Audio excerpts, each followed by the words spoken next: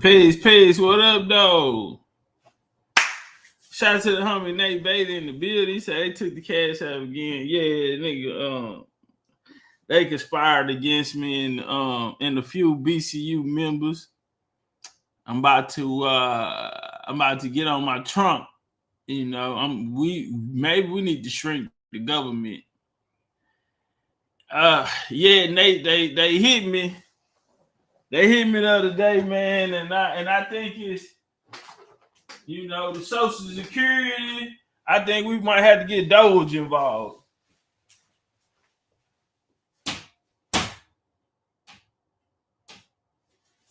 Yeah, Nate. I think we're gonna have to get Doge involved. Cause like President Trump say, I think somebody getting a kickback. Yeah, I mean, who would make a deal like this? If nobody was getting a kickback. So I have been conspired against with Cash App and others in our inner circle in BCU as a major kickback. What Trump say? Had this bill, beautiful bill. Oh, the bill is so incredible, beautiful bill. I signed it myself.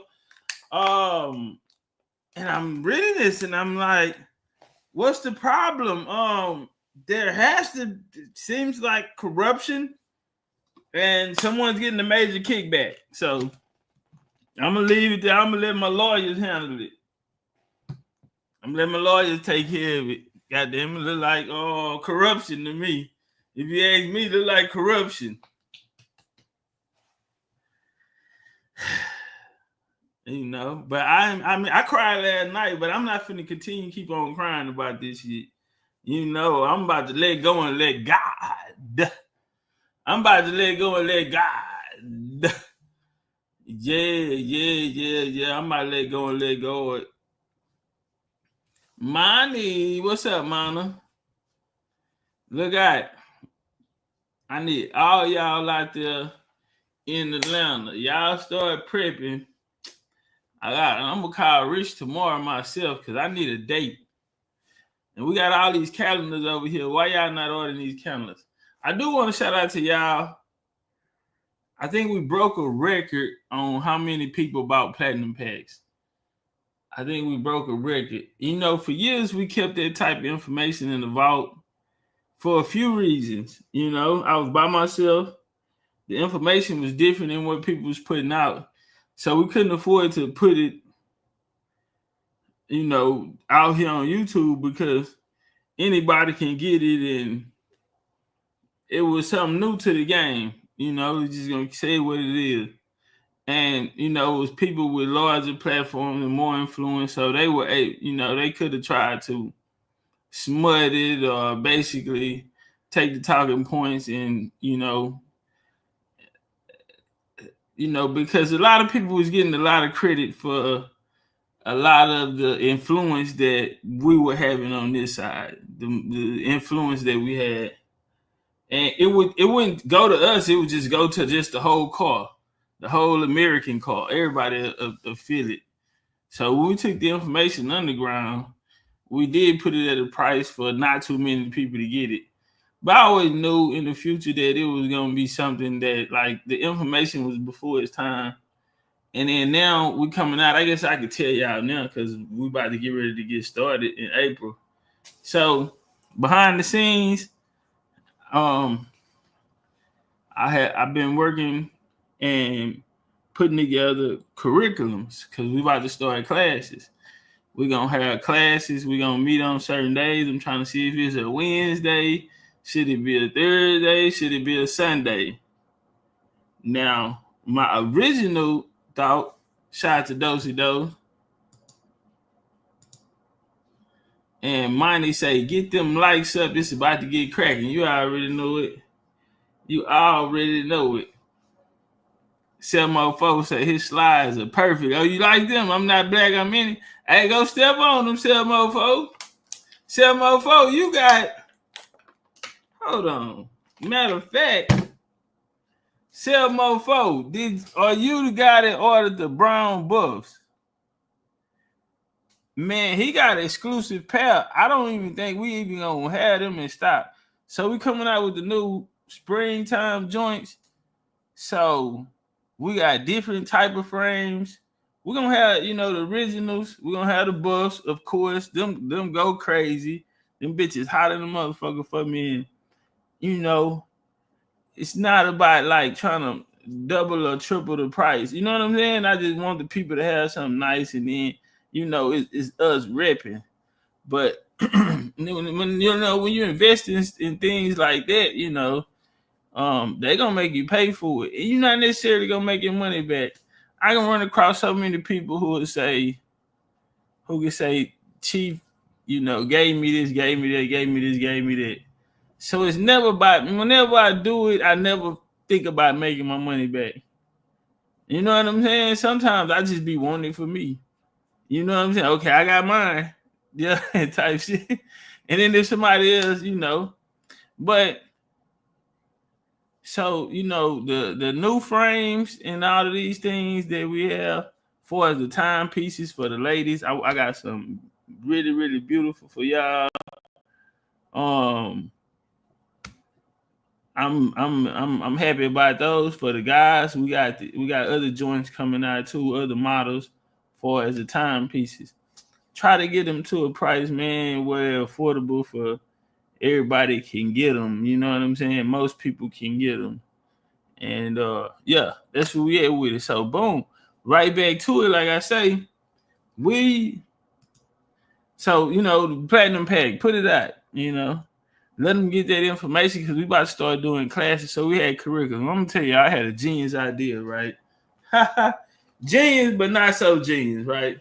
So I didn't want to come out until I had the whole basically curriculum done. So I didn't want to come out till everything was done. Gardersfield said I still ain't got my slide. Yep. Tomorrow,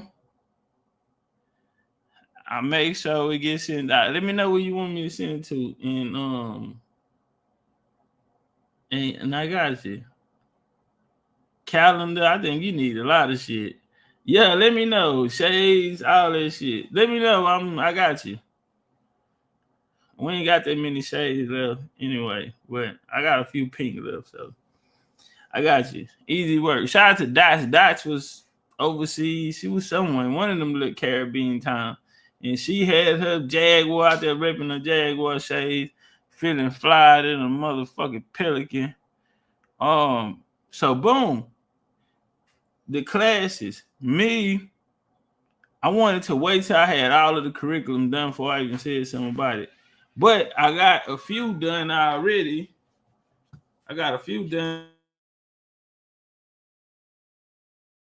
And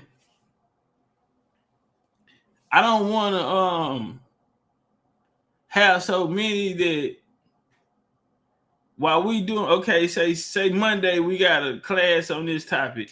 Wednesday we got a class on this topic. I think that'll be too much on the people. So we can start with what we have, because we have enough. I'm halfway there to the number of curriculum that I wanted. And then the children curriculum is gonna come after that. So it's gonna take time. And when I say this shit is expensive, I'm just gonna say now it's 5 figures for the. So like I said, I'm gonna be honest, I do have some help, but I have the final say, and I'm basically, the information that I feel like needs to be out is what is being highlighted. And it's no cut, y'all know how I'm coming. I don't want no cut on the dope. And so looking into that, so we're gonna have 4-week classes, 6 weeks classes, and I think one of them gonna be 8 weeks. And this one that just got complete, I think that's like a 5 or 6 weeker. You know what I'm saying? So I don't want have a nigga taking 3 classes like a nigga studying for his master's or some shit. You know what I'm saying? So next month we could just go ahead on and start. And then those other half, like I said, I'm halfway there to the goal. And those other half, they could be being created built out while we're actually doing these. So Man, all work, easy work. I you know, like I say, it's a 5 figures out of my own goddamn pocket, man. And I want to see some people start making some sacrifices for this shit. And not just trying to see what they can get out of this shit. Real talk. There's too many niggas with AI books, and it's too many American Indian teachers, and they're just American Indian teachers, but they're not really putting down no sacrifices. We're not seeing them sacrifices. And those that are, double salute to them. Because it's not an easy job. Hold on, let me get a water.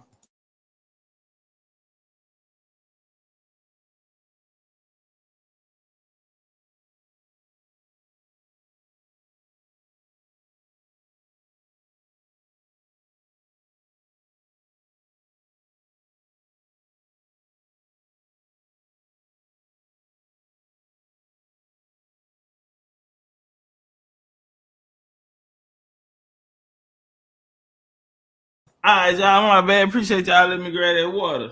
Hey, what the lights looking like? So, boom, do what we doing.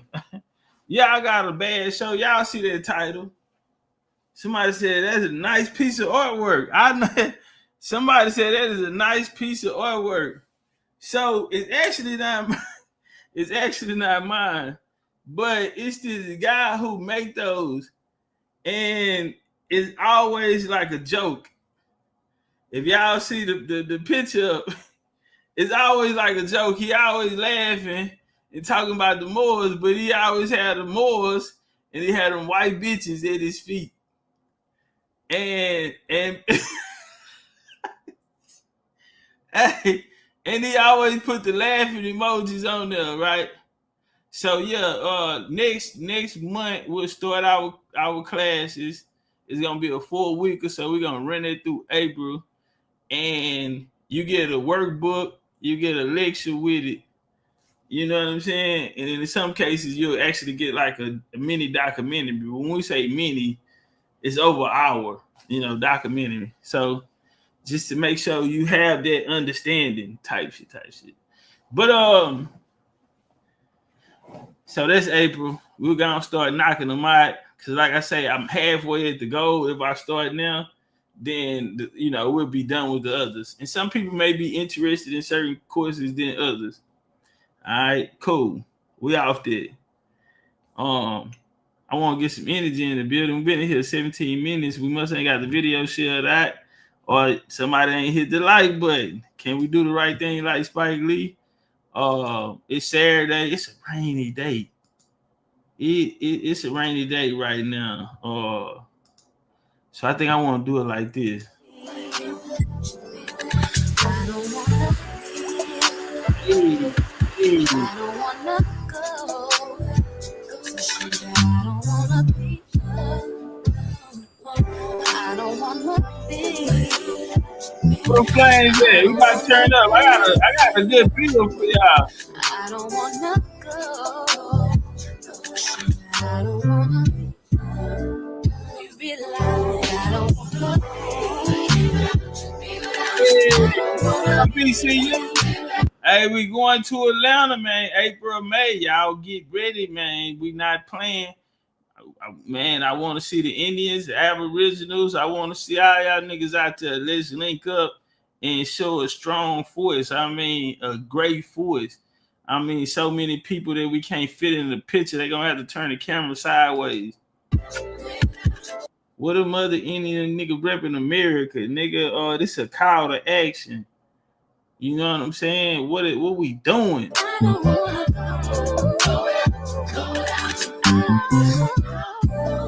Hey.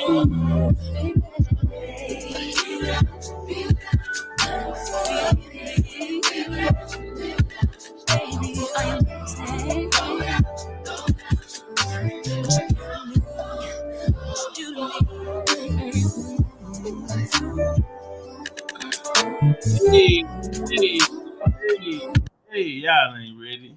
It's Saturday. Nigga trying to fuck some. It's Saturday in the rain, bouncing up against the window pane. Nigga just want a little fire water in him and a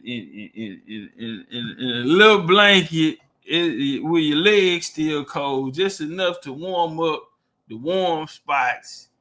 Just to warm up the warm spots. And we gonna turn up. So boom, this how we coming. Man, y'all been buying shots and platinum pack shots of y'all. We gonna let the sale go all the way to Monday, and then that's it. We wrapping it up. I really need y'all to, man, 85 degrees today in Houston. Can I run that back? 85 degrees in Houston today. I need those varsity jackets gone, like ASAP. I need them varsity jackets gone, like ASAP. 85 degrees. Crazy. But I want to bring out the new designs on the new joints we have. Man, I'm not gonna waste no time. We're gonna get to work. It's late. I know I came on late, but I said fuck it. It ain't never too late to be great. It ain't never too late to be great. Man, I'm gonna show y'all something. I watched this bill right here. This the Sean Ryan show. Now I watch a lot of military shit. I'm a military minded person. It's just in my genetics. As I said, I have proof of being sons and daughters of the Revolutionary War, War of 1812 records, Civil War records, of course, Seminole Wars, World War I, World War II, Vietnam, Korea, and my daddy fought in Desert Storm. And I fought out here on these streets in this world that was built by the U.S. government, you know, and this genocide against people that look like us. So, a child soldier. Yeah. So I watch things like this. This is the first one was a guy from Houston. That was my best one that I ever seen. A dude from Houston. He was a Marine. And he talked about not even almost making it. But, you know, one of the higher ups stood up and said, fuck that nigga. This is one of the best Marines I got. I'm picking him. So that was a good one. But this one probably my best one. Major James Capers Jr. He fought in the Vietnam War. This on the Sean Ryan show. They don't make them like these OGs no more. He 87 years old. And I end up, what was it, about like 3 hours? Yeah. 3 hours. I watched the whole thing. When you talking about a story to tell, you talking about experiences in life. When we talk about how in life all you have is your experiences, you know. And he served 14 years in combat. And I mean, this guy needed a movie about the things he done, he experienced. He got put in a leadership position, and he was a great leader. Now, Sean Ryan, if y'all know him, he be having a lot of them special op guys on there, SEALs, and some people out the unit, and Marines, and you know, they talk about these wars. But he got this dude in here, and you know, all of them, they big, got muscles and tattoos everywhere. He got this old timer in there. He ain't never seen nothing like it. All of them soldiers out there, they talking about badasses. Even Shriek, Sheriff of Baghdad, and you know, Tim Kennedy, Rob O'Neill. You know what I'm saying? All of these dudes. Not to take nothing from them, they might be, do be some bad motherfuckers. But Sean Ryan ain't never seen nobody like this OG right here. This OG right here, a fool. So if y'all get some time, y'all go check that out. Martin, you was special ops? Where you was at? I bet you ain't going no singleton missions. I wanted to, if I could go back and it was done the right way, I would want to have that experience. I would want to do special ops. I think I'd do good. I know how to blend in. I know how to lay low. I don't mind going by myself, as niggas seeing this game right here. I will run up by myself on these niggas that no matter how many people against me, I feel like I'm gonna win on my Achilles shit. I think, hey man, it don't matter how many out there. Like OG said on his, he said I tried to unalive them all. Every man I could. He was dangerous. And the army even tried to get him hit a couple times. But y'all gotta go watch it to see what I'm talking about. He said vessel board search and seizure. So did you go on any like hostage rescues or anything like that? Hostage rescues, any high value target. What's up with it, Amani, baby? Been a minute. Chief Fox out in the building. Neezy from the 619. And we got Neezy out of ATL, shouty. Little bitty something. She real tough on the internet though, but boy, you get out of the internet, get in person. He said first team, okay. I rescue hostage, okay. Man, you come on here one day, man, and talk about it, man. If you can. Oh, you was in Iraq, okay. So you had the easy shit. You went to Iraq with the easy shit. Hey y'all, let me get on his ass real quick. I told y'all the nigga's an open heart surgeon. This nigga, he's really rich. He be coming here like a regular nigga. That nigga, man, please. He just play crazy. He talk loud. He get drunk and get aggressive. All Indian tendencies. The nigga's an open heart surgeon. The nigga been to school, college, got his master's, and he was in special ops. But he was in Iraq though. Iraq ain't, them niggas ain't fight back in Iraq. Amani say he would have been good at black asset now for real. I think I would have done it up. I think I would have done it up, man. But yeah, more you gotta come on here and talk to it. But you was in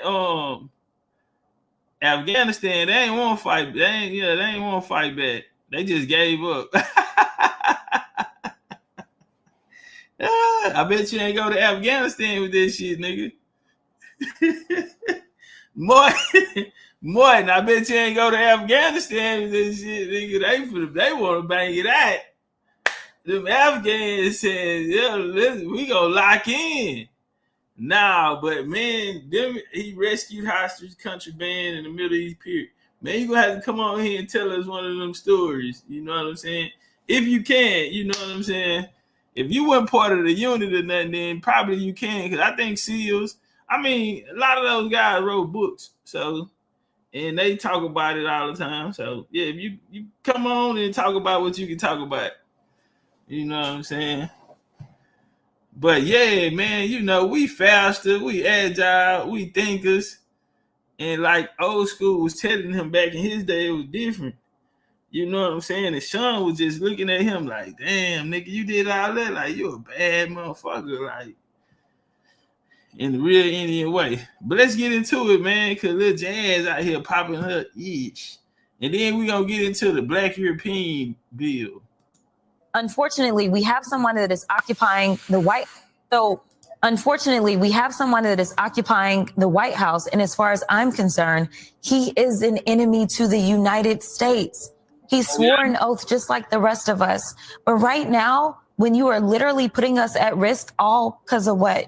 Because you want to convince your followers that you should be a dictator too, that you should never leave the White House because you don't believe that elections should take place. I don't really understand what is. Boy, them women out there, boy, they got say, boy, I done told them, I done ran down your resume. The women out there eyeballing you now. They trying to get to know who Morton is now, nigga. You say he did what now? Oh, okay. What is going on? And I don't know what it's going to take to get people to wake up. You to get a new makeup on. That's why I'm eager to get your sober reality-based commentary. I watched the full interaction. It goes for around 50 minutes, and it's eye-opening. I'd suggest to any things match, but Zelensky's entirely to blame for it. He really is. You know what? We got a bill. It's kind of long, so I'd rather jump into it. Shout out to everybody in the building, man. Shout out to everybody who went and got a platinum pack. Y'all really turned up. Y'all broke a record on platinum packs. Going to go get that information, but it's still hundreds of y'all that really need to go tap in, like gang, like what y'all waiting on? Go get the most in a real Indian way. All right, let's go back, man. Go back. Go over there to the goddamn blackgent.com. All right, man. Y'all see what it is on the screen. Let's walk. Y'all see what it is on the screen. Let's walk. Who is that? Before we start, do y'all know who that queen is? DJ. Okay, my bad. What up, BC? I already jumped on it. God damn it. What up, BCU drip on? My bad. All right, now let's walk. The history of Campbell County, Tennessee. The Black Dutch Melunges. All right, so I'm here. You know what I'm saying is, I'm saying the Europeans was black. That's what I'm saying. You had black ones and you had white ones. That's what I'm saying. That's what I'm saying. So what's and up? Today we're gonna talk about the black ones. You feel me? Or some of the black ones that was here. And what happened? You feel me? What they would be classified today. So we're gonna start with the Black Dutch, the Melunges, right? So they say one of the theories regarding the Black Dutch is that in 1588, the Spanish Armada, after suffering the defeat of the British and possibly a horrific storm, both interpreted differently of various sources, right? So we're going to skip that one because they're guessing on that one. All right, now we're going to come down. Another analysis on the Black Irish indicate that those who came as immigrants from other places, generally England, would sometimes had used the surname Fitzwilliam. The English king gave land to those who could possess and hold it. The black part was a reference to skin, hair, or eye color. It even suggests a blogger black, disproving implications. Another implications is the term Black Dutch referred to Sephardi Jews who intermarried with Dutch Protestants to escape Inquisition. Many of their offspring later moving to America, the black referring to the dark hair complexions, although historians disagree to declare uncertain the Black Dutch were of Jewish or Dutch heritage. Bitch, it's too late. And when they say Sephardi Jews, it just means Spanish Jews. All right, the homie said, when you gonna do the Cali tour? Need you, man, when y'all bring me out there. Yeah, if you got some connections or something, yeah, y'all bring me out there, man. Set me up. Like, I've been traveling for what, 3.5 years. Been putting up my money, man. I just spent racks, thousands and thousands of dollars on this shit. I think it's about time y'all start bringing me out, you know. I think I made it to a level where, you know, niggas can bring me in to come speak. Y'all can fly me out and all that. I've been, you know, I'm about to get ready to go somewhere in the week. You know, God damn it, I'm going broke, nigga, and they done took the cash up. Yeah, so I'm on the way next week, but I would love to come to Cali, man, and do some building, hook up with some of the brothers out there. And I know some people out there. You know, I got good people out there in Cali too, man. They'd love to see me pop up. So Yeah, man, 619. I'm ready when y'all ready, man. Need you to double back. Get your slow me's in the building. What up, though? It was something else I was gonna say, but it'll come to me. Oh, let me get some context on this bill. So we look at the world today, and anywhere you can go, you almost gonna hear people talking about black people, black Europeans, even if they don't phrase it in that same manner. But to be around this time, this is like introduction to it. This is the time where I had to go out there and man, I had to fight every day. I skipped halfway through this video. If y'all see, I skipped up by like 20, 30 minutes because I had a fight. I had to have a fight to come out. Every day I come outside, I got to fight about this shit. So when the homie Noon out of Chicago, shout out to Noon out of Chicago, he said, TOPCATZ, he called me the godfather of American Indian history. And I like it. And I'm taking that name, I'm adopting it. I didn't make it up myself. That he said the godfather of American Indian history. You go so many places and people they embracing it now. So my name don't ever come up, but they embracing it. Now I'm gonna put it on the Indians to do something about it though. Mainly the BCU ones. So yeah, I want y'all to get together and make me like a bust. I want like an Indian bust. It can be copper, but y'all want to make like a little Indian bust. We're gonna have to get us a date, get us a BCU day or something. All them wars are fought, and to see a lot of these teachers out here, when the roads are paved, when it's a free lane, when there's no quality adversaries out there to even battle against, and you just have freedom and safe spaces to have these conversations and not even recognize the people that were on the battlefield, the people that made sacrifices for you to goddamn me even open your mouth about this and it to be respected. It's a slap in the face, but it's the game. Let's walk in Hebrew. That's all it is. All right, now no ways. All right, the civilized, self-supporting Indians of Tennessee counted in general census number 146, 71 males, 75 females, and distributed as follows: Hawkins County, Monroe County, 12 Polk County. And so they're listing the number of Indians, they listen the number of Melungeons, whites, all this type of shit, right? Now they talking about in Tennessee. The name seems to have been given to early French settlers. Hold on, let me back up a little. All right. In a number of small states, groups of people preferring their freedom of the woods, of the seashores, to the confinement of regular labor and civilization, have become in some degree distinct from their neighbors, pertaining to confinement of regard. All right, damn. All of these and absorbing it to numbers of those like disposition without preserving very clear racial lines, such as the remnants called Indians in some states where pure blood Indians can hardly no longer be found. All right. So in Tennessee, they are saying that remnants of these people called Indians in some states where a pure blood Indian can hardly no longer be found. In Tennessee, is such a group popular known as the Melungeons. Such are the remnants called Indians in the states where pure blood Indians cannot no longer be found. In Tennessee, is such a group popularly known as the Melungeons. In addition to this, they still known as Cherokee. The name seems to have been given to them by early French settlers who recognized their mixed origin and applied them to the same name as Melungeons or Melungeons, a corrupt word of the French melange, which means mixed. So, Tennessee, I know what a lot of people are going to say. Now, the other day I had jumped on this panel. I had to get it correct for these people that was having a conversation about the Cherokee. So I went up there and dropped my spiel. They ended the show. No harm taken. It's all good. You feel me? Y'all heard what I said, though. You feel me? So, and it's like one of the top shooters over the, people that they respect his information.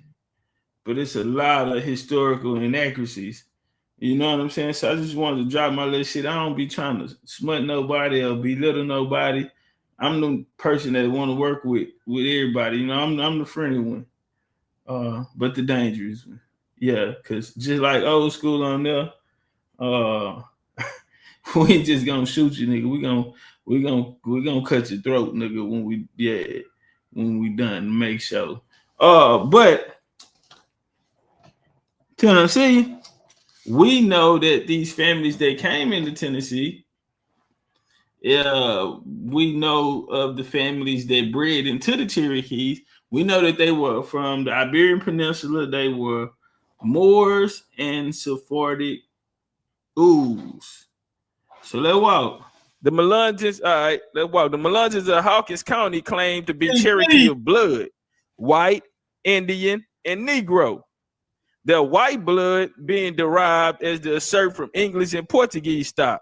Okay, that's where they white blood, they say, come from English and Portuguese stock. They can trace their descendants primarily to Indians, Cherokee of them of Collins, the others in Gibsons who settled in the mountains of Tennessee, where their descendants are now to be found. About the time of admission of the State of the Union in 1796, one of the sources of their white blood is said to have been an Indian trader named Mullins, Jim Mullins. The other was a Portuguese named Denham, who was supposed to have been been put out to shore of coastal North Carolina from a pirate vessel for being troublesome in his captain. Their Negro blood, they traced their Negro goings perhaps to a runaway slave who joined Collins and Gibson them after they accomplished their purpose of settlement. The descendants of the Melungeons for the ancestors readily observed these supposed Portuguese mixtures being distinguished from those Negro sometimes, though it's impossible that Denham himself was a mixed blood, as the Portuguese pirates sometimes recruited their crews from the Maroons or the Negroes who had taken to the mountains of the West Indies islands as slaves in rebellions against their masters. All right, so we're not talking about Africans in this conversation.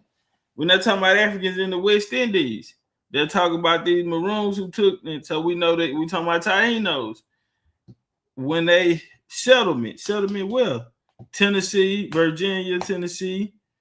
Well, the people, the runaways there that ran away were Indians. They called them of Negro blood, and they didn't consider them the same as Melungeons, who were considered mixed bloods.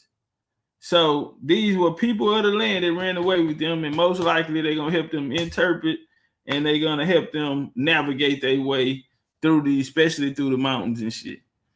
So we walking. Shout out to the homie Tavon. He said, I had a Catholic Irish ancestor who was a slave in Barbados and worked on a sugar plantation in 1649. He was captured by Oliver Cromwell Force. Ah, man, my bad, fam. Let me tell you my bad, man. Oliver Cromwell, one of my grandpas. His daughter, Elizabeth Cromwell, is one of my grandmas going back in the game. So that was my grandpa, man. And man, I'm damn, Pops, Pops was pushing this line, man. So yeah, I want to tell you I'm sorry for the nigga, man. Yeah, if it make you feel any better, nigga, we sorry, my granddaddy was on some more shit. You know what I'm saying? Granddaddy was pushing a hard line, man.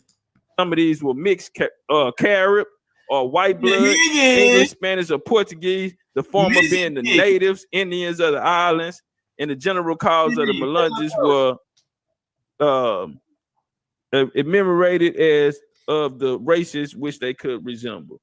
All right, and that's coming out of the report of Indians taxed and not taxed. Goddamn, that's Melungeons in Virginia. On this bullshit. The Melungeons are an ethnic group concentrated in the Powell River, the Clinch Riverside watershed, Lee Scott, and the Wise County in the southwestern Virginia, see Newman Ridge near Sneeville, center of the Melungeons community. The Melungeons group may have formed initially on the boundaries of the English settlement, including the early Hanover to Louisa County in 1720. They migrated in Piedmont and Virginia, North Carolina, across the Blue Ridge, and into the New River Valley of Tennessee, Virginia, and more settlers moved south along the Wilderness Road. Now, the Wilderness Road was a road that was built outside of the Cumberland. This was a road that had actually connected them into Kentucky, Tennessee, into this area. And that credit is given to, what's this nigga name, man? Come on, Chief. That nigga was out there. What's up? Fucking with my people now. What's this whole name? Get your bars up. It'll come to me. He was raised by the Algonquins and shit. It'll come to me. They killed his brother-in-law. It'll come to me. By 1950, there were about 15,000 people who described as Melungeons. And right here, we got an aerial view of this area right here, Virginia, Tennessee, where these people were. All right, and this book right here, The Melungeons, The Resurrection of a Proud People, An Untold Story, Ethnic Cleansing in America, by N. Brent Kennedy. In 1997, Brent Kennedy published The Melungeons, The Resurrection of a Proud People, Untold Story, Ethnic Cleansing in America. Initially, it had drew strong reaction from historians and genealogists who noted the absence of evidence to document the key claim.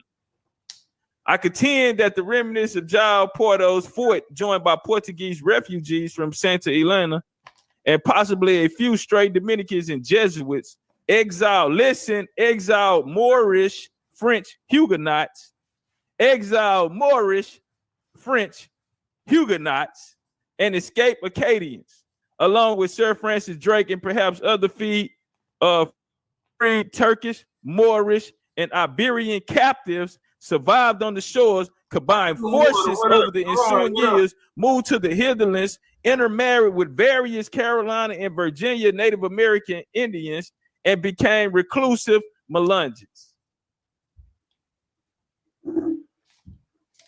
Even after U.S. Congress passed the civil rights legislation and federal court decision after World War II, limit the legal authority to discriminate the incentives of classified as Portuguese, Turk, North African, Berber, etc., rather than called color, was still clear. In 1990, those claims were republicized and helped to spur the Melungeon family reunions, and the stigma of mixed race heritage dimmed in the 20th century, replaced by the sense of pride, interest, and the genealogy and history of the Melungeon people were born. Your boy Walkie Plecker. Walter Plecker. All right, now Walter Plecker had a run-in with these goddamn people, right? He had a problem with it. You know, January 1943, local registered physician, health officer, nurse, superintendent, and clerk. This is what he told them. Dear co-workers, on December the 1942, letter in local registrar also mailed to the clerk set forth determined effort to escape from the Negro race of groups to free issues or descendants of free mulattoes or of early days, so listed prior 1865 in the United States Census to various state records, and distinguished from slave Negroes. Now these people are playing up the advantages gained by them. Listen, what did he say? Gained by being permitted to give Indian as the race of the child parent on birth certificates. We see that the great mistake made in stopping earlier organized propagation of the racial falsehood. They have been using advantages, thus gained and aided intermarriage into white race and attended white schools. And now sometimes family, they have been refusing to register with the war draft board as Negroes. And the shit is pissing me off. Yeah, that nigga Walter say, listen, them motherfuckers. He said it's required by the boys to be supposed to list up as Negro, because bitch, you going to the front of the line and get killed. You know, and niggas ain't been wanting to check the box. He say, which are faithfully performing their duties. 3 of the Negroes from Caroline County were sentenced by the United States Court in Richmond for refusing to obey the draft laws unless permitted to classify themselves as Indians. Let me run that back. They can refuse to obey the draft law unless permitted to classify themselves as Indians. Some of the mongrels that they have sneaking their birth certificates unchallenged as Indians, are now making a rush to register as white. And I can't have this shit. I can't have it. Upon investigation, we find that few local registrars have been permitting such certificates to pass through their hands, unquestioned without warrant of office and fraud. The attempting to fraud should warrant the liable or penalty of the year of penitentiary, section 5099 of the code. Several clerks were likewise actually granting them license to marry whites. He say, boy, can you believe this shit? Motherfuckers actually signing off on this shit. Nigga showed up here with a white bitch on his arm with a ring, and the bitch that signed off on the marriage. I can't believe this shit. Green. Oh, Walker say, let me find out it was one of you motherfuckers. Hold on, let me find the dope up. Your boy a fool. Peace, everybody pulling up in the building. Mm-hmm. Y'all do me a favor, share it out. Let's turn up in the hole. I can't see the chat, goddamn. I can't see the chat. Pay-per-view tonight, how whites took over America. Let rock out at 7 p.m. Central Time. Yeah. But first, you finna get this work. Huh?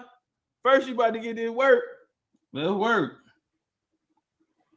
Man, we ain't even warmed up yet, man. We over here fucking changed to white as he married in such Roanoke County. I can't be having that type of shit. Nigga just Negro right here on this documentation. Bitch ass nigga went over there and married white Becky, and now that whole ass nigga got mad. I can't be having it, nigga. Right? He gonna list these niggas' name, possible suspects.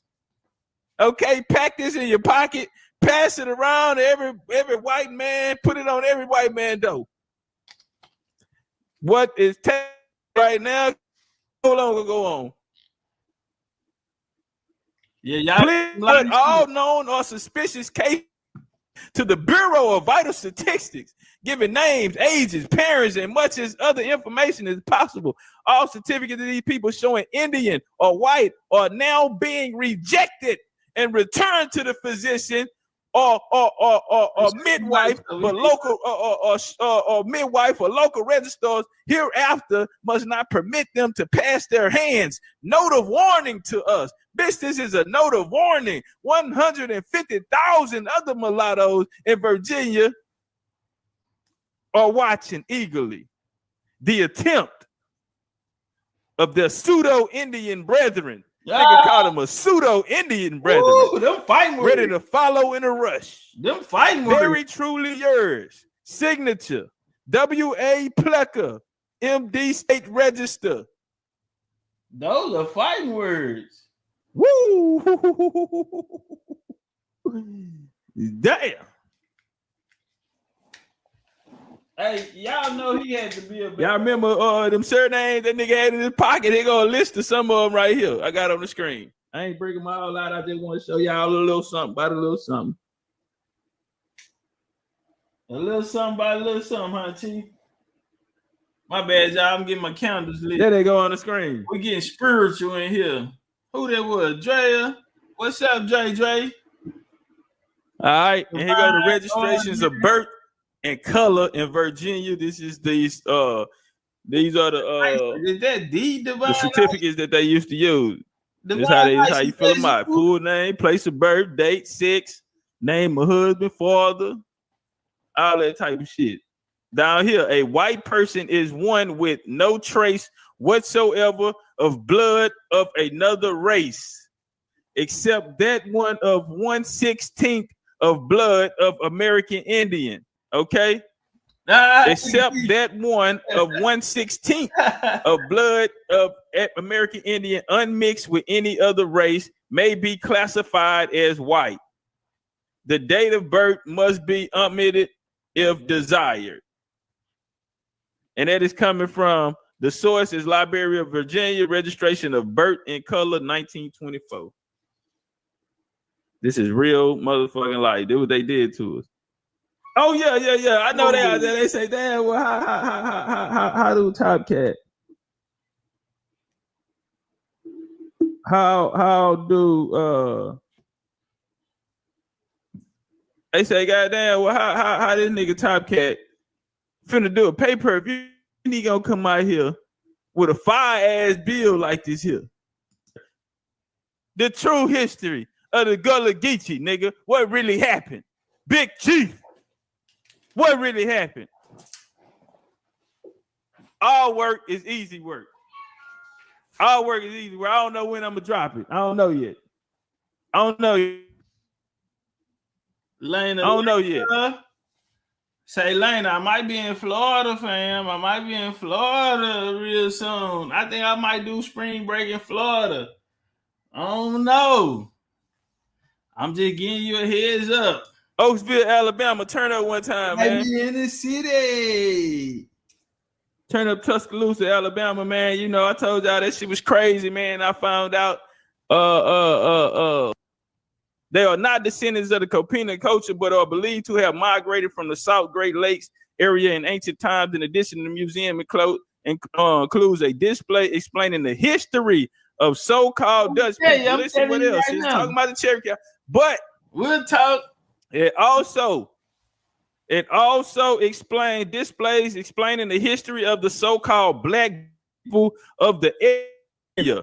Mixed-race descendants of European and Cherokee who stayed in the area after the Indian Removal Act in the 19th century. They generally identified as Cherokee, but tried to avoid discrimination by calling themselves Black Dutch.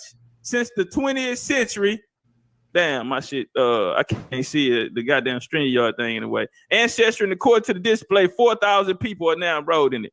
Okay, so right here is telling you that the full-blooded Indians, and this is right here in Oakville, Alabama, town of Oakville, they got it on the goddamn display, right? What I'm reading is coming from Oakville Indian Mounds Park and Museum, and they said that it was black area. So after the Indian Removal Act, black full-blooded Indians claimed that they were black, so they wouldn't be sent west, nigga. And that is coming from motherfucker Alabama Indian Mounds Park and Museum, bitch. Woo. I want to put a disclaimer out there, man. This was brand new TOPCATZ. We'll call it passion.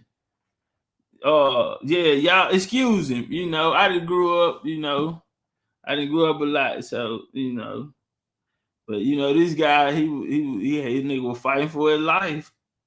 He was fighting for a lot of y'all come on here and have a voice and to speak about it and to speak about, be proud of your whatever on your family tree. And we had to introduce the Black European, which for 2 years we people fought against us on that. And shit, he just passionate because he had to fight to get the shit on the board. So, people wouldn't be judged about who they are, because it wasn't about what side you was on. It was about your story. It wasn't about fitting in the crowd or group or, being an outcast. It was about knowing your story. So let's walk. So right here, we see in Oaksville, Alabama, that descendants of these people of the Great Lakes in ancient time, they spoke about these people called Black Dutch, mixed race of European and Cherokee who stayed in the area after Indian removal.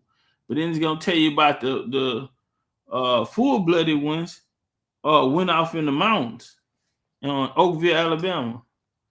And when they talk about the cities that got flooded out or things like this, Alabama, when you see what's that in New York and Canada, Niagara Falls, well, they actually had one down in Alabama like that, man, that they actually took away from the people. So when they was born people from swimming pools and all of these type of things, that was because that was an attack on our culture. We hung around springs and ponds, and you know what I'm saying?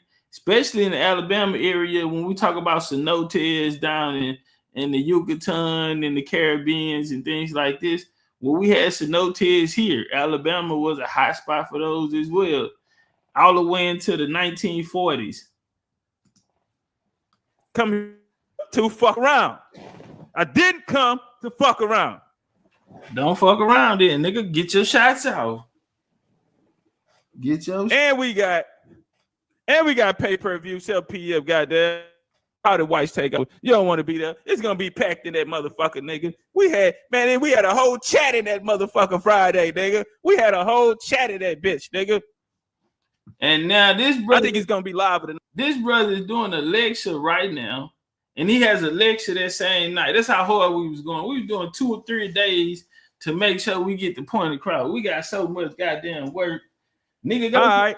So if y'all look at this gentleman over here, he looking very, very spiffy. Underneath him right now, this is in his book. Hey, shout out to Empress Hobart. I seen Empress Hobart in here. Empress Hobart used to bring this out as a source too. Years ago, been trying to bring this to people's attention as well too.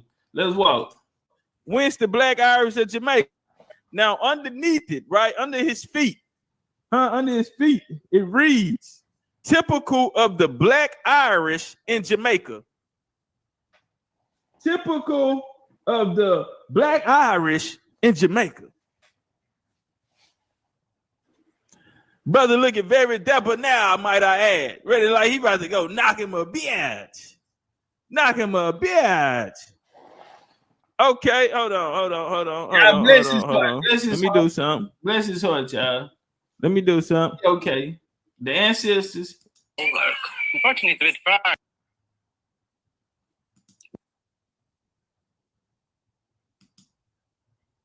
So it got music in there, so I don't play it. Relation. So we are some of the older descendant. We have Allens. Both Crowley uprooted from their homes. Irish and African Negro shared a common suffering, a common grievance, and for the most part. So this is in this is called the Black Irish of Montserrat, Irish accents in the Caribbean. Irish accents in the Caribbean, and this is talking about the Irish, the Black Irish. That's the title of it. This is 1976. They was talking about this shit. But you get a nigga in 2025 want to come out here like he knows something. Go sit down somewhere and read a Dr. Meehan book. Live together in peace and common understanding. Appreciate the love. The home of Mr. and Mrs. Allen is also the local post office. Appreciate the heart. Their soft accents are typical of Montserrat. Brina. Might easily be confused with the lilt in parts of West Cork. Now, how did the family come to Montserrat, Mr. Allen? Well, the Irish came to Montserrat on account of Cromwell. He was exiled. So they say they got to the islands. The Black Irish got to the islands because of Cromwell. You know, they were exiled. All right. So I can't go all the way into it, but they go a Black Irish right there. Y'all looking for them phenotypes. But I can't play it because he's singing a song and we don't need no trouble. So let's go and get back to the bill. Cherokee ancestry. Since his maternal grandfather was another Scottish immigrant, at the time among the matrilineal Cherokee, anyone born a Cherokee mother was counted as Cherokee and a member of her clan. As a result, young John in modern times counted as 1/8 Cherokee by blood quantum. All right. Woo! Y'all ready to turn up real quick? Watch this. I'm ready to turn it up. Hey, man, if y'all gonna be in there tonight, if y'all coming to see the lecture work.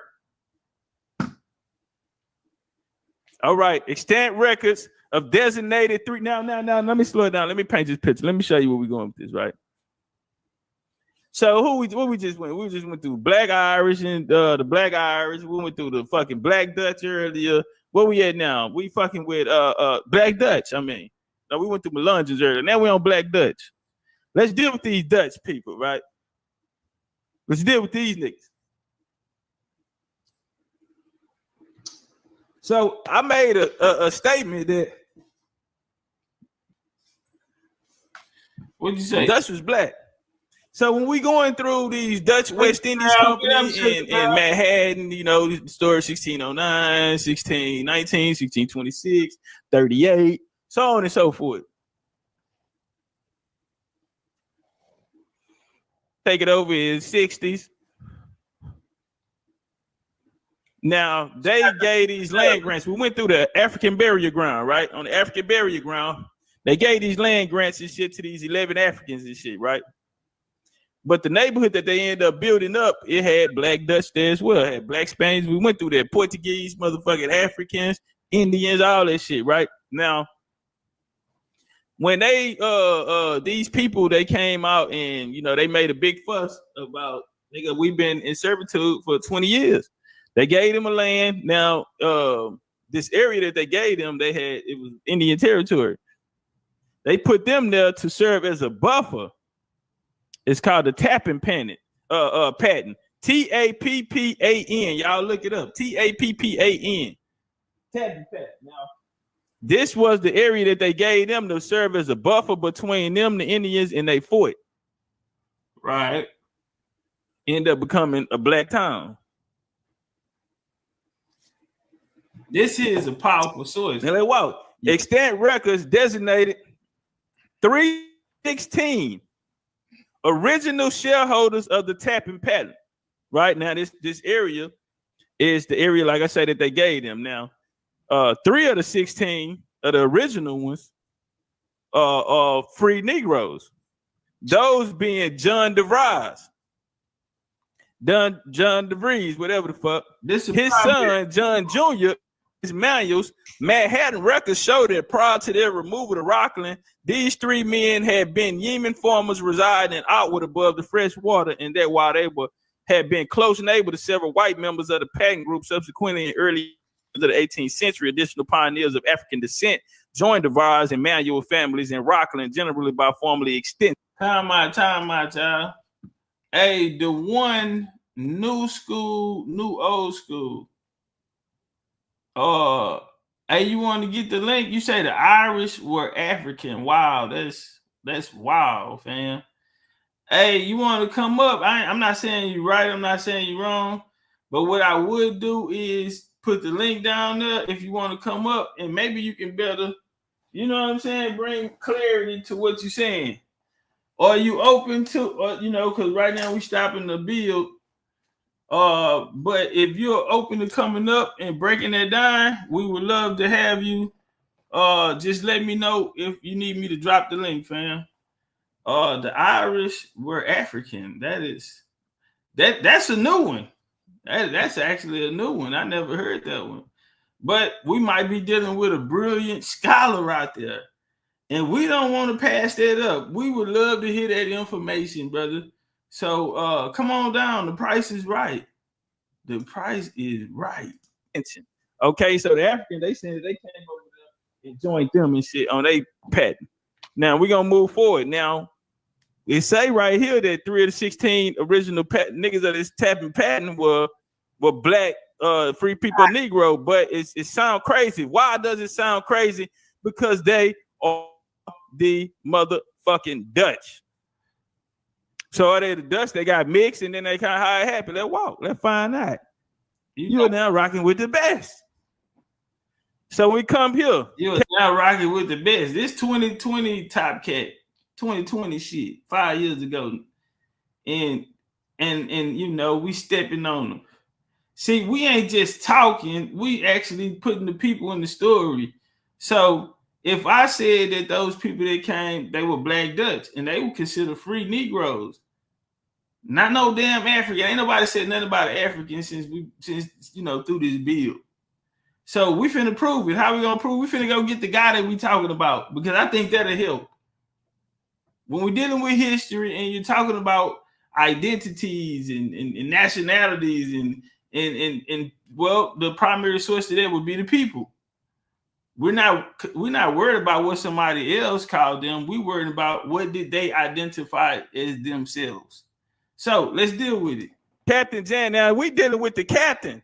Okay, this is the captain, the nigga who drove the boat. Yeah, it's that deep. That's how he ended up being one of the original patent holders.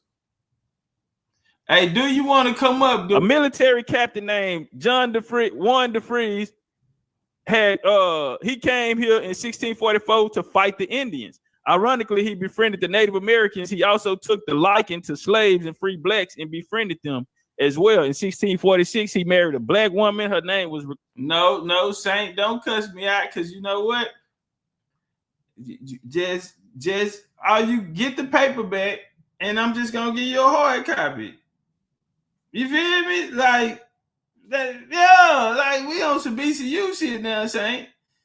I ain't just gonna let you not have no book. Go get the regular one that's on sale, and then I got you with a hard copy. I'm just gonna upgrade you. Yeah, goddamn. I got you. So now we ain't stopping the show so you can get on my ass because I'm a real nigga today, tomorrow, and in the next lifetime. So go get it. And I got a hard copy for you. Recorded in Dutch Reformed Church, simply as Swarteen, meaning dark, lovely woman. Their son was Juan DeVries II. That's where he came from, nigga. That was fucking with Manuel, right? Captain DeVries died in a shipwreck. He ended up dying when he back home.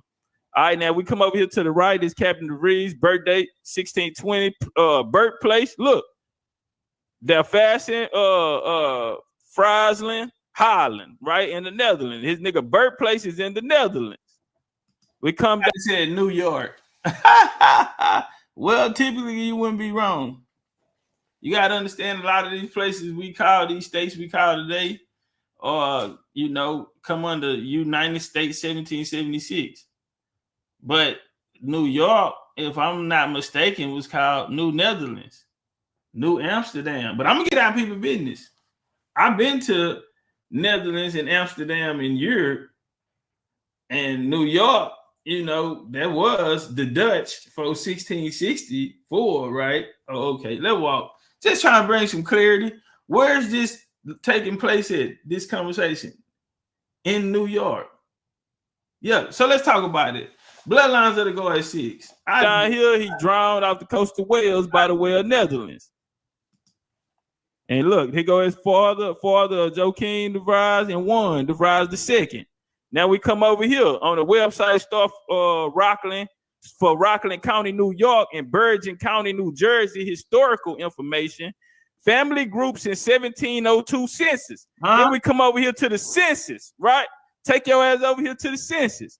The family group in the 1720s, this information was compiled by George Bedike and appeared in the Rockland Record, Volume 2, 1931 and 32. All right, now watch this here. We're going to come down here.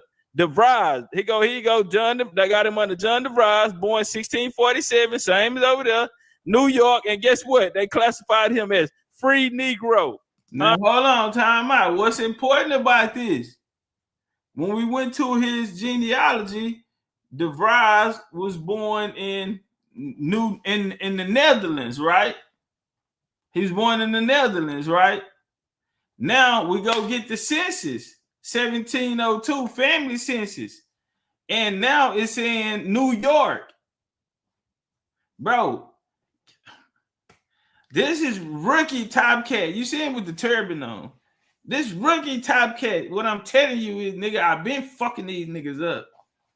You feel me? That's the godfather of American Indian history. Now, let's get out but we don't want to just toot our horn, but we want to just say, goddamn, everybody, whenever you hear somebody talking about a black European, any story about black people in Europe and all of that, just remember, TOPCATZ had to fight every day for damn near 2 years putting out shit like this. Nigga, I did this lecture in the morning for free for the people, and then I did a $10 lecture at that same night because we're going to get the information out. So we got the boy in Netherlands, and then we turn around on another document, they calling that same place New York. Oh, okay, all right, so Europeans in the 13 colonies. Let's talk about it. He married in 1679. If you come down here to his children, come down here to his goddamn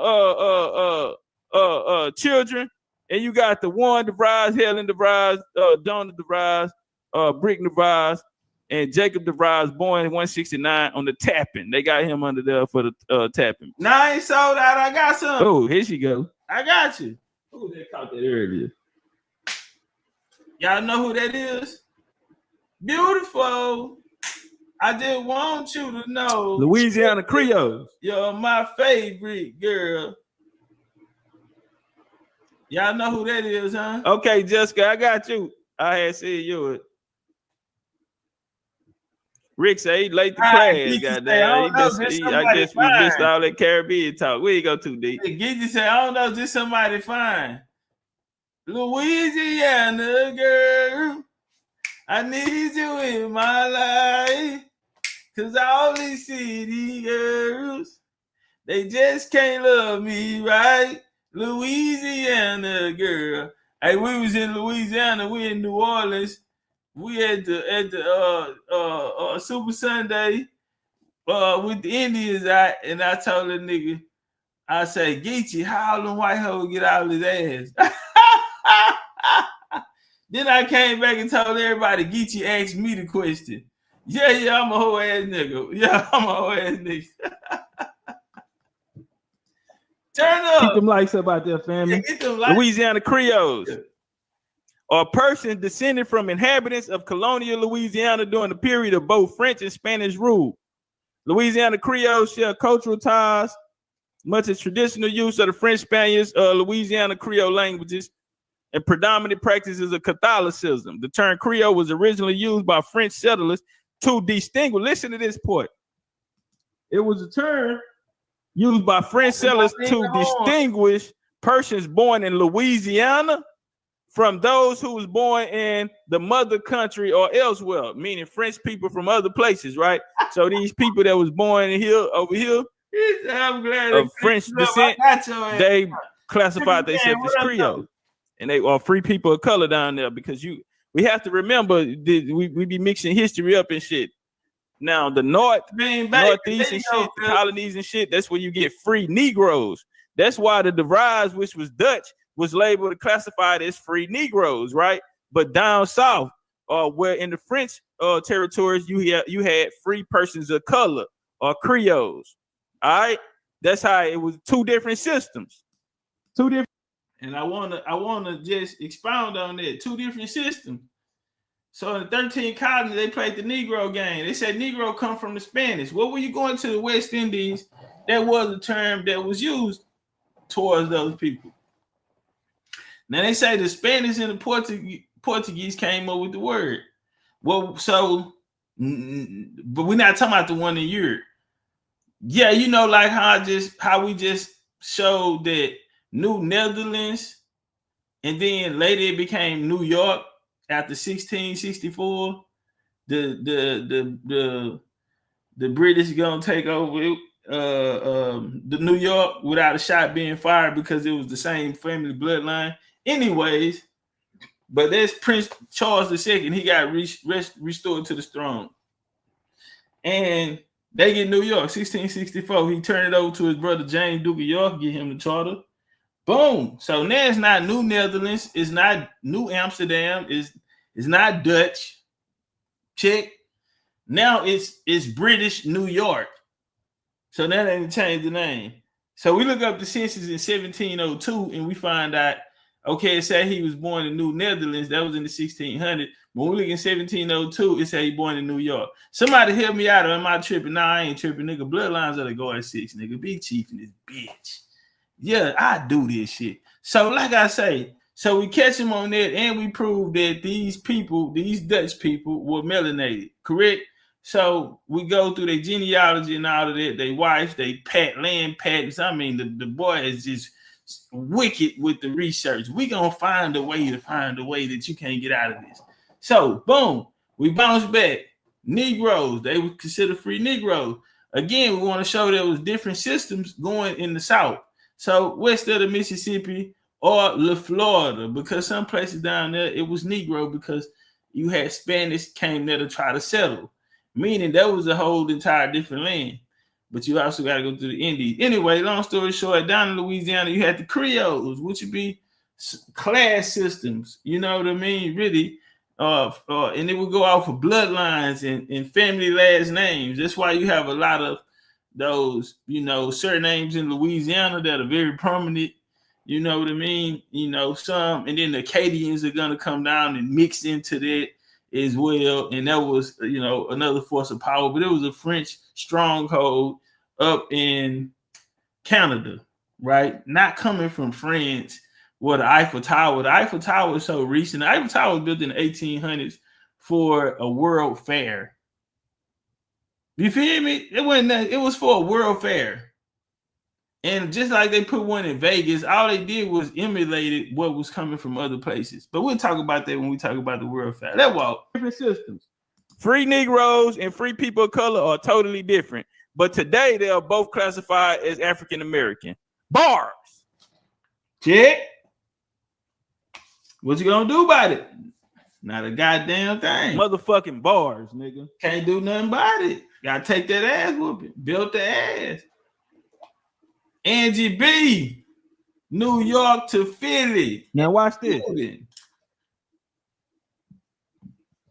As in many other colonial societies around the world, Creole was a term used to mean those who were native born, especially native born Europeans,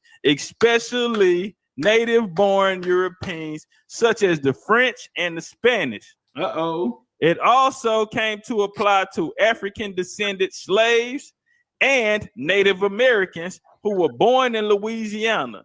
The word is not a racial label, and people of fully European descent, fully African descent, or of any mixture therein, including Native American admixtures, may identify as Creoles. Let's go talk about one of the most famous Creoles. Oh, yeah, baby. Let's talk about the Creole. Fine for no reason. Chief, you something else. You gonna, boy, he liked Josephine Baker so much, he wanted to just do a build on her. We got a Moorish brother in the building. Islam, Brother Lee Bay. Brother Lee Bay comes today to tell us to obey the Abbey who moored ships are at the bay shores and beyond. Shoreline bay of coastal sailors, more man of more land. Brother Lee Bay, I would like to ask a question that is a direct question, and I pray to it, Allah, that masterful, that you can give or provide us, brother, today with a direct answer. The land of more men, of more land.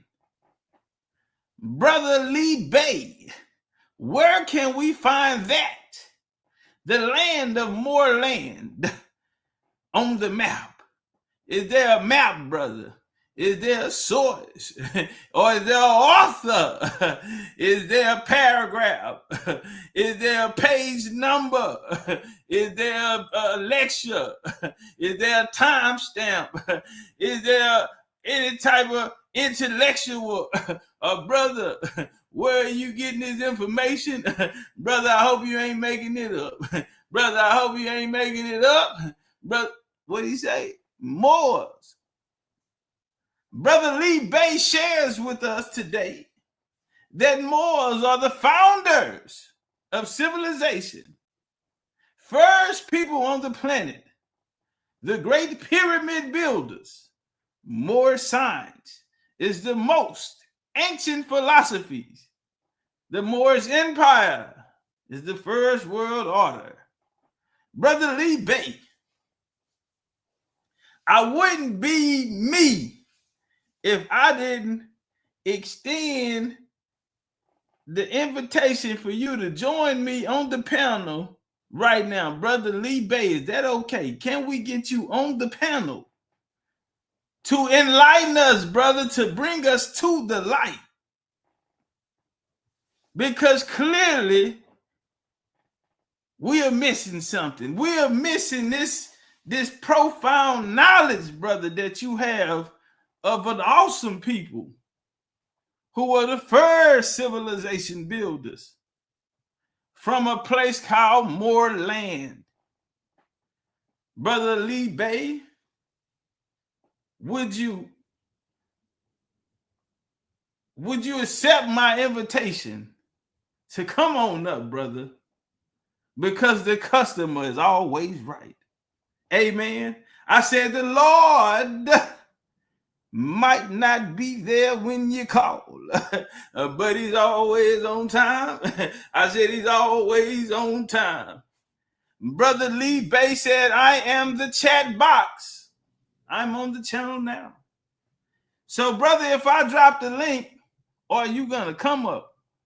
Or shall we continue with this beautiful, beautiful Creole sister, Josephine Baker?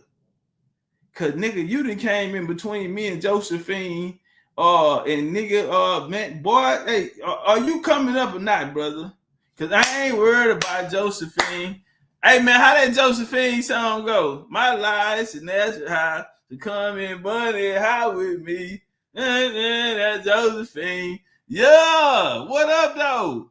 Now Lee Bay Islam to you, family. We ain't on no BS. We on man time.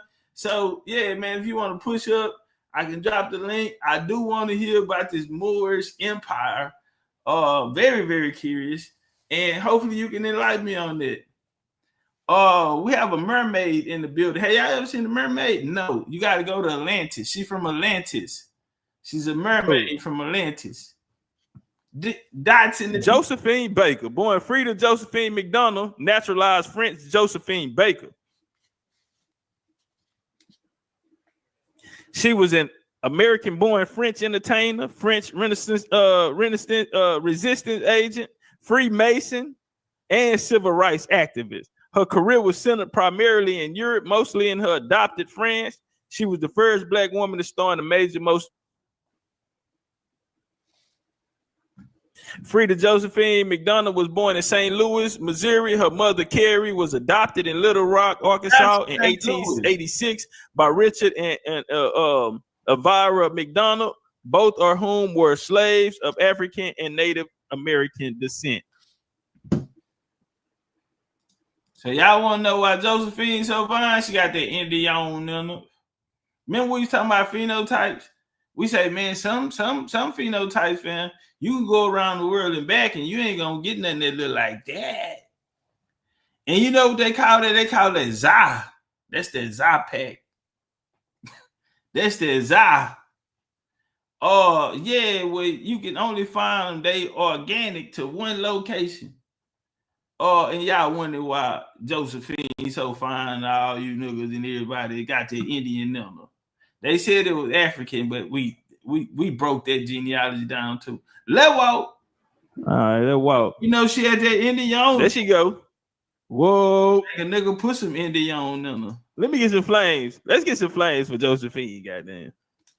My lies and that's so come get some flames with me. And if y'all know anything about Louisiana music, they always talking about some goddamn Josephine. Shout out to the NO, man. Shout out to the boo, the truth. Let's get some flames for Miss Josephine. Josephine said it's a hot girl summer, goddamn. Yeah, a bucket neck kid. Hey, look at it's a hot girl summer. So you know we getting lit. Hey, look at TikTok. Hey, we live on YouTube, Legendary Top Cat. We live on YouTube, Legendary Top Cat. Y'all push over there, come holler at us, come get in the chat. We got a couple hundred people in there rocking Indians. Y'all come over here with the people, feel the energy. I'm gonna close down on TikTok. Appreciate y'all likes, appreciate y'all shares, y'all gifts, y'all time, y'all energy in the real Indian way. Pop out, Legendary TOPCATZ on YouTube. We waiting on y'all. All right, let's walk. What she say? Need a 5-star bitch. It's a hot girl summer, so you know we getting lit. Shout out to them goddamn Creole women. That's the women be putting period blood in your spaghetti and all that type of shit. Motherfuckers get a motherfucking doll and poke pins and pin needles in them and shit like that. You know what I'm saying? You gotta watch them. They know that voodoo and shit. They know that voodoo. All right, let's walk. The tale of Black Catholics in Baltimore. Whoa. Look at I'm born here. I second that, OG. I second that. I second that, OG.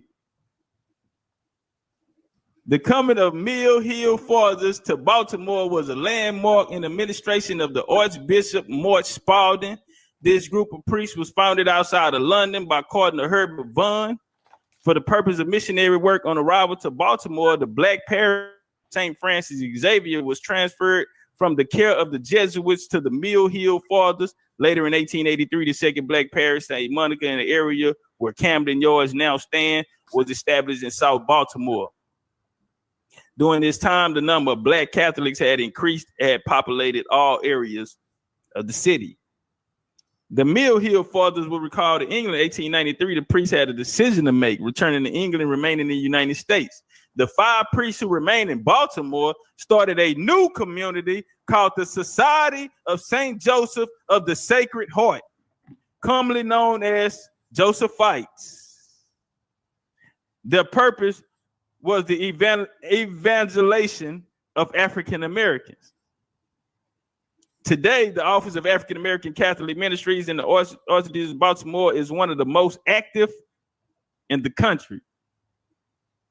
What up, Rainstorm? What up, Lynn, Hair Doctor? Warfare K in his bitch. Lance Singles in his bitch. What's up with it? He said, "You." Let's get to it. All right. Based in New Haven, Connecticut, he founded the Knights of Columbus at a local parish to serve a mutual aid and fraternal insurance organization, particularly for immigrants and their families. It developed through the 20th century as the world's largest Catholic fraternal organization. All right, so you had the Knights of Christ. So right now we got established, we got the Josephites, and now we have the Knights of Columbus. These both 2 Irish gangs, all right? Both very, very Freemasonry, Illuminati-ish, okay? Now, we have the Josephites, remember? They are serving as like the abolitionists, basically.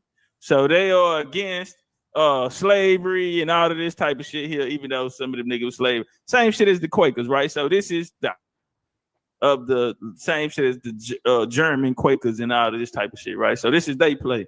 So the Quakers set up their shit, the Freemasonry, the Methodist churches and all this type of shit, right? American Catholic priest Michael McGivney founded the Knights of Columbus in 1882 as a mutual benefit society of Catholic immigrants in New Haven. All right, we just went through that. All right, now check them out. Here they go. Joe boy. Check them out.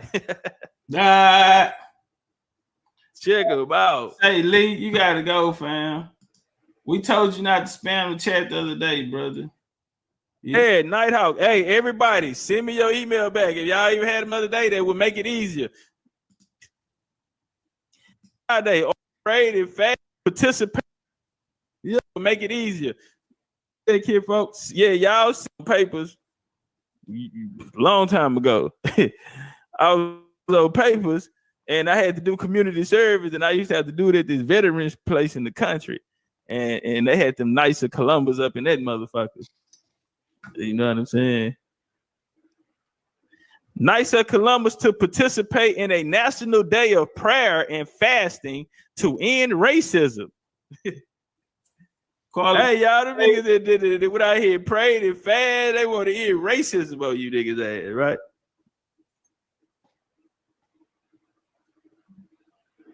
Toy Mac in the building. What up, though? Nicholas Spencer, though. What's up with it, family? My nigga Nick in this motherfucker. They were running a promissory note to which every American was to fall heir. This note was a promise that all men, yes, black men as well, and as white men, will have unalienable rights of life, liberty, and the pursuit of happiness. Okay, that promissory note must be satisfied on this Friday's anniversary in the midst of our country's ongoing racial unrest. We restate our commitment to peaceful seeking racial justice. We stand in solidarity with Archbishop Jerome E. Listicky, whatever the fuck, of Milwaukee, which serves the community of Kenosha, who earlier this week said violence He said earlier this week, he said, violence can never be the means to attain peace and justice.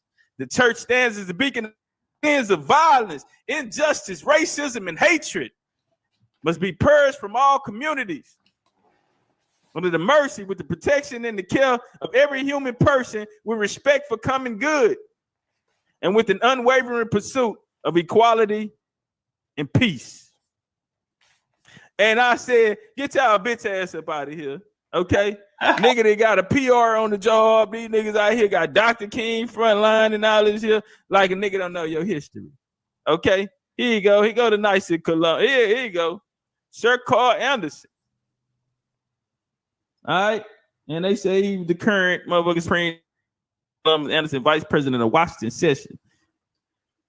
The Knights of Peter Claver. Hey y'all ever heard of the Knights of Peter Claver? Can I get some flame here? Anybody heard of the Knights of Peter Claver?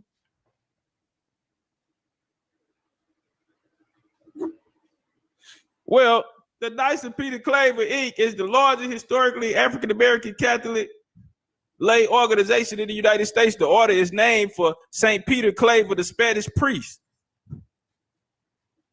who ministered to African slaves. In 2006, a unit was established in San Andreas, Columbus, South America.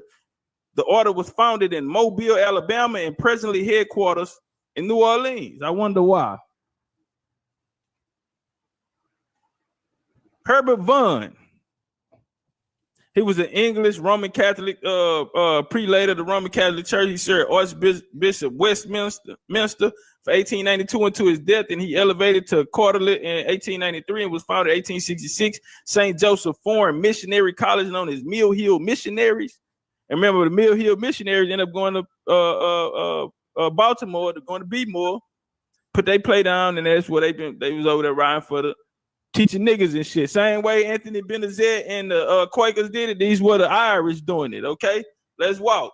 Just like Anthony Benazet was going around getting all of their European counterparts and shit, and they told y'all they were African, but they were Europeans, huh? Because I'm still trying to figure something out, right? I'm still trying to figure out that if Richard Allen them went to Anthony Benazet's school, which was called the African school, and then when they grew up and they got their own shit, they called it the African, right? So I'm trying to figure out, why is the white boy have African on it before these niggas have it on there, right? Don't worry about it. I'll deal with that later. Right? But see, that right there can't be moved. It has to be an answer for that. Don't say that these niggas had it and they should say this here like like this is theirs by themselves. You're gonna have to have something in front of that, because this white boy who was a mentor put them down, who went half on every motherfucking thing. Man, come on, man. Y'all go watch the Making of an African American 187 Homicide. Okay? Best that ever did it and got away with it, nigga. Let walk. And so he gonna end up creating this group. The Knights of Peter Claver. Peter Claver. He country, y'all. And Ladies Auxiliary International Black Catholic Fraternal Service Order. It's a international Black Catholic fraternal order. It's also the largest and oldest extant Black Catholic organization overall. They currently led by the Supreme Knight James Ellis. The organization was founded in 1809 by a group of Josephite Father Conrad Frederick Rensburg, native of Koloda, Poland, and the pastor of Most Pure Heart Mary Parish. Three of the Josephite priests. What up, though? The order is named after St. Peter Claver, a Jesuit priest from Spain who was ministered to African slaves in Cartagena, Colombia, South America. In the 17th century, Peter Claver is said to have converted over 300,000 slaves to Catholicism. Damn. All right. I got your Bitcoin. Woo! How that nigga come out here and drop all these goddamn signs, nigga, and he got a goddamn pay-per-view coming up. Nigga, we did a lecture in the morning and did a pay-per-view at night. Bomb. See, that's why I gotta, you know, I ain't go to sleep till 6 o'clock in the morning again. Fuck it with you, nigga. I ain't go to sleep 6 o'clock in the morning, nigga. I'm still tired getting that work in. I'll work, easy work. Now, if you look up on the screen, he go to 7 founders of the Knights of Peter Claver. And if you look to the third If you look in the third box, okay, that's a nigga. If you look in the fifth box, that's a nigga. 2 of the founders were black. 2 of the founders of the 7 Nights of Peter Clavers was black. Now watch.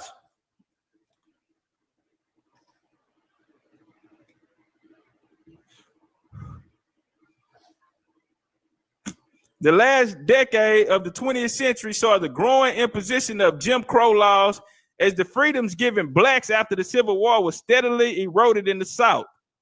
All right.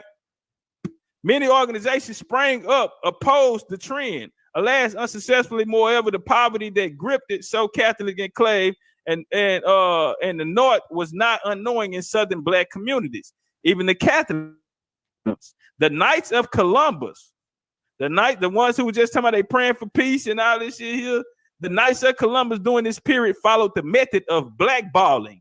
A single member of council could even candidacy for their order in many places is allowed person to prevent any blacks, listen, person to prevent any blacks from being accepted. In the face of this background, the Knights of Peter Claver were founded in Mobile, Alabama on November 7, 1909. It's no different than when Talon Jones and Richard Allen them broke away from the Church St. George because with the shit they had going on. It's no different than this here. So that's why I keep showing y'all that you had the Quaker and the Irish niggas putting their play down. Let's walk. Yeah, nigga. Big chief shit. 4th degree Knights honor guards to papal legate, led by the Josephite priest Carrad Robertia. The 6 other initiators of the order were 3 Josephites: Harry, Samuel, Joseph, Frank Collins, and St. Peter Claver, the apostles of the slave trade, was chosen the patron on the Sunday of November the 9th. 40 black men were initiated at mass in the presence of the bishop in Mobile. Outside of Mobile, the first 2 councils were founded in the old Creole settlements. In the old Creole settlements, Chastain and Munn Lewis, Mississippi, in 1926, the Ladies Auxiliary was founded. But one of the distinct order is that the ladies division is fully integrated in the life and mission of equal basis. They had a whole lot of real Masonic shit going on. Now, the Society of St. Joseph, that was the one in Baltimore right there. Then you get your Josephites, you know what I'm saying? These are the niggas. 1871, the Josephites had been on the mission of serving the African-American community. And they determined a man named Cardinal Herbert Vaughn, that's who we went through, opened the school out there in Philadelphia, the Mill Hill. Hey, get the lights. The Knights of Peter Claver. There they go. Look at them up there.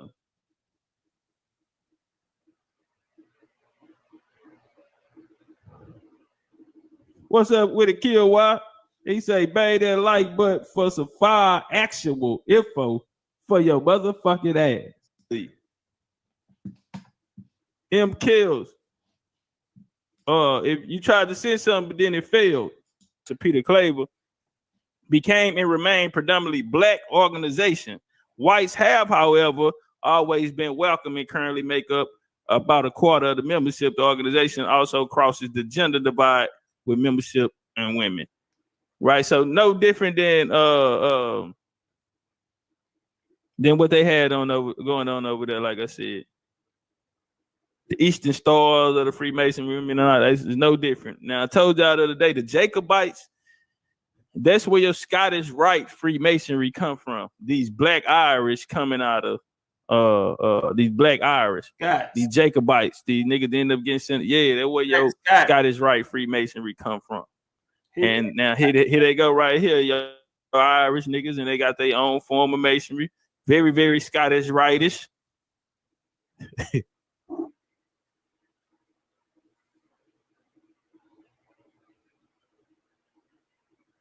Yeah, right. So you be locking this bitch down like Joe Clark, like a motherfucker. Nigga, get the chains off the door. Get the chains off the door, nigga. Get the chains off. Tonight is not that night. Okay? Tonight.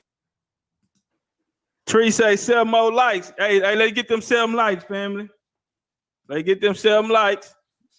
I know a lot of niggas waiting to see me win, nigga. Waiting to see me lose. But tonight is not that night. Okay? Tonight is not that night, nigga. And what came out here with that work, we're not even done. I'm finna close it out. We ain't even done yet. Look at them. They got the babies out there too. Got the babies out there. Next generations. Holding the line. They Irish descent. Ripping their Irishness. Yep. Yep, that's what happened. Fuck the bullshit. Fuck the bullshit. Mr. J Dub, 20 Texas. What's up with it, driver? You how straight that. Bet that, nigga. I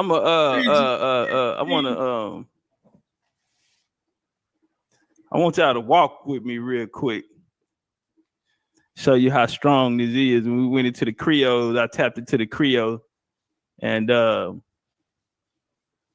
yeah, let's get the likes over 300.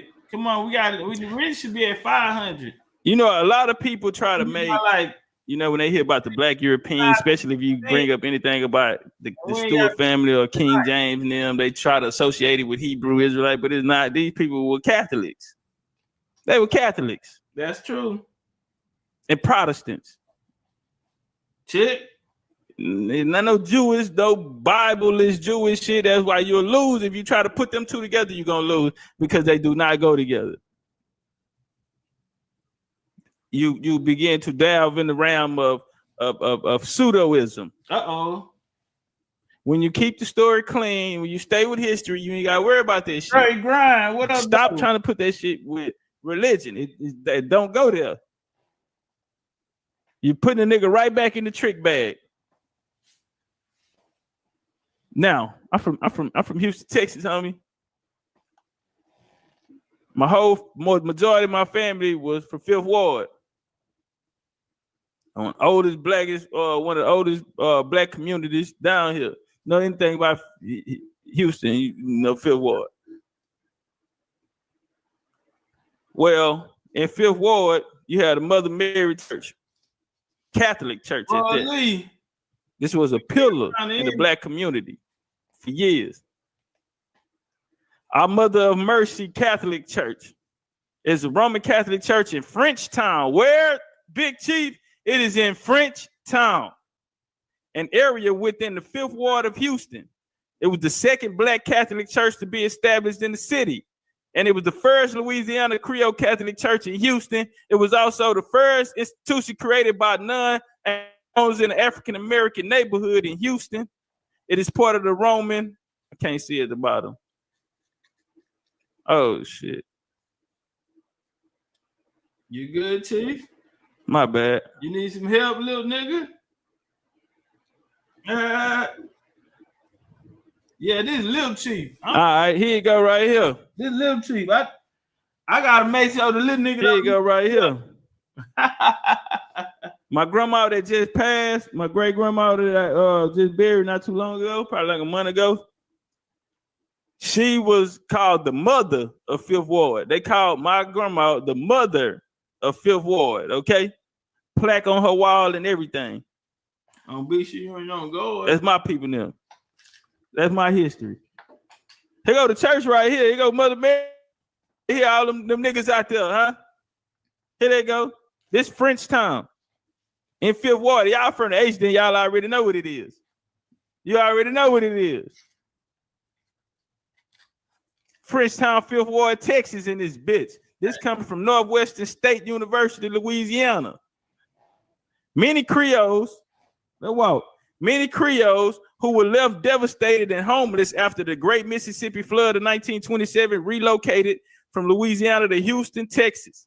Because the people who settled in the area generally founded by Collinsworth, Shad Collinsworth, Russell, Liberty Road in this bitch. Collinsworth. Liberty Road. Oh, man. Yeah, shout out to Fifth Ward, man. We had Fifth Ward boys, the homie Fifth Ward boys in here yesterday, the other day. We had E-Rock out the Fifth Ward boys in here. Be pushing through every now and again, come chop it up. Collinsworth. Man, so if y'all familiar with Collinsworth, see, after they created Interstate 10, they relocated a lot of people that was houses and neighborhoods on that side. Well, they brought the highway through there, and they relocated a lot of them people to what's called Cashmere Gardens, Trinity Gardens. So you got Collinsworth over there. If y'all know, right there, Lockwood, they got it's a car wash across the street, and then they have it's like a little seafood place. It's been there for years. Right down the street from Timmy Chan. You gotta go under the bridge though. Fish place been there for years, man. It stank like a motherfucker in there, but the food used to be good in the bitch, right? So, boom, right across is like this little, it was like a doctor's office. This other little building in there. But I seen this dude that I ain't like, you know what I'm saying? I had been looking for him. Boom, nigga named Gino. So, soon as I spotted him, he tried to get in the car and they took off. Well, shit, I was in there talking to the little female and I mashed out behind him. Boom. So the nigga fly down, they make a bus a left, and then he turned on Collinsworth. And so a metro bus was right there. So it was a side street. The dude that was driving from the south side, I ain't gonna say his name. His name was Big Boy. So Big Boy turned like on the side street, basically like telling Gino, hey man, get out, fam. Like, this nigga chasing the car on us and shoot this bitch up or not, or what? And I did hop out with that thing on me. So when I jumped out, I'm like, nigga, you already know what time it is. And he said, put the gun down. Oh, no problem. You know, I put that bitch in my back, took flight on and slapped him on my dead mouth. I'm talking about snoring.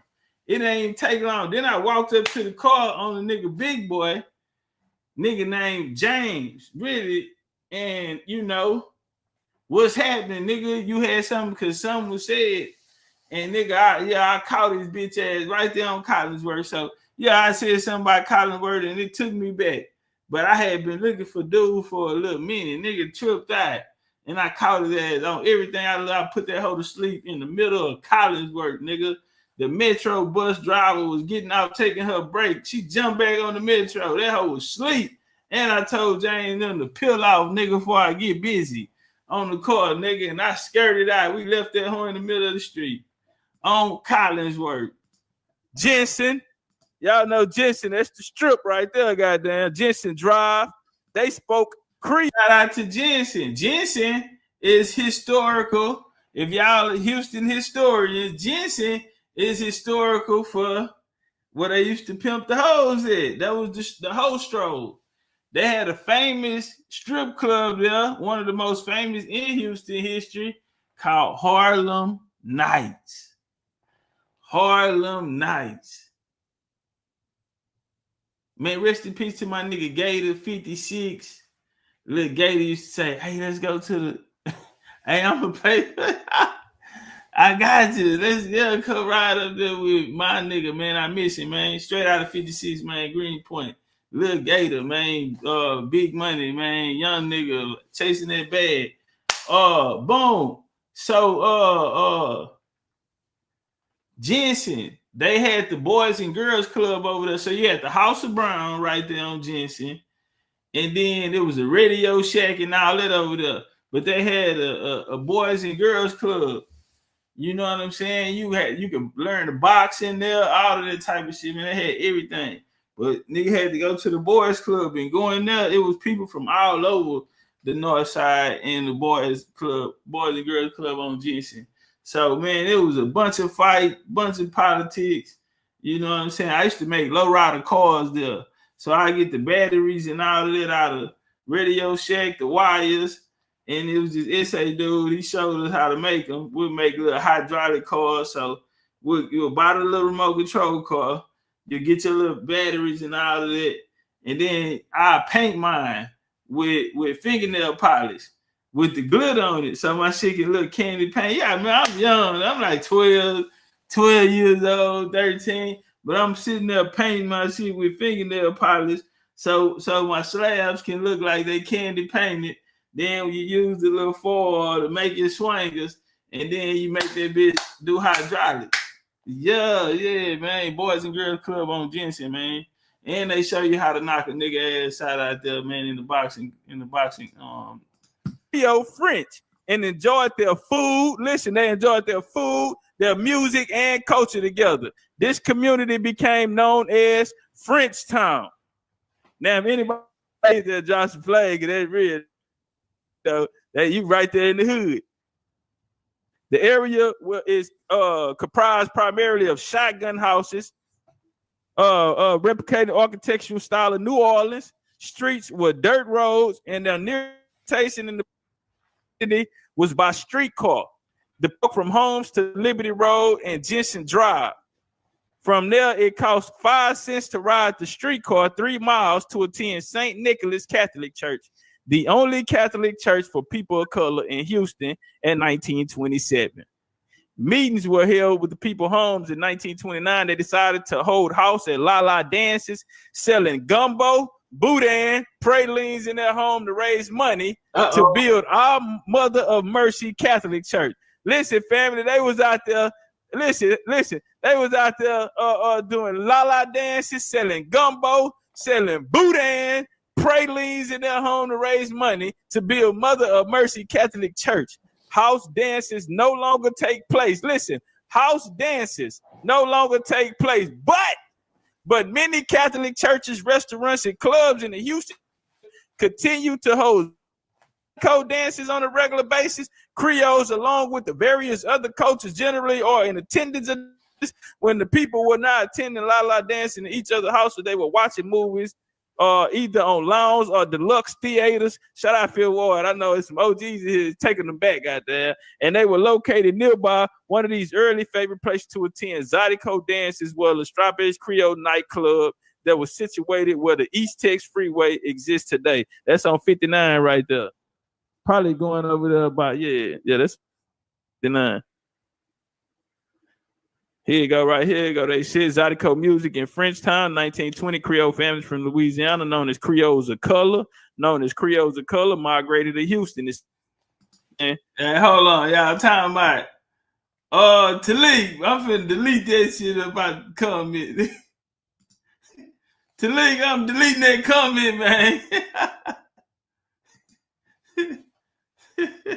Come on, man. Don't do me like that, Talik, man. Woo, God damn, don't do me like that. Get that without get that. But the answer is right. Them and Killer Pork, they old, very old neighborhoods here. But yeah, we gotta get that out of the way. The neighborhood next time. You already know what I'm talking about. Whoa. I do not. Whoa. Them niggas. There they go right there. This the Black Panther Party right there in Fifth Ward. Niggas out there with them long ass rifles. Young niggas too out there in the ward, Fifth Ward. Black Panther era, goddamn. Shot Frenchtown. Right there on Lowndes. You know they had to see back in the game. Man, what was y'all might hear me out? Man, what was them places called back in the game? It wasn't the cafe. It was like a gambling spot. Man, I'm trying to think of what it was called. So it's right there on Lockwood. Right now, today, they had the Black Panthers and everything sprayed on it. I'll show y'all what I'm talking about. Because I actually took a picture of it. A recording of it. But back in the game, my grandma used to run, she used to run Lowndes Apartments back in the game. Cocaine era. And so my grandma, she ran Lowndes Apartments back then. But it was, man, I can't think of the name of what we used to call them back then. It was like a little gambling spot, but she used to always go to that motherfucker. But they have a mirror of Black Panthers on their side right there. OG Aaron Watkins, what's up with it? Man, I shot you a text the other day, OG. I need your jacket size. I need your shirt size. I need your shoe size. I'm trying to send you a pack. You feel me? I had hit you in the Instagram. But whenever you get time though, I got you, OG.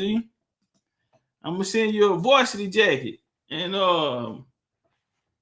you know, shoes, all that type of shit. Lynn, you bullshit. I ain't know you was from the 8th. Oh man, goddamn! I'm gonna have to pull up. I ain't know that shit. Yeah, man, we gonna have to make something happen. More. That's where you from. You from the South? Where you from? Where you from in the 8th? Nah, it went the spot. You from the South side? What part of the South? But it's the old name. All right, let's walk. Go ahead, used to call it. Now y'all been to the war. This right here on 59 over there. So we're coming out right out of Frenchtown. When you come right there, it's in Frenchtown. This right here in Frenchtown. Welcome to 5th Ward, existing since 1865.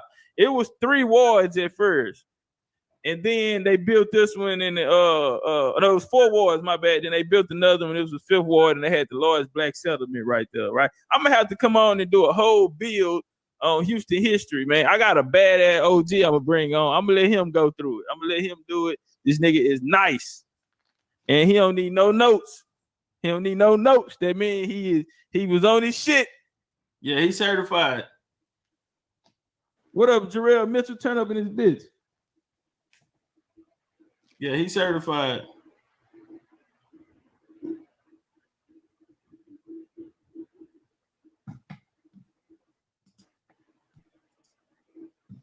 Let me see something.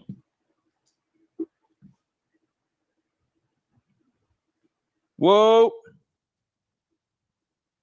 G Major said again, the blood. All right, hold up. All right, let's do this.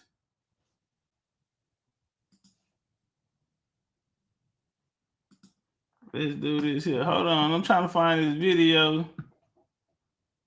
I might have to turn the what's column out for this.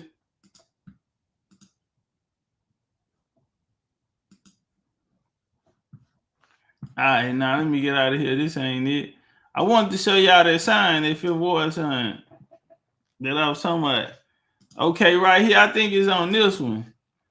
It's called From the Pyramids to the Projects.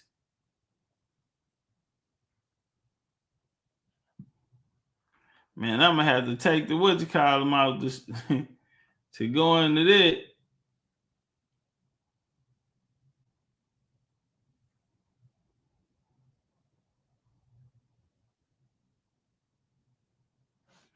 All right, I'll do this here. Shout out to J Doug in the building. Say, what people was considered free person of color in South Carolina in the 1700s? Well, people that was landowners, people that were proprietors, people who were in basically what they would call amity with the U.S. And so when you say 1700, so we'll walk it down because 1701, 1703, you'll have the Queen Anne's War. Well, they'll be coming from up north and they're trying to raid the ports. Charleston to be included, Beaufort be included, these areas here. Tuscarora War, 1711-13, Yamasee War, 1715-1717. So as the line pushes, we're going to start to see a change. So 1740 Negro Act would, that's where they'll be, start to break the people up into, people with amity, free people, start using that type of terminology. 1740 Act, due to the 1739 Stono Indians rebellion, the revolt. So that's what I give you. 1740 would be the first time where they like denoted in that manner. Now, you had an act that was passed called the Huguenot Act, or it's another one that they called it, and I think this was 1742. The Plantation Act. Plantation Act is 1740. It's my Black European history. Hold on, let me show you what I'm talking about. Plantation. Oh, damn, what I just said it was called. The plantation, I guess treaty. I think it was treaty. 1740, I think. Plantation Act. My bad. And this is for only a certain group of people. It's really a Huguenot Act. You know what I mean? So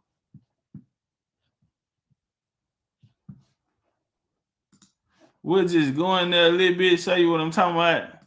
So we're going to go real quick over here to Wiki. So Plantation Act, 1740. Okay, so I was right. Or they call it the Naturalization Act. Well, who were they trying to naturalize? 1670.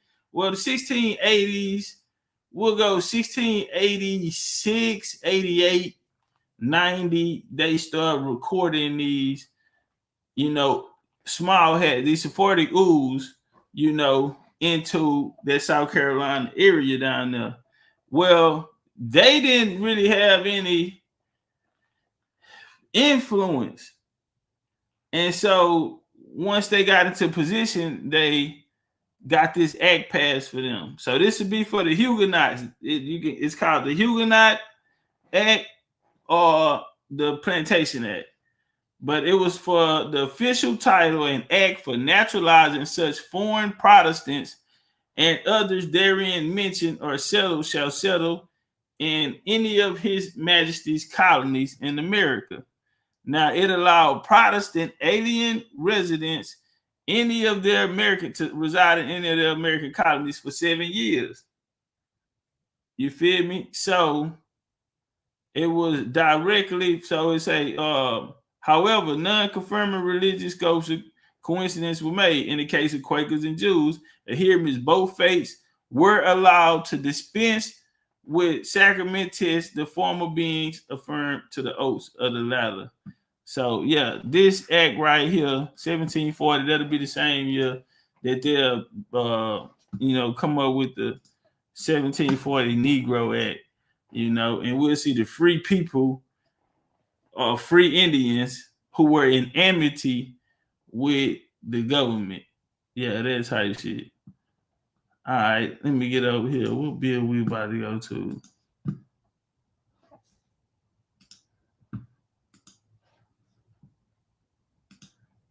Man, this was a long bill.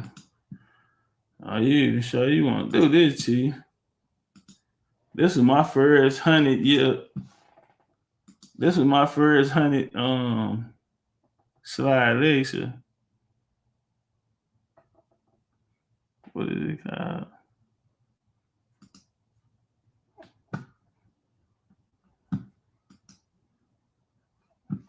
Okay. All right, y'all jump on that like button, man. Let me get it up.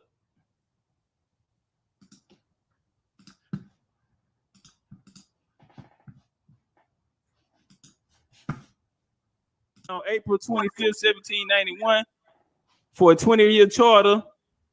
In the first 5 years of operation, the American government borrowed $8.2 million of prices, rose by 72%. I wish it had been possible to obtain a single amendment to our Constitution, taking from federal government their power of borrowing.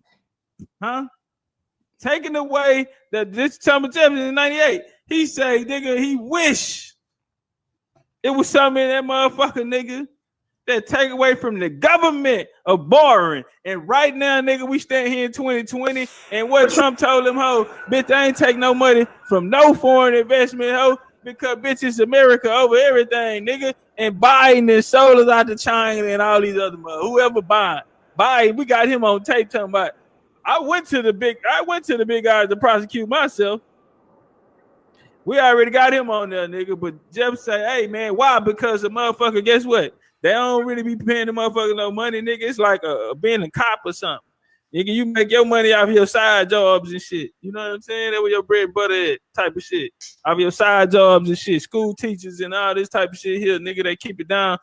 Why? So motherfuckers can always be compromised. You feel me? And so while we looking for a muscle takeover, these motherfuckers are creating a system. They're creating a system that always leans in their favor. Let's walk. He say, 20 years later, the Democratic Party in Congress voted against renewing the Federalist conceived institution, and the first bank of the United States officially closed its doors on March the 3rd, 1811. We're gonna set up Committee of Secret Correspondence. The Committee of Secret now. This Continental Congress. Right? Second one. This really be the one that everybody be talking about. When you hear niggas saying that, they really talking about this. But through this Continental Congress, right, where we have a lot of high-ranking Freemasons, a lot of high-ranking Illuminati. I mean, even on the goddamn American seal just shows you they got the god of the Illuminati on them.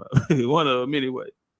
The Committee of Secret Correspondence was a committee formed by the Second Continental Congress and active from 1775 to 76. The committee played a large role in attracting French aid and alliance during the American Revolution in 1777. The Committee of Secret Correspondence was renamed Committee of Foreign Affairs. Okay, this was the Committee of Foreign Affairs, right? And so when we go off into the Bilderbergs, the Trilateral Commission, you know what I'm saying? We're going to these. They're always dealing on foreign affairs. So this is another little secret society that they came, the Committee of Secret Correspondence.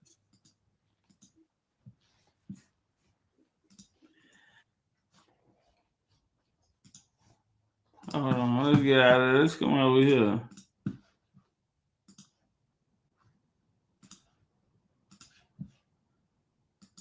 Now, this Society of Friends was an international group. This was an international secret society. Hey, get on that like button, support the show. All right, no spook shit. Cause we gonna get to the bottom of this shit. Something happened, and we gonna get to the bottom of it. It was a secret. It was an international organization. We gotta understand, even when the ACL, the ACS, the American Colonization Society, started pushing their play to go over to create Liberia. Remember, they got the idea from the Society of Friends in London, who went over and created Sierra Leone. We got to understand this shit is an international enterprise that's taking place right now. All right. And so when we left out, Anthony Bazzetti was a Huguenot. All right. He was from a bloodline that was from a more powerful organization that was international. So that's what we're going to deal with today. The making of an African American, man. I'm glad y'all locked in, homie. You know, all that other shit, that other shit, bro, that shit don't get no play. Where your information at? Fuck all the other shit. Where your information, nigga? 2020, nigga. The Great Awakening. Now, I'm going to tell y'all right now, homie, I'm doing a little book on this shit. I got so much information on this shit, I'm going to do a book on it. It's going to be a small book, though, but, you know, at 325 at the Council of Nicaea. Okay? When you had Alexander and you had Arius, they were beefing with each other over doctrine. So, at the time, you had Emperor Constantine, right? You had the Byzantine Empire, and you had the Orthodox. So 325, they call this council, and in here they are Miss American needs you, girl. Somebody said that AI. American needs you, girl. Somebody said, is that AI or is that the work of God? Men needs you, girl. American needs you, girl. Somebody say, is that an AI photo or is that just the work of God? She get it from her mama. Discussing the divinity of Jesus and the nature of the Trinity. Now you had areas now they was popping their shit. They say, I mean, we don't know nothing about all that. And so the Trinity, you know, these motherfuckers putting down the Trinity. And the divinity of Jesus, whether Jesus is gonna be equivalent to God or where is he gonna be man? This is where this conversation happened. We dealing with real embrace new manners of Christian worship that focus on the certain importance of biblical text and personal relations with God. Calvin was especially important in France, where his followers, drawn primarily from the middle class and skilled artisans, came to be called the Huguenots. Let me run that back, right? Calvin was especially important in France, where his followers, drawn primarily from the middle class and skilled artisans, came to be called Huguenots. Or Huguenots, right? Huguenots. They entertain. Huguenots. Violence soon followed in France. So Calvin, coming from a wealthy family himself, John Calvin, coming from a wealthy family himself. We know what Martin Luther brought to the game. I love it. All right. You get the state school and all of that shit. All that shit get ran in one package. You sit your ass down and nigga, you look at the teacher in the center of the motherfucking room. No different than church. Church and school, they still all look the same, right? And so now they banging against the Catholic Church. Motherfuckers can't read Catholic Church out there handling them and shit. So they start this movement called the Reformation. Now I want to tell y'all something, homie. They gonna start it off right here, 1517. But this movement was going on before then. I don't got enough time to go into all of that, but we'll do it one day. Look at Vaughn. How y'all feeling out there? Make sure y'all keep the likes up and shit too, man. Vaughn said, beautiful specimen of a woman. This some real shit. Just wait till when we done. That's not AI. That, goddamn it, woman say shit. Right here. That ain't AI, boy. Look at the work of God. Yeah, you got four of the leases and the cross. Let's walk this shit down, nigga. The Huguenots were descendant of Muslims in Europe. Why is this important? Now, if we go back to the fall of Rome, and we see the emerge of Islam in the world, going through the House of Wisdom, all these different ages and stages of Islam. When we break it down, the Jews in Islam have similarities. Now we have to remember they all Abrahamic religions. What's up, real? They're all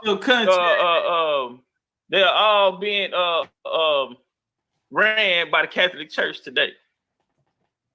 Now they'll break it down in scripture and literature and tell you that these people are the same. If you know the story, you know the story. Isaac and Rebecca had Genesis 25:21, and then. All right, so this is how we're gonna do it. The Huguenots. So we know that the Muslims in Spain and other parts of Europe are known in many denominations: Moors, Moriscos, crypto Muslim, conversos, Huguenots as well. 1620, the famous Mayflower in Plymouth, there were French people on board. As early as 1662, people of La Roche sent a pension to the governor of Massachusetts asking to settle there and live with the English. So the English was in Massachusetts? Wait till bloodline go at 6. After revocation of the Edicts of Nantes, number of refugees increased. They came either directly from France, through Holland or England. All Huguenots proved very adaptable, and faithful to their new homeland, some stood out and played a role in the future of America because these Huguenots are going to build America. Now, Huguenot history descriptions, faith, Europe, and occupations and skills, etc., are so greatly related to Muslim. It is well known that before the fall of Muslim, Emirat, Wallahs, and Sicily and Spain Muslims had to use two names, where one is to hide their Muslim origin when passing through doing business with people in enemy areas. We know that Muslims in Spain and other parts of Europe are known in many denominations: Moors, Moriscos, Religionaries, Muhords. Now that walk. So they said, okay, damn, I think we just went through that. Hold on, let me go up. So we get to Florida. Speaking about these Huguenots. Once we get to Florida, you had a group of Indians there called the Temugin. The Temugin were a group of indigenous people living in modern-day Florida and South Georgia. You had a guy named Gene Rabat gonna come through 1562. They built Fort Caroline on the St. John River in South Carolina. And they got hands and feet put on them and got ran off the block. Now, you had Sephardic Jews arrived in British colony Carolina, as I said earlier, in an outpost in the mercantile traffic of the Atlantic Basin. Carolina offered economic opportunities, a degree of religious tolerance remarkable for the time. Now, the Constitution 1669, drafted by John Locke, who was secretary to one of the 8 Lord Proprietors. So it was 8 proprietors that came and, got the credit for the area in South Carolina. So that's who they're talking about. Brother Locke is going to be associate of one of the 8 proprietors, right? So 1696, Jews in Charleston allied with French Protestants to safeguard their rights to trade, and the next year to secure citizenship. Most of the Carolinas' first Jewish settlers traced their roots to Spain or Portugal. This is very, very important, especially when we find out where Spain and Portugal is actually located. But that's the reason that I showed y'all the Huguenot Act 1740. That's when they're gonna, So you had an inquisition at the end of the 15th century. Sephardim dispersed around the globe and established themselves in capitals and port cities. In Northern Europe, the Mediterranean, West Indies, 1749, Charleston, Jewish community, chartered Kahal Kadash Bet Elohim, one of the first 5 Jewish congregations in America. Like her sister synagogue in New York, Newport, Savannah, and Philadelphia, Bet Elohim was Sephardi in ritual and practice. Charleston congregation remained so for 2 generations after the Revolutionary War, though then the majority of South Carolina Jews were Ashkenazi, hailing from Central and Eastern Europe. Can I get a bars? Can I get a bars on that? And believe it or not, that's my first PowerPoint lecture that we going through. Yeah. That was my first PowerPoint lecture. What was he thinking? First PowerPoint lecture. So we're going to jump off of there. We're going to bounce from over there real quick. Yeah, that's my first PowerPoint lecture. And somebody said, oh, he good. Yeah, he real good. That was your first one? You talking like that? yeah, nigga, I'm from another planet. Let's walk. So let's see this history we talking about. Tell me, like y'all, I'm in New Orleans. Tell me I don't look like New Orleans, man. So the history we just talking about, I'm about to take y'all there. They even paint, look at that. See that pink ass house? They even painting. Same color.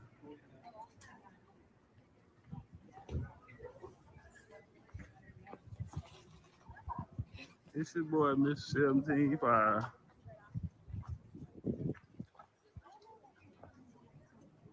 Slow head while I drive. Oh, walk right up on them. Look at we My found. granddaddy was a Huguenot. Yeah, we here at the Protestant church. Now, you know, Charleston was established in 1760. 1570. Huguenots got here around 1780. Then we started seeing populations come in 1783, 1786, 1788. How much out his timeline? He tripping. He means 1670, and then he gonna go into the 1680s. So excuse the 17, he meant 16. I think he gonna fix it in the end. He gonna catch it. But in case he didn't, And Charleston became a hub for Protestants. And I'm sorry, I said 17. yeah, you say what I'm eating or what I want to eat, because I think that's a difference. What am I eating or what I want to eat? I'm sorry, 16. 1670 Charleston, 1680, 1680, the Huguenots came here. Now, you know, so you established the Protestant, King Charles, of course, who was Catholic. So why would he give the Protestants any action? When you had Florida, when everyone here was going against Spain down in Florida. Now I know you smart people gonna say Spain didn't exist then. It existed over here, it ain't exist over there. That's the game. Spain is Mexico. Anyway, it's the Huguenot Church right here. Goose Creek, Santee, all of that. And they're gonna bring with them a Sephardic Jewish presence as well. So a lot of conversos came here. And it's a big part of history that's left out of U.S. history. You have to know this building is actually still active, so they still operate out of here. Get a closer look upon it. This is crazy. So y'all know we talk about the Huguenots over and over and over again. It's a little different when you come here. Check it out. See if I got my shit right. Oh yeah, check out the Florida region. Trees, I don't want to hear shit. Goddamn Huguenot. All right. Organized 1681. And it's the third on this site. They say this one came in 1845, but I don't believe nothing them hoes say. But it is active today, though. Shout out to the Huguenots. I have my 11th great grandfather. I'm sorry, 14th was a Huguenot. And I don't give a fuck, because the nigga had big money, fought in the Revolutionary War, and King George II gave him 300 acres for kicking niggas in their ass.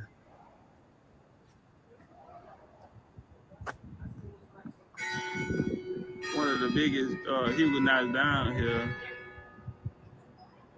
came here and took over the indigo trade down here. Indigo trade. They had another population down in Louisiana. You'll see the Huguenots go down there as well.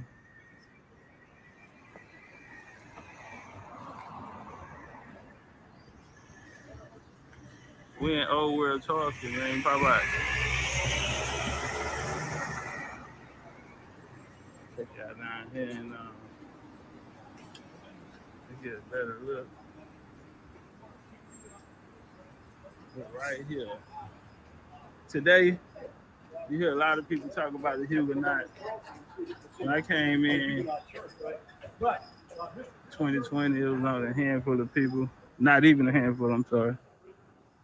So most popular would be me, Karimio, on the history of the Huguenot. I want to bring it to you in real time, make it real. Not just something wrote on the paper. Not something wrote on the paper, but it's the real deal. We're in the French quarters, man. Old world Charleston. Pop out.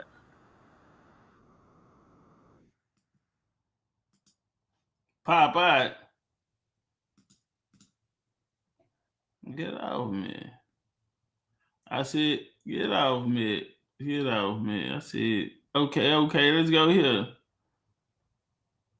Let's do this.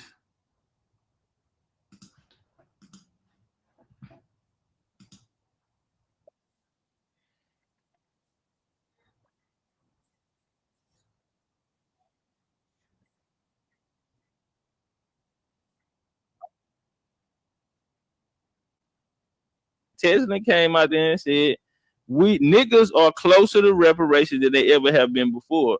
And I said, damn, that sounds familiar because I remember a couple years ago, Yvette Cornett said the same thing. Yeah. I remember a couple years ago, Yvette Cornett said the same thing. It's the same thing. And I'm trying to figure out, is this like a fly ass talking point? Is this like a fly ass talking point or some shit? Like, is niggas really looking at what's going on here? How the fuck is this not a problem? Who the fuck gonna stand up and say, hey man, all you niggas tripping? All you niggas tripping, and because you got everybody out here saying that they're in the game for the same reason. A lot of the points them niggas talking about lineage, they done stole all our shit. Now they made up this new shit that they you know, we're lineage, we're going as our ancestors and all this shit here. I told y'all I was 2 years ago, these niggas just put these niggas off a slave ship. 2 years ago, we just put these niggas off a slave ship. Niggas just got out of Africa. This my game, bro, and it really be pissing me off because I know niggas. This my game. If we all here, see, because when you fuck up the first time when you come tell the niggas what you here for, that's where you fuck up at. Because now you got to stand on that. All right, now everybody here and from somewhere else, you just happen to be in California. My birth certificate says Negro parents. I was born and raised. I didn't get very much information from my parents because they died when I was young. But I put two and two together after by default, by dealing in certain situations, especially with these courts. And that's how I was able to. Yeah, I don't know nothing about no Miss. Start getting this Mexican Independence War. You start getting this. Stay at. No, so you're a Southsider? Same way, but it's just that. Because I did hurting you because I did not say I shoot you or want you to come in. I'm right here. Okay, let us know where you calling from, family. What Puerto Rican community you calling from? I'm calling what is called Mexico, or what is known as United States, but it was Mexico. Mexico. Yeah. What state you in? Bro, I'm here in California. But you out of Cali? You a Serrano or a Northerner? But I stay in the South. Come on, bro, don't lie to me, bro. Are you a Serrano? Bro, I stay in the South, but I'm here to talk about. Hold on, are you a Southsider? You saw what I posted. Hold on, I got you, David. Listen, David, I got you, brother. I'm here to talk about. I'm not here. David. Come on, brother, relax. Listen, bro, everything must be done in decency and order. That's what the Bible tell you, right? You Hebrews know that, bro. Don't come in here disrespecting Yahweh, bro. You know everything must be done in decency and order. Now we just had another LA native on, and he just spoke about being from Bloodstones. So I mean, goddamn, nigga, I'm from Hoovers. So I mean, ain't no disrespect. I mean, if you're a Southsider, you're a Southsider. We still gonna build. We ain't finna bang it out or no shit. We still gonna build. I just want to know who I'm talking to. Bro, I told you where I stay at. So you're a Southsider? Yeah, I stay in the South. Okay, all right, no problem. We can continue. All right, so yeah, what you were saying, brother David? Oh, why would you? Because you guys were talking about natives. This guy, I don't even know what you guys talk about. To be honest, I just saw the live and I clicked it. And then you guys were talking about how Native Americans, this and that, that's not the original ones. Do you guys know the history about the Native Americans, or you just talking? No, sir. Can you tell us? Help us out. Oh, the Shemitic people. They from the tribe of Shem. I thought Shem was Negroes. In the Zondervan's dictionary, which I can go get from upstairs, they said that Shem was the Negroes. No. You go look into ancient Egyptian history, you'll see the Shemitic people on the walls and the bars. So they got Mexicans in ancient Egypt. Yes. God damn, nigga, you smart. Okay, now tell me what to look again. They're the Shemitic people, bro. They're brown skin. They were not white. They were not black. They were just Shemitic, brown skin looking Asiatic people. Asiatic. Yeah. How does an Asiatic, like if we was to today, if we was to see an Asiatic walking, how would they look? Go to the walls and the Avaris. Go in Avaris in the land of Goshen. That's when the Israelites went, right? According to what it says in the scriptures. Right. To Avaris, and right there it depicts Asiatic people. If you look at the history of ancient Egypt, dynasties and stuff, and you go through the archaeology, you'll see them. Okay, how long you been in the truth? Like learning. Right. Well, that's they call people who go into Hebrew. You know, who are Hebrew Israelites. They say. I go only with what Yahweh says. I don't go with no Vatican, New Testament, or nothing like that. So okay. Are you in any camps? Nah, I'm just. Did you study with a camp? No. So you're a YouTube Hebrew? No, Yahweh's my teacher. Okay. What's your favorite Bible scripture then? You know your precepts? Yeah, I like the Psalms. Do you know your precepts? Yeah. Oh, I know what they say. Yeah, precepts. Yeah. We'll just read there a little, but you have to read the whole chapter to get the entirety of the context. It's better. I can dig it. All right. Do you like tell any of your homeboys about this or anything? Like you had this conversation with your homeboys? Hold on. Yeah, I tell from Southside. You do. Just had another LA native on, and he just spoke about being from Bloodstones. So I mean, goddamn nigga, I'm from Hoovers. So I mean, ain't no disrespect. I mean, if you're a Southside, you're a Southside. We still gonna build. We ain't finna bang it out or no shit. We still gonna build. I just want to know who I'm talking to. Bro, I told you where I stay at. So you're a Southside, right? To Avaris, and right there it depicts Asiatic people. If you look at the hold on. David, listen, David, I got you, brother. I'm here to talk. Stay at. So you're a Southsider? But Shem, I thought Shem was Negroes. In the Zondervan's dictionary, which I can go get from upstairs, they said that Shem was the Negroes. No, you go look into ancient Egyptian history, you'll see the Shemitic people on the walls and the Avaris. So they got Mexicans in ancient Egypt. Yes. God damn, nigga, you smart. Okay, now tell me where to look again. They're the Shemitic people, bro. They're brown skin. They were not white. They were not black. They were just Shemitic, brown skin looking Asiatic people. Asiatic. Yeah. How does an Asiatic, like if we was to see an Asiatic walking, how would they look? Go to the walls and Avaris. Go in Avaris in the land of Goshen. That's when the Israelites went, right? According to what it says in the scriptures. Right. To Avaris, and right there it depicts Asiatic people. If you look at the history of ancient Egypt, dynasties and stuff, and you go through the archaeology, you'll see them. Okay, how long you been in the truth? Like learning. Right. Well, that's they call people who go into Hebrew. You know, who are Hebrew Israelites. They say. I go only with what Yahweh says. I don't go with no Vatican, New Testament, or nothing like that. So okay. Are you in any camps? Nah, I'm just. Did you study with a camp? No. So you're a YouTube Hebrew? No, Yahweh's my teacher. Okay. What's your favorite Bible scripture then? You know your precepts? Yeah, I like the Psalms. Do you know your precepts? Yeah. Oh, I know what they say. Yeah, precepts. Yeah. We'll just read All there right. a little, but you have to read the whole chapter to get the entirety of the context. It's better. I can dig it. All right. Do you like tell any of your homeboys about this or anything? You had this conversation with your homeboys? Yeah, I tell from them. the south, from Southside. You do? And how do they? Are they coming on to it, or they be like, get the fuck out of here with this shit?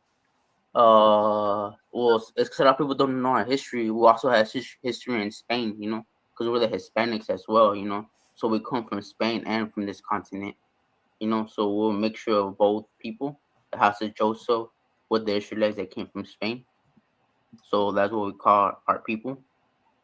So wait a minute. So you think Mexicans come from Spain? The Israelites went to Spain too. Well, I agree with that. So the Israelites is in Spain. Are these Sephardics? Huh? Are they Sephardic? Yeah, the Sephardi. Yeah. You know, Sephardians were black people, right? Nope. Hey, y'all get my likes up, TikTok, or we gonna. Do you have any proof? Yes, I do. Okay, what you got? Okay. According to you, when did the so-called Israelites, what you call Israelites, black Israelites, went into Spain? What year? What year did they? People say the Moors, right? During 1700s. No. Well, the Moors and the Hebrews were different people because the Hebrews were already there when the Moors got there in 711. This is around the time of the Visigoths and shit like that, right? Right. So they were already there. Yeah, they were there from the time of Solomon. Solomon had a ship. They even came to this continent too. That's where we have the Ten Commandments over there in New Mexico. Get some Indians in the building. And so during time of Solomon, David, during the destruction of the temple, the first one, the second one, and yeah. Where did they go after the destruction of the second temple? They went to Spain. They went to Spain. Yeah. All right. So, and you say these are Mexicans, right? What's up? You say these are Mexicans. They're Hispanics.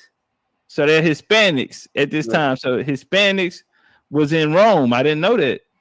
Yeah. Do you know any one of those Hispanic names that was in Rome back then? Well, part we had the Israelites names like our Hebrew names, but when we were in Spain, we changed it to Spanish, and a lot of our last names, like for example, Gonzalez, Rodriguez, all these. Hey, do you know Caremio? You know my homeboy Caremio? Nah, I don't know who's that. You never heard of Caremio? Nah. You know what? I'm gonna do something, bro. I want to put you on Caremio, man. Oh, I know who's that. I know who's that guy. Oh, now you know who the it guy, is. The guy says that everybody's so-called black. What you mean? Break it down, bro. Because he doesn't mention us, bro. He just ignores us, like the Sephardic. He says that they're so-called black, but that's not even the case, bro. How come we have in Mexico there's descendants of Sephardic and they look like Hispanics? The people they shun away, you know.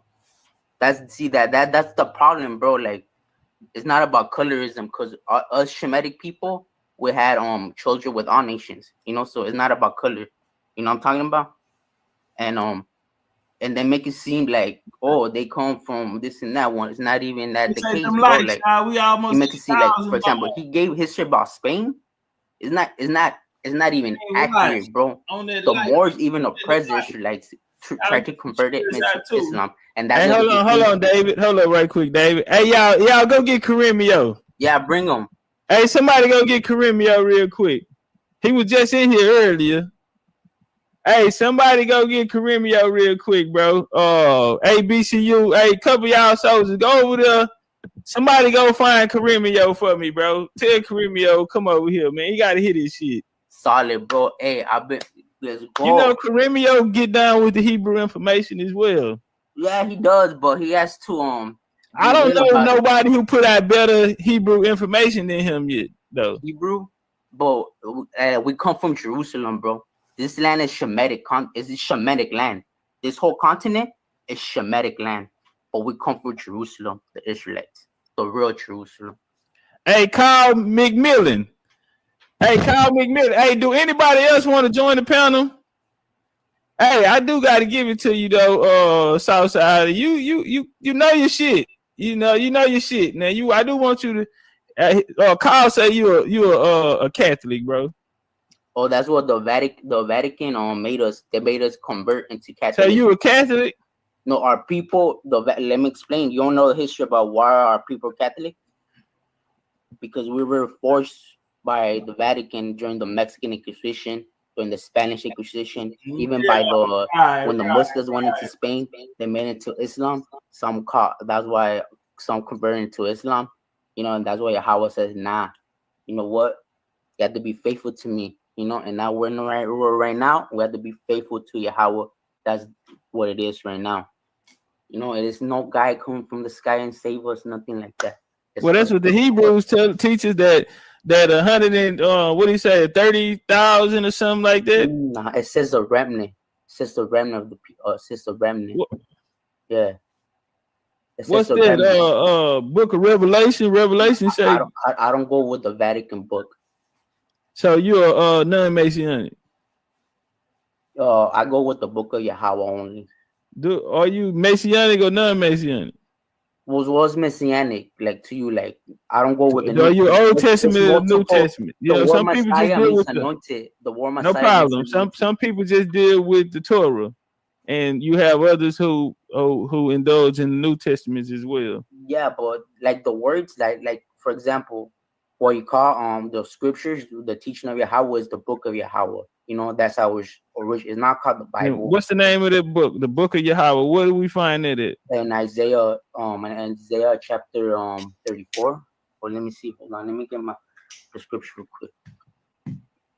Hey, Denia, come up. Denia say he don't know nothing. Come on up, Denia. He done went and got his Bible on y'all ass. Is that the King James Bible you reading out of, brother? Well, right now, yeah, but usually I translate it myself because in English it changed the words, so it's better. So you speak Hebrew? I'm learning, but I use the resources I have to translate it. Right. Yeah. What's up with it, Shan? Pretty unicorn. Okay, look, this is what I want to ask.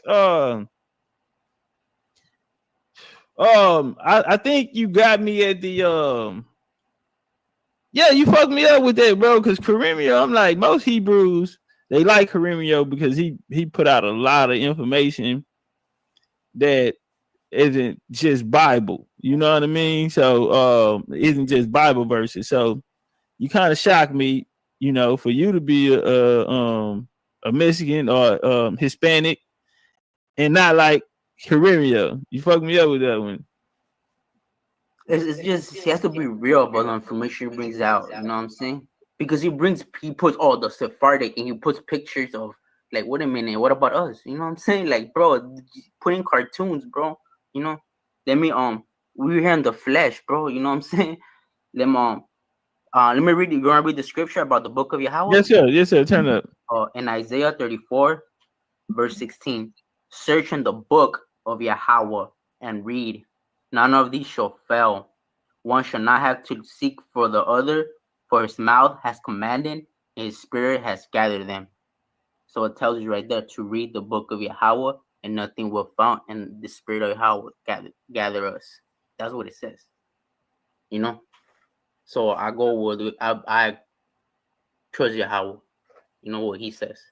All right. Hey, look, I updated. Brother Updated just joined us, and he said some African Americans are Cushites, some are Africans who were brought as slaves, and others are Native Indians. A few. Hey, Brother Updated, would you like to join the panel and come and break some of that information down that you just shared with us? Okay, Brother David, you said that Hispanics was in Spain. Is there any popular Hispanic or a Hispanic in history that we can actually go back and see in Spain that we can read about in Spain? Like famous? Like what do you mean? In history, throughout history, is there who give us one guy, a Hispanic guy that was in Spain with the Hebrews back then? Well, there was a lot of during the what they call the before during the March time, when they were rooting over there, there was writers what they call Sephardic writers, you know what I'm saying, and they wrote about the scriptures, you know.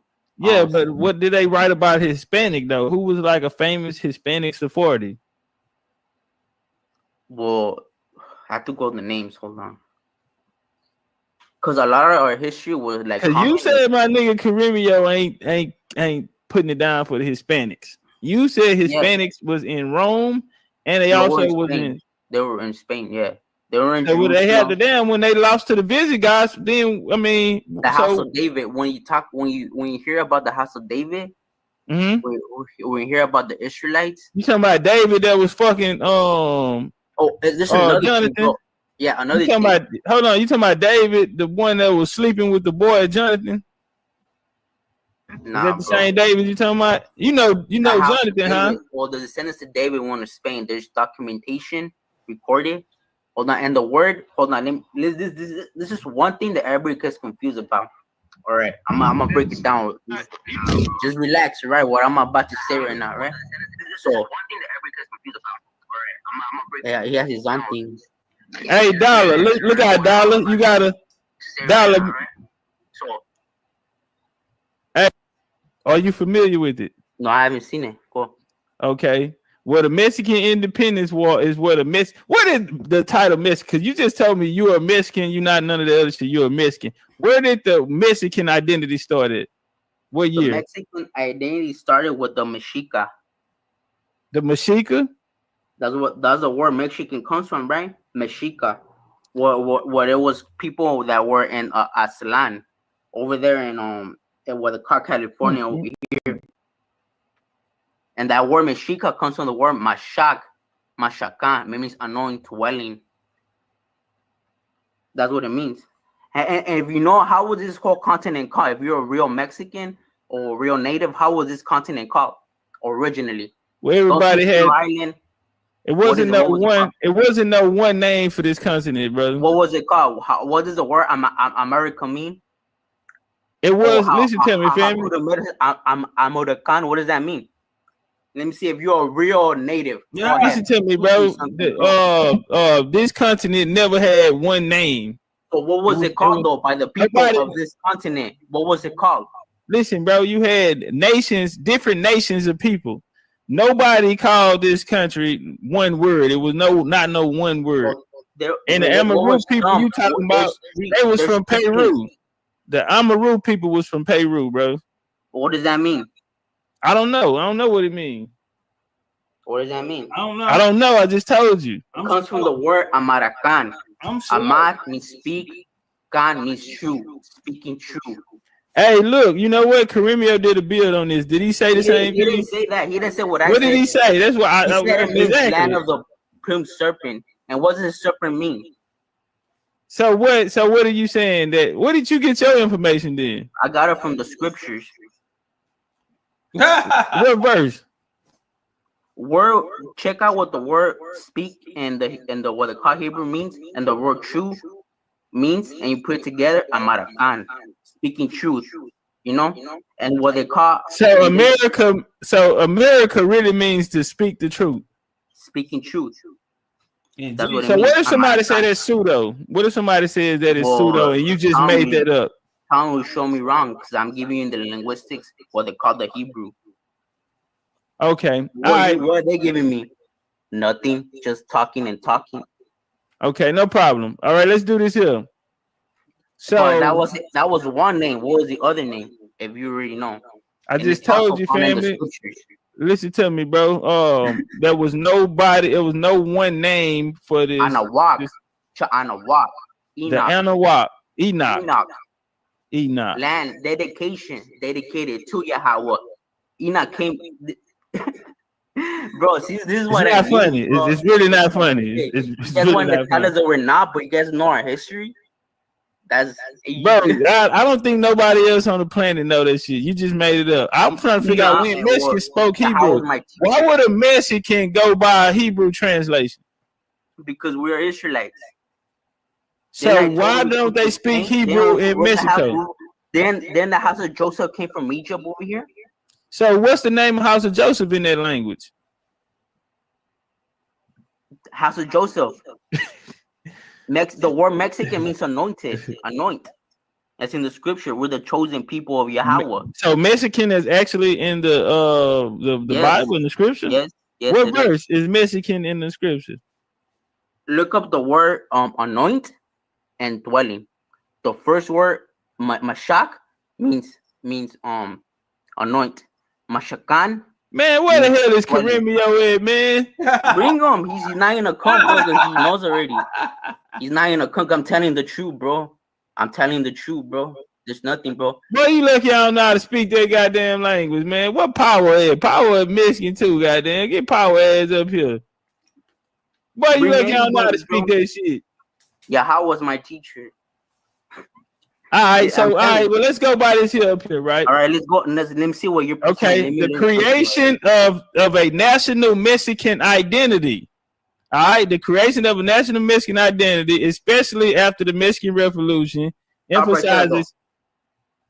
Before the Mexican Revolution, what was there the Mexican Revolution, and why was Mexico called Mexico, and who was the people that were in control of these? How come there was a lot of civil war within on Mexico during those times before that? Are you gonna? I actually had an answer to that up here on the screen. So are you gonna? What is your answer? Because I actually had it. My answer is because the people that were governors and were like that actually had like influence in the Mexican territories were Israelites.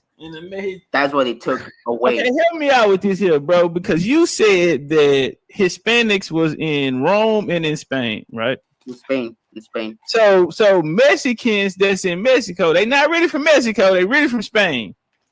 Some of them are from the house of No, bro. That ain't, come on, bro. Then everything you said not gonna make no sense. If you're gonna say that, then everything you said is not going to make any sense, brother. Okay, I'm gonna help you. I'm glad you asked. What do I mean? Don't they call us mestizos? Listen to me, brother. Do you know what is a mestizo? A mestizo is a mixed person, bro. Exactly. So you were mixed. Mixed with what? With the Israelites from Spain and with the Israelites and the natives right here. That's who we are. You know when? So tell me this here, then, brother. Why? What happened to the Mexicans, the Hispanics in Spain? Did all of the Hispanics leave Spain and come to Mexico?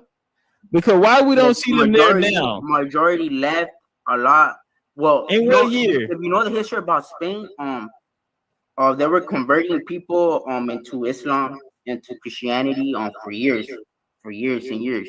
So and then in 1492, not just in Spain but throughout Europe, in the 1300s, what 1200s. But do you understand? You're saying that Hispanics are Europeans?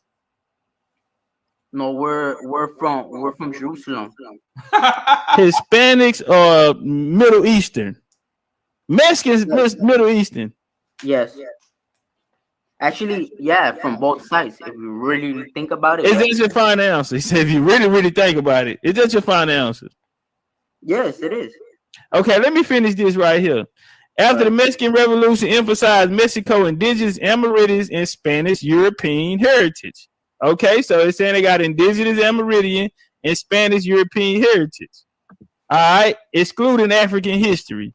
But that's what it says. So surrounding it say the descendant population surrounding mestizo, mixed European and Amerindian mulatto, mixed European African indigenous population throughout unions.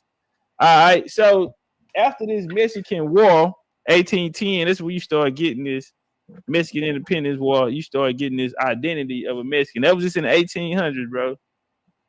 It's not an ancient or anything like that. That it was, and more black people died in this war than anything. So I'm trying to figure out what happened to the Hispanics that came over from Spain. Because the word Mexican comes from the word Mexica.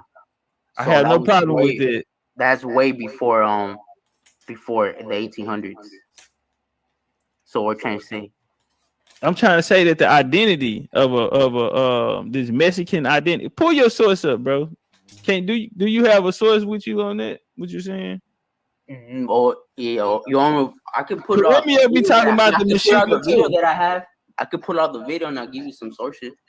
Caribbean talk about the Mexica too. I could Are you familiar with that? Yeah, yeah. Well, like I said, he talks Do about. you agree with his information concerning it? Some of it, he says. Some of it. Like what part you agree with? About us being Israelites. No, I'm talking about the Mexica part. What he said about it. I had to go back. I think he mentioned. I think I seen one about. Hey, listen, Bullish Prince says that modern so-called Mexicans are a new creation. What do you think by that? Because we had history in Spain and in this country. Name me a Mexican in Spain, bro. The Israelites. No, just name me a human. Somebody we can actually look up and research. Rodriguez, Juan. There's a lot. Look, let me get my video. Then I guess that I have. You want me to give you some sources? I'm gonna give you some sources. I need a name. All right. All right, hold on. Hey, shout out to the homie Daniel. Come on, bro. I'm getting it. There. You see the names? Ancestors. You see them? I see the names, yes, sir. Yeah. Now hold on. Give me wait. I'm familiar with Gaspar. That he was a nigga though, bro. You see him? Fernandez, Isabel, Nunez. So these just surnames to Sephardics? Yeah, they came from Spain. Okay. So where these are all niggas. We knew that part. We knew these names came from niggas. What? We knew that these names came from niggas. So like Rodriguez and Rodriguez is a nigga. Right now, to this day, they're so-called black or they're Mexicans or Hispanics. Where are they right now? These people right now. Who Rodriguez and all of them? Yeah. Bro. Tell me, because I know these people, and there's a bunch of pueblos in Mexico named after these people, and they're Hispanic. Where did they get the name from? Now you guys, what? Where did they get the name from? Those people that's down there today. From these people, because it came from these people. Correct, I agree. Yeah. But that people didn't look like you though. Facts. Then how you do came they in here today telling us they look like Negroes? What happened to the listen, bro? Blacks? They look like Negroes. What happened to so-called blacks? How come they're not Rodriguez? They is Rodriguez. Listen, bro. One of my homies, rest in peace, tatted on my back. His name was Castillo. His last name is Castillo, bro. Majority of the people I see right here are Hispanics and Mexicans. Where are the paintings, depictions? Do we have pictures? Can we get a story on any one of these guys? Hold on. Leave it right there. Don't move. I'm finna get him. I want Miguel Rodriguez. Hold on. Let me pull him up. Cause see, listen, homie. The first person that ever told me about the old mix, man, rest in peace, man. Big Maul tatted on my back. Top Gun legend. Big old black nigga. He had older brothers. All of them had mad squabbers. Bro, they from Honduras. Blacker than the Million Midnights. They from Honduras. One of my best friend, nigga, Marv Castillo. Nigga, they was the Castillos. They spoke Spanish. You know, around us, they talk English. But my nigga, he was grilled out, big nigga, squabbler, had them hands. And he drowned in Galveston. He was trying to save a kid from drowning, and the kid was getting pulled in the sinkhole. So he ended up saving the kid, but he ended up he couldn't make it. I think we was like 17 years old, 17, man. And I lost one of my best friends. He tatted on my back, Big Maul and Little Maul. Maul Castillo. So nigga, you can't tell me about talking about these people look like where you get the name. Now you right on one part. But I'm saying they don't look like you. What are these people today? Well, one of them tatted on my back, homie. Big Mark Castillo, rest in peace. Real nigga. Let me pull up Miguel Rodriguez. Look up this guy. He's he has more information right here. Look, Luisa Carvajal. No, go back up, bro. I just told you don't move, bro. Bro, you don't tell me what to do. Go. I'm trying. You on my motherfucking show, nigga. Bro, what do you want? I want to go back to Miguel Rodriguez. Here, there's a lot of names.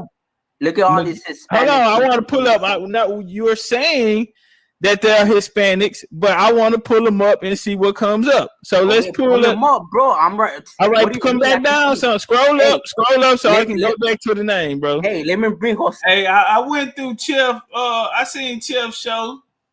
I saw his, but I don't think he got enough information. He thought the dude was trying to rob him down there. Remember, the dude had the bill. Y'all be watching Chef too. Ace. You know, Ace done fell off though, man. Ace done got that YouTube money. He done got fat and fell off, man. You know, but shout out to Ace. I remember Ace 2018. We was on there sending cash app so he can eat. He was living in a hostel in Cancun. You feel me? 2018. I said, hey, I'm coming out there. You know what I'm saying? I was trying to connect with him.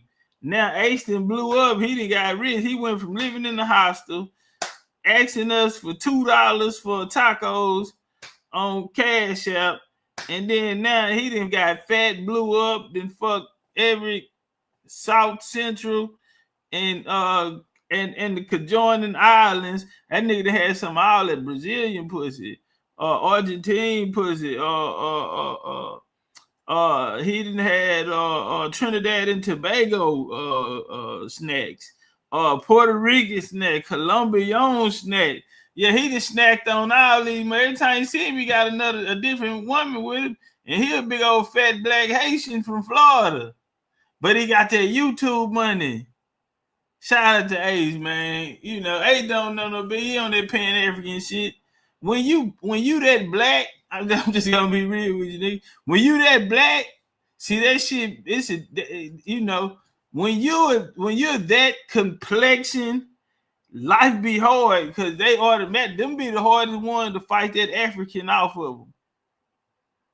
Yeah. See us little red niggas, and you little yellow mulatto looking niggas. You probably get a little wiggle room. But boy, when you come out here a certain tone, when you blacker than the Million Midnights, when you black as the devil, nigga, that's a hard fight. You gotta damn near be a scholar. You gotta damn near be a archaeologist or a geneticist. Nigga, boy, when you come out that black, boy, it be hard trying to fight off them stereotypes. Cause they gonna say you're African. Yeah, just cause you black, you shouldn't be that black. You's a black ass nigga. And boy, man, I mean, you better read every book you come across. You need to join a book club. Man, you need a library card. Whoo, you gonna need some sources to get them niggas up off of you, fam. But let's get back to the bill though, man. We walking. Shout out to Ace though. Shout out to Chess too. Pronounce that word. Anawak. Say I'm Anawak. No, Enoch. Do the Anawak people call this Enoch? That's what you're saying. Dedicated to Yahweh. Yeah. That's what they call it. Yeah. Are you familiar with the Manila Galleon? I don't know what's that. I know you don't, because you sitting here telling me that Mexicans come from Rome. We come from Jerusalem. All right, let me ask you this here. Do y'all have any connection with Asians? Or the Shemitic people? Asia is the land of Shem. I'm not talking about, listen, bro. I'm talking about Hispanics. Do Hispanics and Asians have any ties? That I know. Well, during that migration pattern, when the Shemitic. Which one, brother? Which migration pattern? The Shemitic people, the original natives were Shemitic people. So and they were from they're in the lands over there in Asia, and they came through over here through boats. And so did they go to Rome first, or what? Is these the same niggas that went to Rome? People, that was Shemitic people. It's you know Shem, Ham, and Japheth, the sons of Shem. Right. Those were the native. Geetsy, you already know. Boy, I'm a colonizer. Boy, I got that collar. Boy, I'm one of them old Indian colonizers. Geetsy, you see, I'm just warming them up, letting them feel comfortable, letting them get comfortable. I want him to go all the way in his bag. He don't even know I'm about to tie his ass up. You about to go in handcuffs, buddy. I'm listening, you know, I'm gonna play the game. You know, yeah, talk to me, man. Give me your thoughts on your mind. Yeah, we're in the interrogation room, you know, and I'm just waiting on you to fuck up. But I'm about to put them handcuffs on you. I say, you familiar with the gadget? Now, what is that? I know you don't know. That's why you're sitting here saying what you're saying. Don't worry about it, nigga. We had one. I gotta find that bill. He said, "Come on, bro. I don't want to be Asian, man. Don't do me like that, man. We need to find that, man. I'm gonna pay people to go back and find all of the little debates when people been coming on the channel. I'm gonna pay people to start bringing me them videos, man, because I want to clip all of them, and we just run it down just by 300. You know what I'm saying? You know, bodies. That part. That came over here. This is the lands of Shem. That's what I'm trying to say. And then on the house of Joseph came over here, and we had children, and they became one. And then during the time of David, again over here, and then 1492 again. So this continent basically comes. So y'all didn't come from so Jesus Christ. So Mexicans ain't got nothing to do with Asians. Like I said, the Shemitic people, the Shemitic people, the lands of Shem, they're in Asia, right? Are they? Yes. You gotta listen to the logic that you're saying, bro, right? I'm gonna tell you something. See, this is why you gotta have somewhere really to stand on. You're saying you're in Rome. Or you in Rome at the same time that you're in Asia, brother? What are you talking in Spain? about? Are you in Spain at the same time you're in Asia? No, there's different time. The people that came to this give us a timeline. So y'all saying I just been letting them, you know, and now I done went in that high guard and I'm walking to them. Now I'm stepping to him in the high guard and I'm cutting off the ring. I want some action now. You know, I had to sit here and listen to that bullshit, nigga. You finna, man, listen. I'm finna walk him down, high guard, and I'm finna hit him with some shit. You know, I had to sit here and listen to that bullshit you talking about. On this, then. I'm glad you said that. Can we get a timeline on this, brother? The timeline. Let's get a date. Yeah, sure. Let's get a date. Let's get a date. I'm gonna give you an estimate. You're gonna guess? No, I'm gonna give you an estimate of the Shemitic people. The Shemitic people came over here before the Israelites went to Egypt. All right. And what year was this? You know, Yucatan Peninsula. If you look at the name, it's Yaktan. That's a descendant of Shem. I didn't ask you a name. I asked you a year. What year is this? Oh, I don't go by the years, bro. I'm telling you. So you're making shit up again. I'm not making shit up, bro. I'm that you made up. People. All right, and then let me go to. So how do we prove this, brother? How do you? Let me go to Egypt now. I'll give you a estimate date or during those times. You know, so I'm not gonna say, they came out this year. Well, I don't know. You know what I'm saying? I'm just giving an estimate. But let me go. So what can you prove? I'm not interested in estimates, any guesses. I'm just interested in the facts. So how do you prove that, brother? Okay, in Egypt during the dynasties, during the 15 dynasties, when you know about Egypt, right? The dynasties. Come on, bro. Don't talk to me like you smart. Just give me the right answer. All right, the Israelites came from Egypt during the time of the Shemitic Egyptians. That was around. So the Exodus was before 14 BCE. So before 14 BCE. Lord have mercy.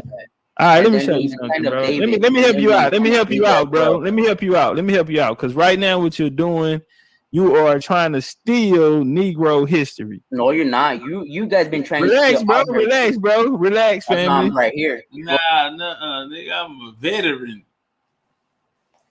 They be looking at how long he been doing. Oh, that's it, man. I got all kind of veteran moves.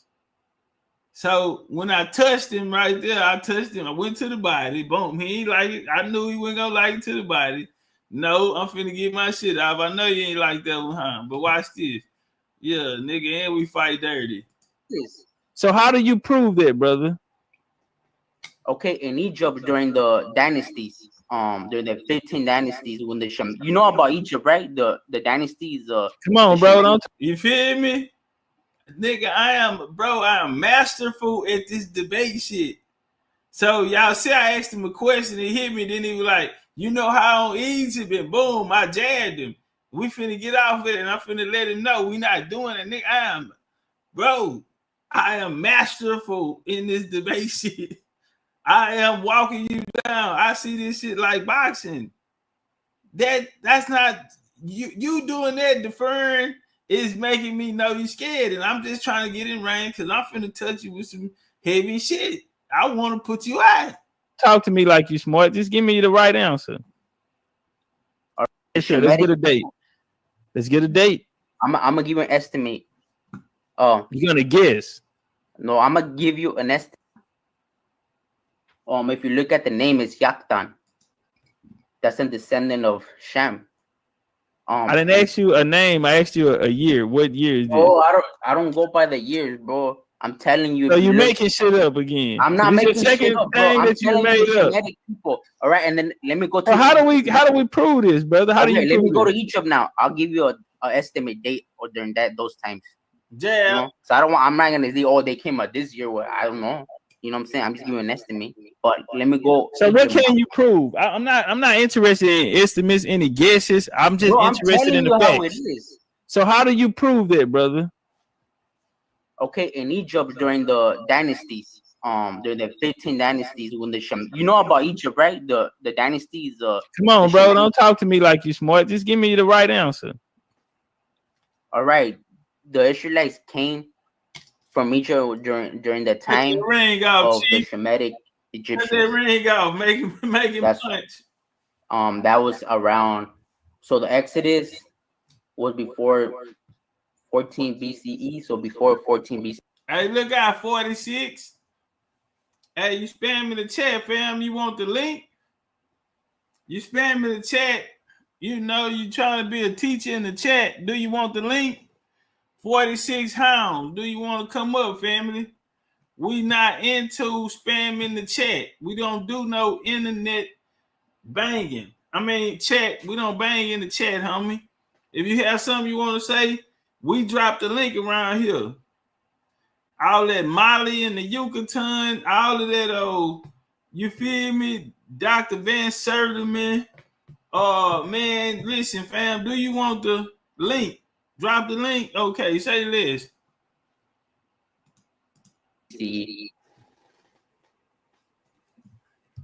Lord have mercy. All right, let me show you something, bro. Let me help you out. Let me help you out, bro. Let me help you out. Let me help you out. Because right now, what you're doing, you are trying to steal Negro history. No, you're not. Yeah, that's that body blow. He don't like. Yeah, he don't like it to the body. That's that body blow. You feel me? Right now, you talking about something that ain't nobody in the world ain't never told him nothing like that. But that's how you get a nigga attention, huh? That's how you get a nigga attention real quick. You are trying to steal Negro history. Now, yeah. Ain't nobody used to being talked to like that. That put a nigga in the loop.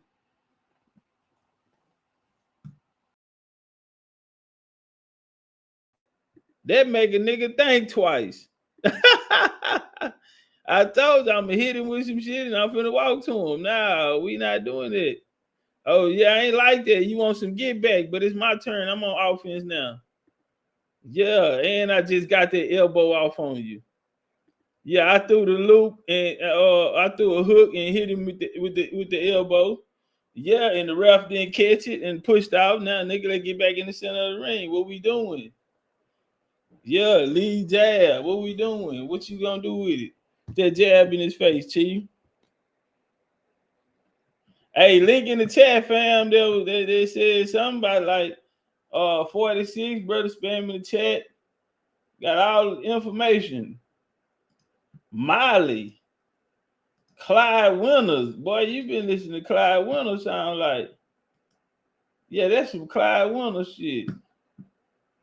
I think I heard Clyde the Glide say some shit like that. You guys been trying relax, to relax, family. right here. Well, relax, bro. You guys, you have to. You don't even know anything about yourself, brother. I'm gonna help you out. Go. Mexicans do not come from no goddamn Jerusalem. Then where we come from? Mexicans were not in Egypt. We know essays in Egypt, bro. We gotta stop it right now. I just show you the shit. I don't want to do that, bro. Is it my turn to talk or not? Oh, go ahead. Because I've been listening. You already admitted that you're guessing. You admitted that nobody had these sources but you. You already admitted these things, brother. What we have right now, I already told you that. Right, it's my goal. So this is what we're gonna do. Go. Because a Native American, do Native Americans look like Mexicans? Yeah. So are y'all related in any way? Yeah. So do y'all come from the same place? Do Native Americans come from Jerusalem? Yeah. God damn. Wow. Hold on, we gotta pause on that one. Chief say wow. Chief say wow. Y'all can't hear the audio? Man, what's up on the homie, man? He said he was gonna push up. Where you at?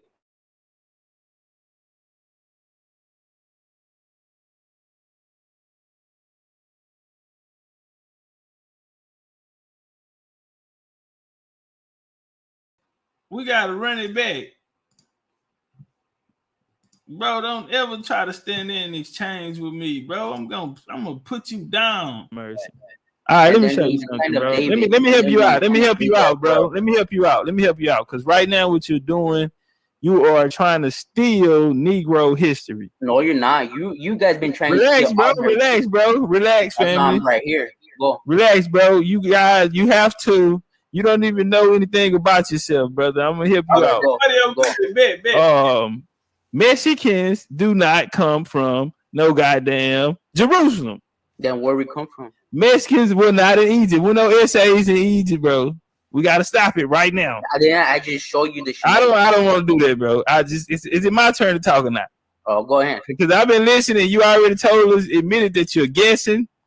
You admitted that nobody had these sources but you. You've already admitted these things, brother. What you have right now, I already told you that. Right, it's my goal. So this is what we're gonna do. Go. Because a Native American, do Native Americans look like Mexicans? Yeah. Bro, the nigga setup game is so cold. So I reset him in the center of the ring after I got off of that. Boom. And I hit him like I was finna go somewhere. Then I'm gonna come back and set him up. The Native American like Mexican, he said, yeah.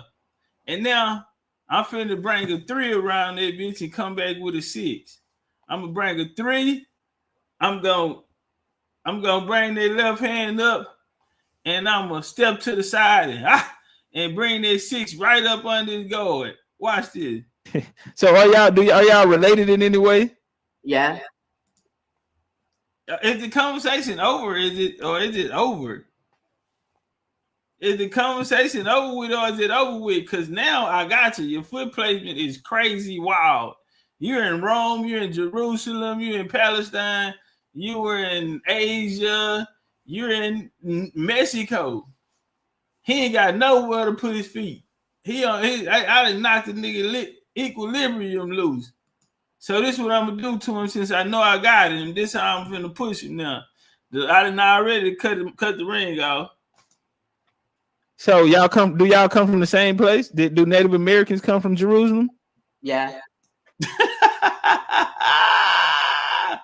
So he in the position where he have to stand on everything he stood on. Because if he changed one little thing, it don't matter if it's a 0.1, then everything he say loses validity. Bro, I'm masterful at this shit, chess, man. I'm looking at it. I'm gonna make sure I put you down. Wow. Okay. All right, well. So is that like your cousin? Is it like your brother, or y'all like the same person? We're like brothers. Thank you. Okay. So wherever he go, you go. So watch this shit here. Cause I'm trying to figure out something. All right, so this is the Manila Galleon. This is what ties this in. Mm-hmm. This Mexican identity gonna come from. Now the Manila Galleon was the Spanish. It was the Spanish, and it was these Indians who took them out there. Now we'll deal with Filipinos, Negritos, and these people coming out of the Pacific Islands, bro. Mm-hmm. This is where this identity is gonna come from. Now, right here, California, like you kept talking about. Now, this is all of these people right here was sent to California. All right, it was not only Filipinos but Chinese mestizos. Did you tell me earlier you're a mestizo, brother? From the Spanish and the native. Yeah. Yes or no? Yes or no? I said yes or no, homie. Did you say you were a mestizo or not? From the Spanish. Yes and or no? native. Are you a mestizo? No, I'm not a mestizo. I'm a native. You're Spanish, not a mestizo. Israelite. That's what I am. Okay, all right. And these guys were forced into a labor service. All right. Yeah, watch this here. There was a practice employed by the Spanish colonizer for over 250 years. 250 years. Yes. So why we don't hear this in Hispanic history? Israel one of the Philippines. Listen, brother, why don't we hear this in I know about that. I know that so you know that they was enslaved for over 250 years by the Spanish. You know that.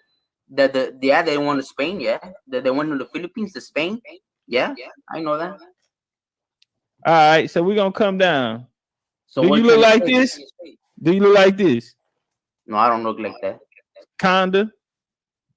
Huh? Nope. This is a mestizio. I don't look like that either. When you pull up. Nope. You don't know nobody. Ain't nobody look like. Okay.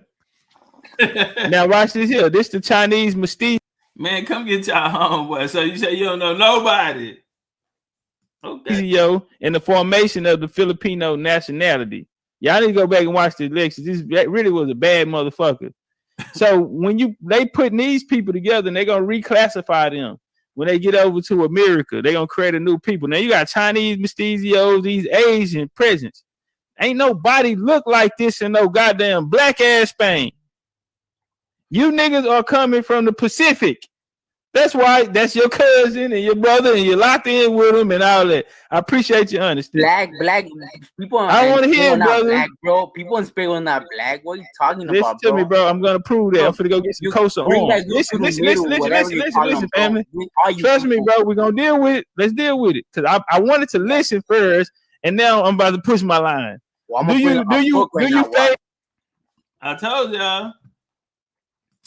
I even saw a brother make a comment in the chat that said that the brother knows what he's talking about. Meaning, we're gonna give him a name, Chino. We're gonna give the brother a name, Chino. Somebody in the chat said Chino had some information. But what TOPCATZ just say? Chief say, "Hey, homie, I listened to you for a reason, but now I'm pushing my line." So, bro, I'm masterful at this shit. I love it. Nigga, I watched Troy and I watched Gladiator 1 yesterday. Like, I love shit like this. Like, Gladiator getting in the pit and we finna lock it. We finna lock in. You know, and we ain't taking no L's. So, yeah, like I told him, homie, I listen to that shit. Now I'm pushing my line. It's up. I'm in the high guard. I'm walking to you. I'm finna put you down. Finality. Y'all need to go back and watch the elections. This really was a bad motherfucker. So when they putting these people together and they're gonna reclassify them when they get over to America, they're gonna create a new people. Now you got Chinese mestizos, these Asian presence. Ain't nobody look like this in no goddamn black ass Spain. You niggas are coming from the Pacific. That's why that's your cousin and your brother, and you're locked in with them and all that. I appreciate your honesty. Black people. I want to hear it, brother. Black, bro. People in Spain are not black. What are you talking Listen about, to bro? me, bro. I'm gonna prove that. I'm finna go get some Cosa arms. Listen. Yeah, that nigga said people in Spain weren't black. I said, nigga, I'm finna go get some Cosa arms on your ass. What you gonna do, bro? Defense impeccable. It look like he in range to hit him, but man, I'm sliding and slipping that shit. I'm sidestepping that, man. You tripping. Finna bulldoze through you, fam. Listen, family. Trust me, bro. We're gonna deal with it. Let's deal with it. Cause I wanted to listen first, and now I'm about to push my line. Well, do you favor anybody up here, brother? I want you to be honest with us. Do any of these people? I don't know nobody right there. Just I didn't ask you, did you know them? Do you favor them? Do you look like any of these people? Bro, I don't. Why you? Do anybody that do anybody? No, this ain't got nothing to do with color, bro, because they not all the same color. I don't. Clearly, these people not all the same color. Or I'm gonna go on. You want to talk shit about it? Want me to tell you who you guys are then? You don't even know who the hell you are. Huh? You want me to tell you how? You don't even know who you are, brother. Those people that take our identity, that try to not the ones that. Bro, you are here, brother. You are in Egypt. Time out, bro. You are Serrano in Egypt. Are you serious? I just show you the. Where is your culture in Egypt? Where's your culture in Spain? All right, I'll show you right now. Want me to share again, or I'm gonna give you. Hey, listen, bro. Oh, look, the Mystizios. Hold on. I'm gonna give you something. Watch. You're gonna see. All right. You're gonna see. All right? He said we trying to steal his history. Watch this here. Look, listen to this here. You see this right here? This who Hispanics are, brother. All right, because you talking about you want to show us who we really are, right? Some monkeys in Africa or something. Okay, look. Hold on, bro. You got my source. You can't handle. You got my source. The history. I could. It sound like you finna try to run. I'm not running. Sound like you about to run. Talk. Okay, good. Thank you. All right, Asian slaves in colonial Mexico. Are you familiar with this, brother? Asian slaves in colonial Mexico. From Chinos to Indians. So we're stealing your shit because we say we the Indians, but you are an Asian slave, really, who've been misclassified and taught that you were Hispanic or Mexican. Since we want to keep it real, that's why you look like Asians and Native Americans. That's why them your cousins. You don't look like nobody in Egypt, Rome, or Spain, brother. How do we know that? Because we're going to go to the coats of arms of these guys, and I ain't never seen a Mexican on the coat of arms. I'm sorry. Never seen an essay on the coat of arms. Now, that's not taking nothing away from them because I love Mexicans. I grew up with Mexicans. I'm from a Mexican and black block out of Houston. That don't take nothing away from them. But if we're going to be real, who are they? They are Asian slaves who were brought to Mexico by the Spanish, brother. What do you got? What you got on that? That's a lie. Oh, okay, right. So where's your source? First of all, not every Mexicans don't look like that, bro. Where I live, yeah, some have. No, Serranos, you want me to pull a picture of Southsiders up? You want me to pull a picture of Southsiders up? I have history documentation from the 1500s, and from people coming from Spain as Israelites. So you cannot tell me that. That was before what you just showed. You just cut yourself. All right? I cut myself. Yes, you just cut yourself, bro. All right? Basically, you want me to show you now the in Spain now? Hold on, I want to share my screen. Huh?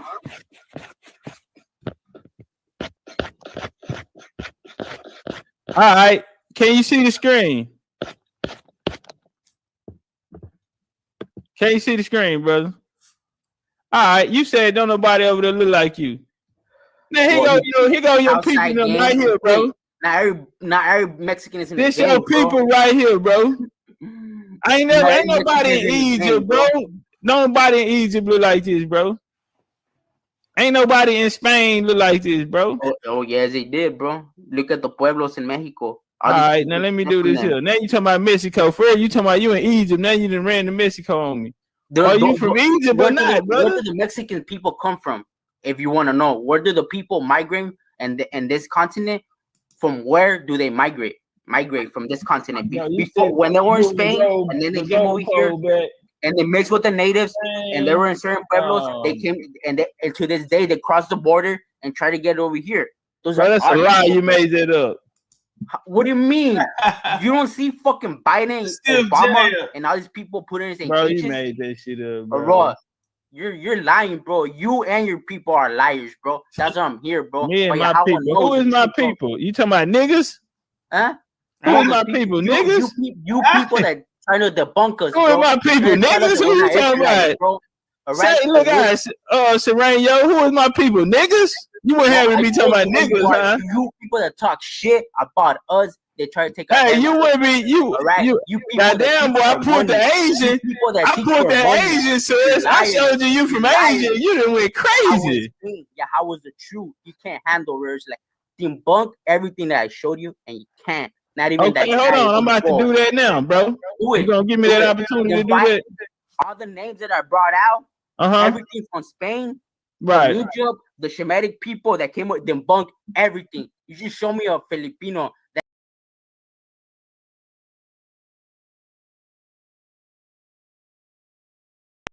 children over there. What does that have to do with us? You know what I'm saying? We come from Mexico. When we come to the United States, we cross the border. Yeah, you didn't come to Mexico. The Spanish brought you here as a slave from Africa. Listen, bro, you got brought to America as a slave. Hey, y'all, don't that feel good?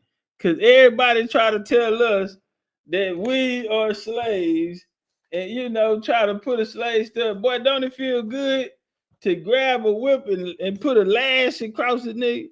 Ain't nothing nigga do, bro. That's the walk down. Like, I done took his whole offense away from him. He not defensively sound. He not confident anymore. And I just broke him down. And so now, right now, I'm just breaking him down even more, going to the body. He don't like them body shots. He's getting emotional. He can't hit me. None of his shit getting out. I told you, bro, that's pressure. And I'm gonna put him down. 4'6" hounds. What's up with it? Yo, you can hear me out. Yeah, I can hear you. What's up, family? Let the people know your name and where you calling from. What's good, y'all? Smith, calling from North Carolina, Virginia border. What part of North Carolina? Northampton, Halifax County. Okay. What you got for us today? No. I wasn't trying to spam the chat, but I was just addressing some of the comments. I think like you with the Mexican boy, which I was talking about. I think it depends on the era of history that you're talking about. So it's like a lot of times with history, it's kind of pointless to argue one side or the other unless you're being specific about the time period, you know, in which you're referring to. Well, so you didn't hear me asking for dates? Yeah, I heard you. Yeah, I heard you. Okay, so why would that be relevant? Why would that topic be relevant in this conversation if I was asking for dates? It's not my fault that the brother told me he don't do dates. Right. But I still push the line on dates. So what you saying that, or are you insinuating that you have the correct information in chronological order? Could we take that from what you just said? Well, I think mostly when I had chimed into the chat, y'all was talking about the tribe of Shem. Okay, what about them? And a lot of people were saying, oh, the Shem is the blacks, the so-called blacks, and et cetera, et cetera. Well, I said according to the Zondervan's dictionary, Bible dictionary, Shem are the Negroes. That's what I said. I said Negro is a Spanish word. Okay. So the Shemites aren't Negroes. The Negroes are from Ham. So you need to be helped out too, as well. I see. So no, because I'm right here. I live right here by Elam. So that don't mean that. You in North Carolina. You don't know nothing about a real Mexican. You from North Carolina. What about you the yeah, you don't know nothing about a real Mexican. bro? I don't want to put in the chat about how the Incans and the Aztec wore aprons like the Hebrew prophets. Where you seen the Inca or Aztec at? You talk about Mexican. That's why I said what. Yeah, I'm What saying part? where you seen them at? What you Google the image or something? What you was on Pinterest? Have you So ever been what's there? your definition of you're talking from about Mexicans from a modern standpoint, Who not told from. you that? No, I'm listening to your conversation, and I like you're not talking about Mexican from a mestizo or a mulatto standpoint, which that Why would wouldn't I include, be? because that would include the Negroes, because Mexicans are half Negroes. Mexicans aren't half Negro. Mexicans are Negroes. What do you mean? Hispanics are the mix or the mestizos. That guy that just was talking even said that. So you saying so? I ain't saying I know. Yeah, See, like y'all, I know. to me, y'all confusing history. Y'all just merging history, and it's like Okay, so it's not no time period. why don't you help us out? So you talking about Spain, but you know Spain, Iberia, like Help the. us out on the history of mestizos. That's what I'm trying to say. It's different version of mestizo. So Louisiana had mestizos. No, Texas they had didn't. They had Creoles. Creole's only Louisiana the had Creole. French, but Creole No, is it's not only for the true. French. Not true, brother. Did you watch the beginning part of the lecture? We actually went through this history. So, French, Spanish, and American Indian. We already went through that. That was the beginning of the bill. Right. So, but that's what I'm saying. But to me, it's like you exiting out the Spanish part, because you said I did hear when you Why said would I exit out when I Mexico is brought Spain, it up? right? Hold on. You said Mexico is Spain, right? Yes, sir. And it's a reason why I said that. No, I agree with you. I agree with you on that. Like I agree with you on that. So when people are referring to Spain, that's why I say you have to bring context. Are you talking about Spain in Europe, or are you talking about Spain in what's known as Mexico now? I'm talking about the place that I've been to. That's what I'm talking about. It's a So place that I went to. got you. So so basically what I'm saying, I'm not Hold saying on. Let me show you something, brother. Let me show you something. Some shit you ain't never seen before. I'm in Spain.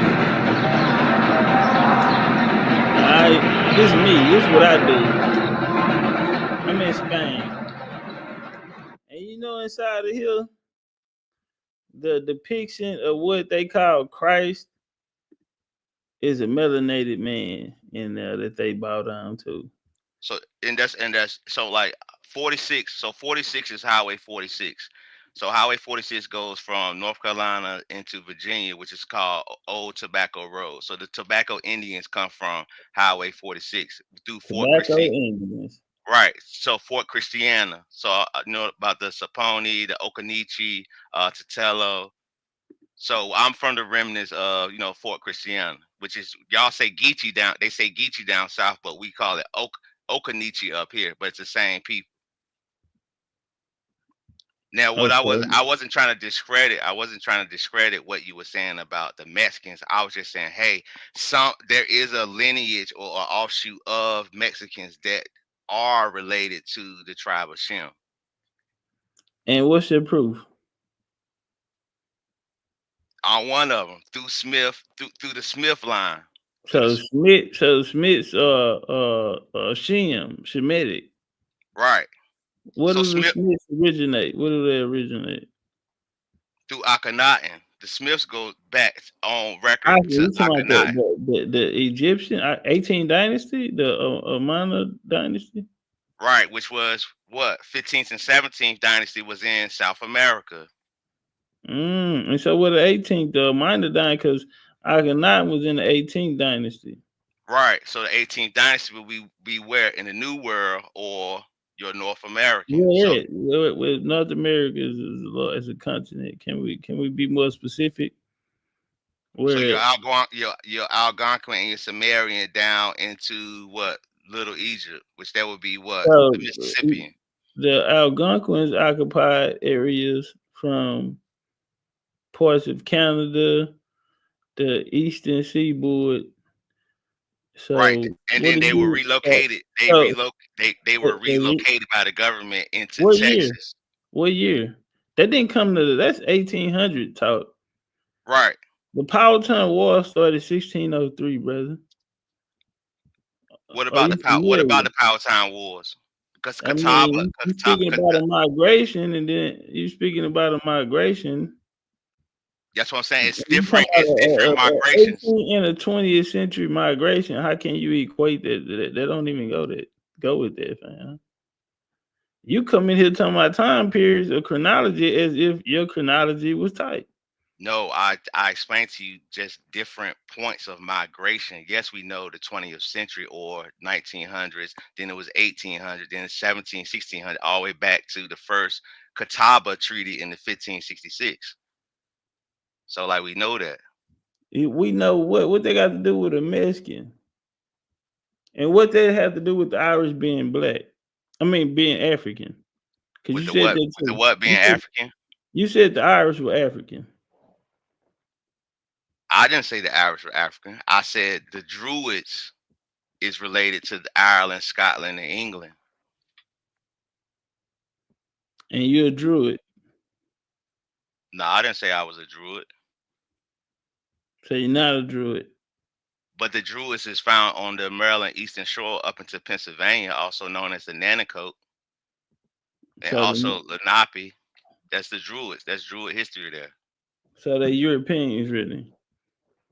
Right. They wouldn't even go with the Black Dutch. So that goes back into the Black Dutch that came through Minnesota. So that will be your Lenape. What year did they come through Minnesota, brother? I believe that's probably like 1600s. And then that goes back. Damn. So wait. And they go back before that, 1300s. Wait, 15 or 16. 15 to 1600, brother. I'm gonna give you grace. 15 to 1600. I'm gonna give you grace. Well, you asking so you asking about the Druids. You asking about the Druids that's what you was asking about. Yes, because like to me, y'all keep lumping all these terms. So like I could be specific. You just tell me what you're talking about. We're lumping the terms, brother. Your timeline. You just told me 15 or 16. So your chronology is not even right, brother. It don't even sound, no disrespect, but it don't sound like you have a true understanding on what you're trying to express here. So, no, because y'all told me I was spamming the chat and told me to call in. So I called in. So I wanted you to ask me what specifically part of that you want to know about. It's about the Mexicans. You got speaking about the Hispanics, and then you end up telling me we in North Carolina. We talking about Hispanics, and then we end up in North Carolina. I'm just trying to figure out what's going on. Right, because the Spanish gave land grants in Carolina. Carolina is a Spanish term from the Carolina College, 1663. That come from Spain. 1663. The Carolina Charter. In Carolina. So Florida ruled Carolina in 1663. So Virginia and Carolina and Florida was all the same in 1600s. It's the same. It's the same landmass, brother. 1663. That's the Carolina Charter. And that's your fine, and that links Hispanics. So Hispanics have been in Virginia since 1663. Is that your final answer? If you want to say that. No, I don't want to say anything. I'll ask you a question. I want you to say. So my thing is, we all know the Moors in Spain, blah, blah, blah. So when you say Hispanics, are you not referring to those people and their offshoots? No, Moor would not be Hispanic, brother. All right. So that's why I asked you for context. So okay, so now I know what you're asking now. So my answer would be no. To you saying was Hispanics in. What is your nationality? What are you? What's your bloodline? Superior. What's your bloodline, family? Well, it depends on what side you want to go on. On the mother side, I want to go on matrilineal. both. I want to go to both.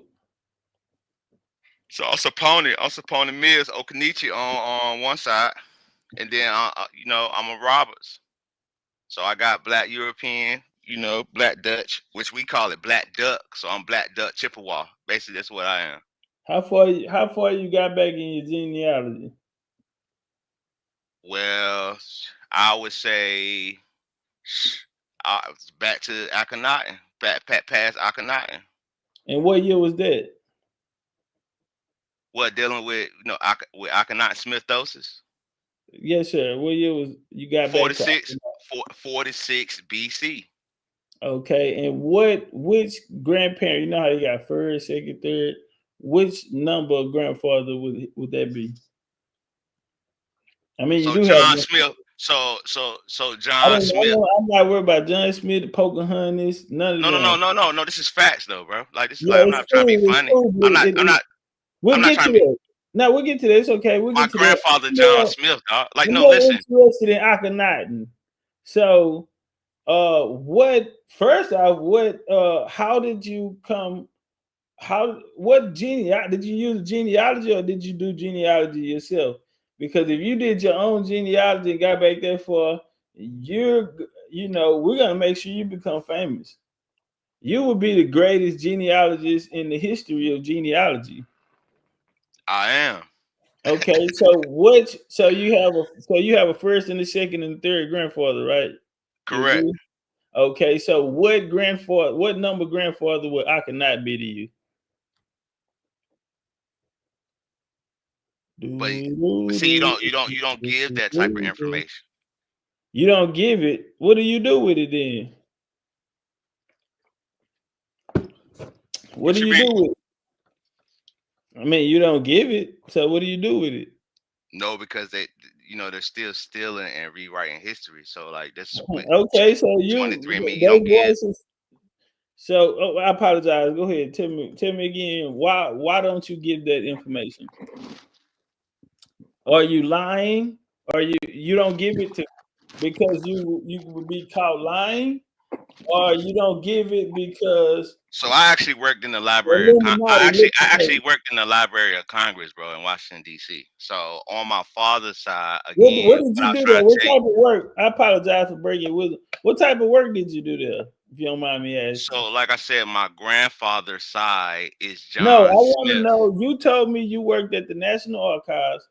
What type of work did you do there? I did tours there. I gave tours there. So you wasn't like employed. You weren't employed to the National Archives. You did personal tours there. No, third party tours through a company out of Washington D.C. But in the Jefferson Library of Congress. So you didn't get paid. So Library of Congress wasn't on National Archives wasn't on your paycheck. No. Okay, so you told a fib. We're gonna excuse that. So you start off the conversation lying. You know what? I'm gonna act like it didn't even happen. I'm a fair guy.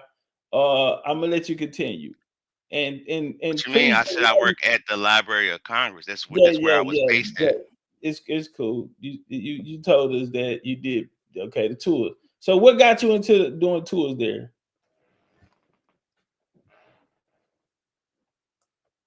What got you into doing tours there?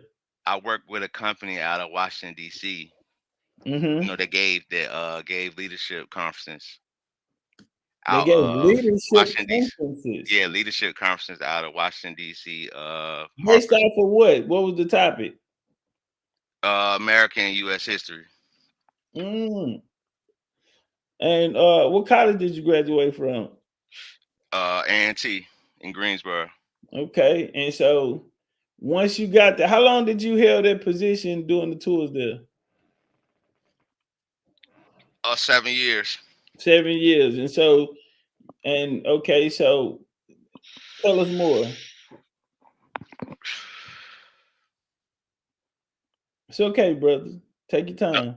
No. I didn't hear what you said. You said what? I said enlighten us. Talk to us about it. What you want to know? The point you was trying to make. No. The point. What I was trying to tell you is about my, patrilineal side, going back to John Smith and the quote unquote colony of Roanoke. So again, and I was in the chat telling you about Lady Liberty. A lot of the story. So Lady Liberty is, Columbia, the goddess Columbia that sits on top of Capitol Hill.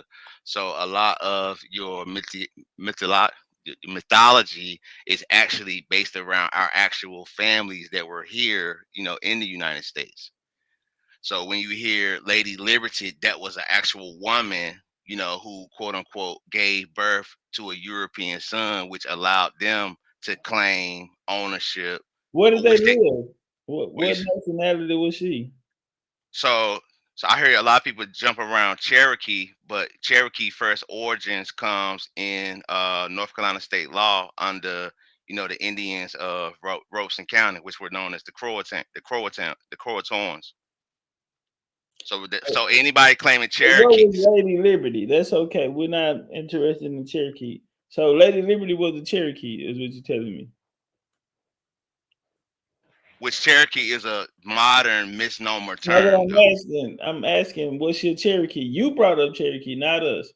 So what was she? Was she a Cherokee or not? Croatoan. She was Croatoan. Croatoan. Croatoan. And so where can we find this information? About who? About the topic that we're speaking about now, Lady Liberty, brother, and her Croatoan Indian heritage. Or are you just making shit up? No, I'm not making nothing up, man. Okay. But that's in North Carolina law. That's in the legislation of North Carolina. What source tells us that Lady Liberty was Croatoan / Cherokee today? The North Carolina General Assembly. Tell us more. What edition? Volume what? Got you. I don't have that. You worked in the National Archives 7 years and you don't know how to look up that type of information? No, I'm not saying that. I just don't have it right now. But I told you this North Carolina General Assembly. Okay, so back to Akhenaten. So you were going into, I asked you, how did you find Akhenaten and your family? And you went to tell me that you did tours at the National Archive. So can we get back to that? Where were you going with the conversation on the connection? So you asked me. You had asked me where does the Smith lineage go back to, and I told you. No, not what I asked you. Well, I told you Akhenaten, Smithos, which he was known as Pharaoh Smith. Okay. And that could be looked up. That could be looked up. No problem. My question was, I asked you, did you have a first, second, and third grandfather? You said yes. So I asked you, what number grandfather would Akhenaten be? And I didn't answer that, but I went to tell you that you did tours at the National Archives. No, I told you my grandfather was John Smith. No, I told you my grandfather. You said my third grandfather. So John Smith. Oh, you talking about the same John Smith that fucked Pocahontas when she was 13 years old? Right. But that's a story that they tell you. Oh, that's the story they tell us, huh? Right. Okay. John Which Smith. I wouldn't. Okay, hold on. So John Smith, who was his father? John Smith. So he was John Smith Jr. Right. So what was his mother's name? She would be your grandmother, right? Right. Right. What's her name? But you can't get that type of information up, because then you could be able to. You gave me the daddy name. I mean, right. What could be worse? The mom, knowing the mom and the daddy name. What could be worse? Why are you comfortable giving the father's name and not the mother? Is it something to hide? Exactly, because the mother holds the key. You don't give the mother lineage. The father is millions. It's millions of John Smith worldwide. But if I was to give you, the mother, you would know how to trace my lineage directly to Akhenaten, which is why you don't get the information up. Brother, why would I want to trace your lineage? Why would that matter to me? Because I have my own lineage to look for. Before I spend time looking for another nigga lineage, if I'm in the mood to do genealogy, I think I would want to do it. United States history is based off of our lineage, though, not yours. Well, brother, John Smith is a fictional character. It's not a fictional character, bro. So what's his mama name? Like the colony of Ronald is not what's fictitious. His mama name? 1587 is not fictitious, bro. The colony is a landmass, and John is a fictional character that come out of a Disney movie. This John Smith is not a fictional character. That's where you're wrong. First off, the Smith is the exact same as the Stewarts. So the Stewarts and the Smith, What is his mama name? You steady moving to go. We're not talking about no Stewarts. Bro, that's besides the fact. Why would I tell you? Smith Senior, who was his wife, or who was the lady he had a baby called John Smith Jr. You just told us about. Bro, why would bro, I'm not a dummy, bro. I wouldn't give that information up. Next subject. What else you want to know? Well, to be honest, I don't feel like you're being truthful with me right now. So I feel like any question I ask you, you have absolutely no problem with lying to me about it. So why would I lie? You're diverting the question. Exactly. Why would you lie? You jumping around, and I'm answering your question. Only one I didn't answer is, hey, I'm not going to say the name. I wouldn't say to lie to. I'm not going to say the mother name. So you kin the Pocahontas then? Matayoka. That's what you're talking about? You kin the Pocahontas? Matayoka. That's what you're talking about? Because we don't say Pocahontas. Okay, well, you can call her by Rebecca. I know her as Rebecca Rove. What about you? You know Rebecca? That's all pseudo history. That's pseudo history? That's why I gave you Matayoka. Matayoka. Okay. So tell us about are you kin to Matayoka? Of course. Okay. Through the Powhatan. That's through the Powhatan, which is known. Hold on. Did John Smith have a baby with Pocahontas? What was Pocahontas' baby daddy name? That's again when you get into talking Pocahontas. That's pseudo history. Well, we can go with Matayoka. So Matayoka, right? What was Matayoka baby daddy name? John Smith. It was John Rolfe. That's why when they say she got married, her Christian name was Rebecca Rolfe. Okay, because she married John Rolfe, not John Smith. That's pseudo history. That's stolen history, though. That's something. Okay, well, I say this here then. What number grandma would Pocahontas be? Would she be your grandma or your aunt? What would she be? 10th. She would be your 10th great grandma? Right. Okay, so your 10th great grandma would put you. Okay, what year was she born? That's irrelevant, man. No, it's not, because I'm gonna tell you why. One thing you brought up was chronology and timelines, and you said that we had our timelines off. Well, your 10th great grandparent will put you back into the 17th or the early 1800s. Pocahontas was born in what, 1590 something? 1600 to 1598, 1599. What you mean? 1600. What I mean you're 100. You're a goddamn century off. How am a century? So a generation. How many? So 10th grandmother. How many generations will put you into at least the 1700s or the How many generations? How many years in a generation 10, are you brother, going off of? 10. It's only 10. Right. So 10, and how long are your time, your years that you considering a generation is So what I'm everybody in asking. your family live to be 100 years old. Everybody in your family live to be 100 years old. What year was your what year was your second great grandma born? First off, my first grandma born 1920s. Your My first grandma, grandma was born in 1920. yes, Okay, and she and had she your died. parents. She died 2020. So she was 100 and she was 101. Right, right. Okay, so what about her mother? 18. What? I could. Well, I don't, the Come records. on, man, get it right, get it together. No, I don't have the record to. You don't have a record. I do have the records, but not in front of me right now. Okay.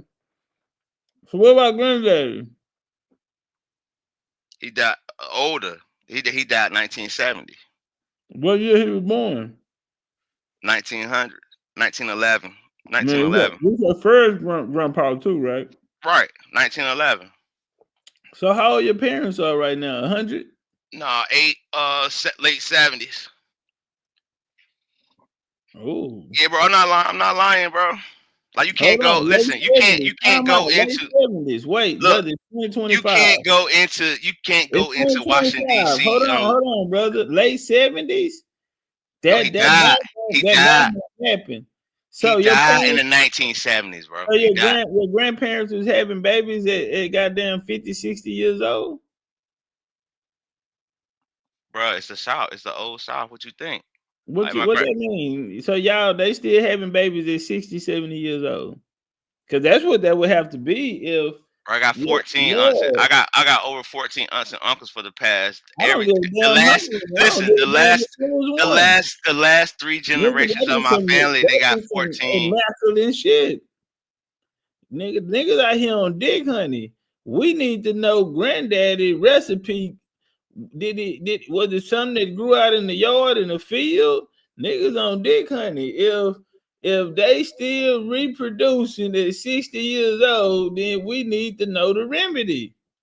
Bro, Dr. Sabi already said he had a baby at 81. Man, they didn't know Dr. Sabi. Dr. Sabi said he had a baby at 81. Are you lying to me?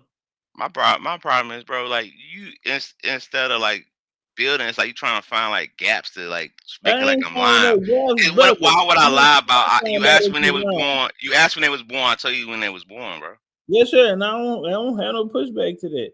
My thing is that does not get you back to 1599. 10 generations don't get you back to 1599. It depends on how you are grouping your years and your generation is what I explained. And tell us why. And tell us why would that. So if you was to multiply 70, let's just say 70 on average years by 10, which is what?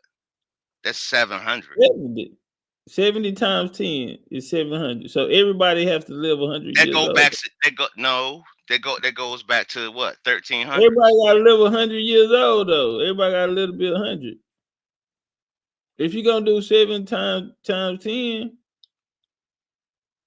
1600 is only it's 2025 right now. Correct. So 1600 is how long from 2025? You tell me. 425 years. Okay. So you could just divide that by 60 if on average if they live 60 years old. That's seven generations. You guessing. I'm not guessing. I'm doing the math, bro. Listen, if it's 425 years to the 1600s, and every person in the family live 60 years old, 400 divided by 60 will only equal 7 generations, bro. People didn't live that long back then. People average age was 30 to 40 years old. For who? For people. For humans in America. Average age. Bro, it's not true, bro. It's not 30, true. 40 years old, bro. It's not true. I can pull it up right now. So you What come you use out here. AI? No AI. We don't do AI over here. We don't talk to robots. We scholars. So with the Pocahontas story, how old were you when you found out you were kin to Pocahontas? In my 20s. In your 20s? How did you Yeah, find I'm out? 38. I'm 38. Okay, how did you find out? My cousin dropped off ancestry .com records to my pops. Okay. And what was the surname that you guys were related to her Well, I'll through? give you one of them. One of them is through the webs. The Webs. Okay. So there's a book that Pocahontas had, the Pocahontas family have. Are y'all in that book? Would y'all name be listed in that book? It depends on what name, because again, you know, it's different. There's many different Well, if you're part surnames. of the family, I think everybody in the family has like a copy. Yeah. I think But do everybody you has. know? But no. First off, do you know that North Carolina has been hunting, looking for those Croatan lineage and surnames? Yeah, that's all cool. That's all fine and Right. dandy. So it depends on where you. It depends on where. Because you got the Powells, you have the Smiths, you have the Roberts, you have like the Mills, you have the Webb. So it's like depend on like where. Where? Well, in the book. There's a book, brother. There's only one book. I haven't seen the book. You haven't? Oh wow. Well, maybe I can help you out. Maybe I can help you out with that book. Let's go here. Okay. I have received several emails asking about my own descendants from Pocahontas. You see it in the choice above, and here it is plain old text. I am 11 generations from Pocahontas, and they're going to use Matoka. Did you use Matoka? I told you that Matayoka. Mateoka. Okay. And right here it says she was married to John Rowe. So you said you was kin to John Smith. So you wouldn't be kin to Pocahontas to John Smith because that John is not John Smith, it's John Rowe. These are two different people. Just to No, it's the same. It's I'm the same. It's the so same. you want to change the answer? You can change the answer. You want to Bro, erase it? I'm not changing the answer. What I'm So are you telling you, kin to John Smith or are you kin to John Rose? bro, it's the same person, bro. It's not the same person. These are two different people. Oh We my can prove god, that too. bro! I work in the Library of Congress, dog. No, you did not. You did tours there through a third party company. You Right, didn't. and gave me Yeah, okay. access So to the stop back, saying that shit. which gave me access to the back, which you Stop can't get saying in that there. shit, goddamn nigga. You So can't right get here, in there. let's go to the descendants of Pocahontas. This 1933. So we So can you go just to. read an email you got from somebody that said they 11th No. generation down. Listen, I brother. say What I'm I'm 10th reading. generation down, but you Yeah, give me that's what reference I'm point to saying. somebody said they They was can say. 11th generation down. But I just Yeah, told they you say they're 11. I just told you I was 10th generation down. You're 10 generation. Do you have any of But these you're just trying to names? discredit me, but you about I to didn't reference say, something. brother. I Bruh, asked come on, you. bro. What I asked you was, is your name there? Because these people name are in there. So they say they 11 generation. They won over you. So you got to be the little kinfolk. So right No, here I we're gonna explained go. to you how those people lineage was erased and considered a lost colony, Roanoke. That's what I was trying to explain to you. So it's like anything coming out with Pocahontas reference is reconstructed history. It's not the real And we family should just lineage. take your word for that. Who told you that it was reconstructed history? Where are you getting that information, brother? Who told you that? What you mean? Who told me that? You said somebody reconstructed history. John Rolfe, because John Rolfe was reconstructed from John Smith. In what year? What year, brother? I don't know the year. You don't know the year. But I'm pretty sure I can find it. You don't know John Smith neither. Listen, bro, let me tell you something. John Smith. So what was their son name? What was Pocahontas and John? Bro, like you Googling stuff, bro. I'm giving you I ain't facts, bro. Googling shit, nigga. I got books. These books. What about books? What page Anybody number? can write a book. What page I just number? I work where it was all the books was at. But you don't know none of the names. You ain't asked for no names. I did. What? So he go John Smith right here, brother. John Smith right here. He was an English soldier, New England. He played an important role in establishing the College of Jamestown. This is your kinfolk, right? Bro, it say John Rolfe was the man she married, while John Smith was the one she was romantic with. Bro, it's like we know that. Who bro. said that? What they said that? You can look it up. They don't look it up where, Mr. National Archives. Look it up where. What's the source? What's the source? Yeah, that I should be looking up. You talking about John Rolfe? I'm explaining to you who John Rolfe is. I know who John Rolfe is. John Rolfe is not John Smith, though. We just went through that. I just showed you John Smith. To you, of course. Not because to me, brother. It's not to me. I have nothing to do with that. You know, not to me. Now we can talk about John Rolfe. Virginians delighted in genealogical links to John Rolfe and Pocahontas differs only in the degree from base status, pride, and claiming ancestors aboard the Mayflower.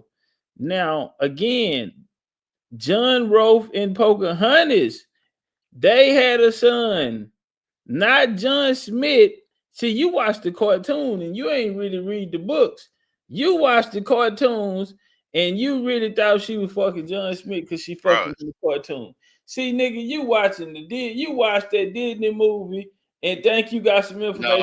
No. First, like, bro, it's like, to me, I hate when people try to claim scholarship, but they gotta be disrespectful to try to make their point across. Like, first off, I already explained who John Rolfe was and how they try to discredit the true story of John Smith to hide the colony of Roanoke. Who is they? When you say they tried to hide it, who is they exactly? So American history hides John Smith lineage because it ties, again, the colony of Roanoke back into, England, which is that's what it's hidden. A boy or a girl? So did they have a boy or a girl? Pocahontas and John Smith. Did they have a boy or a girl? A boy. A son or daughter. They had a boy. What was his name? Come on, man. We already talked about this. That's a real question. Goddamn. I just told you, John. I told you, John Smith, man. So his name was John Smith Jr. Right, John Smith. Yes. I never heard of him. Of course you ain't. I have never heard of him. That's why they call it the lost. That's why they call it the lost colony. No, that's not why they call Roanoke. Yes, it is, bro. Yes, it is. It had nothing to do with Pocahontas. What are you talking about? The lost colony. Pocahontas not even a real person, dog. That's the Disney. You're the one using Disney references. None of them are real people. That's why that lecture I have up there right now. John Smith is a real. That's the Stewart family, dog. That's King James family, bro. All right, on his mama or his daddy's side. That's probably his dad. That's probably his dad's side, because then you got William and Mary that came later. No, then you have William and Mary, the William of Orange that came later. So it's like it's the same family. I know my family. You were talking about the Huguenots. You were talking about the Huguenots, right? The Huguenots, right? So Pocahontas is a Huguenot now.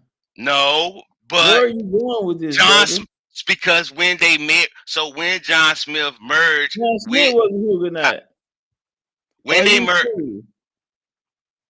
merged with the Powhatan, right? So when the Kingdom of England came over and merged with the Powhatan, right? It's the same point. What year was that, Mr. National Archive?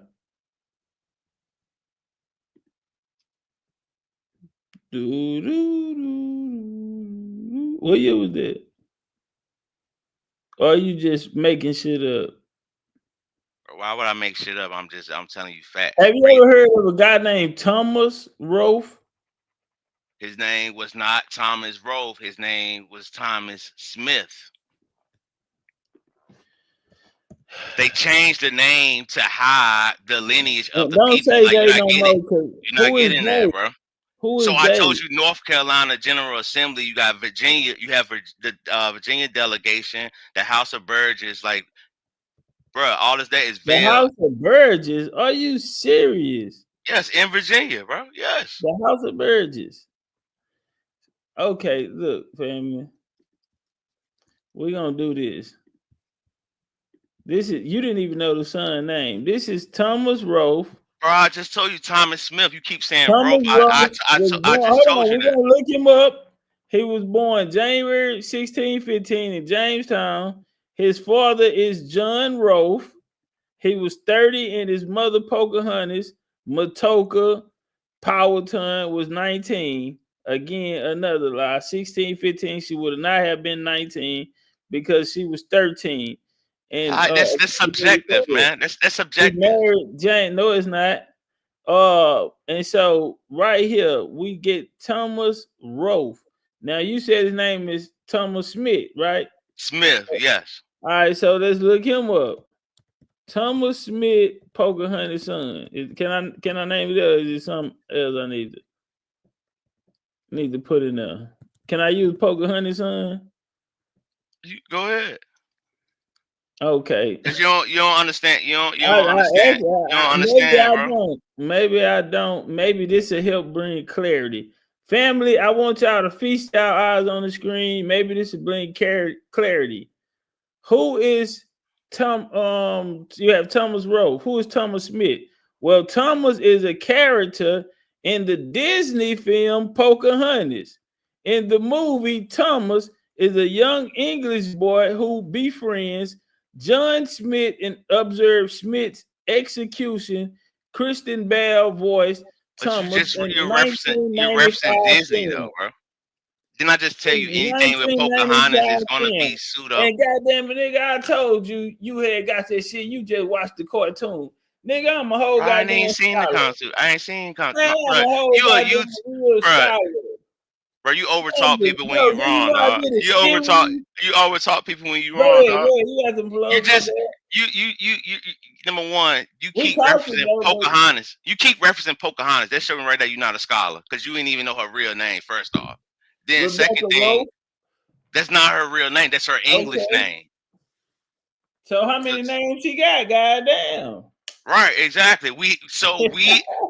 Exactly. So as we assimilate to different cultures, we assume different names. So one person. How many names do you have? Many different names. Oh, okay. Go ahead. So it depends on what culture you're talking about. So you have different names for different cultures. Okay. So how do you get out of this one? The guy Thomas Smith is a character in the Disney movie Pocahontas. He's not a real character. To you, but on paper, to the lineage of those that came from Europe, Thomas Smith is the son of John Smith and Matayoka. That's why I keep trying to explain to you. Can we find it? Mr. National Archives. What book can I look in to find that? I told you look into Virginia Legislative and North Carolina General Assembly. I mean, that's not telling me nothing. Volume what? Edition what? Like, that should be having different editions. I mean, long editions too. Different volumes. Which volume, bro? Right, but I told you where to look at it, and then you could do the rest. So that's how you look up. You just looked up Disney and Pocahontas and John Rolfe. Like, you can't look up Virginia Assembly. I typed in your kinfolk. You told me that was your kinfolk. I asked you the nigga name. When I pulled it up, that's what you came up. And then Mass, I said, nigga, you watch that Disney Channel movie, nigga. You on some Disney, you on some cartoon scholarship right now, fam. Bro, Disney made a movie about me, cuz. Like, what are you talking about? And what's the name of it? Ron Gone Wrong. Oh, okay. Never heard of it. Right after the Pope repudiated the doctrine of discovery. Why do you think the Pope repudiated the doctrine of discovery? Shit, it won't cause your YouTube. It won't cause your YouTube channel. It was because of you. So you know the Pope. I ain't say that, but I might. So how you goddamn me get the law passed if you don't know him? I said I might. Is the Pope alive today still? Or you know, because a couple weeks ago they came out and said, you know, people will get ready to say their goodbyes, and then they come back, bounce back, and say, well, the Pope is in good health now. He's getting better. Do you think he's unalived and they just not ready to, you know, bring it out? That could be possible, but I doubt it because of what's I mean, going you on. know him. You got his phone number, right? Nigga changing laws and shit for you. You know somebody in the Vatican. You know, cardinal or some shit, right? Bro, the Vatican know everybody, bro.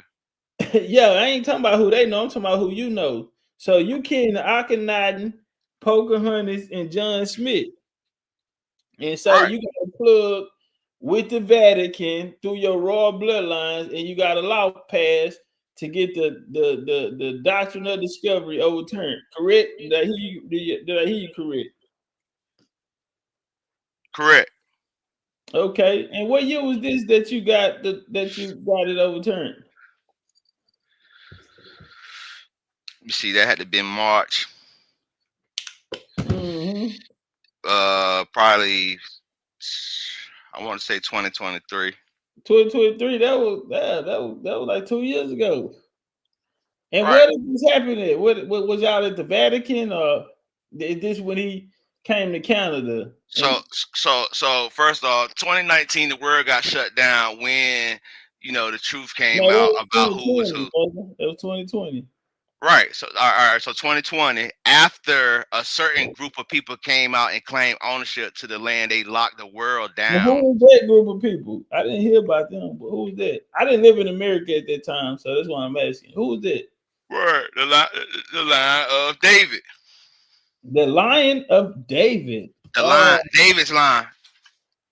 You talking about David that had a affair with Jonathan in the Bible?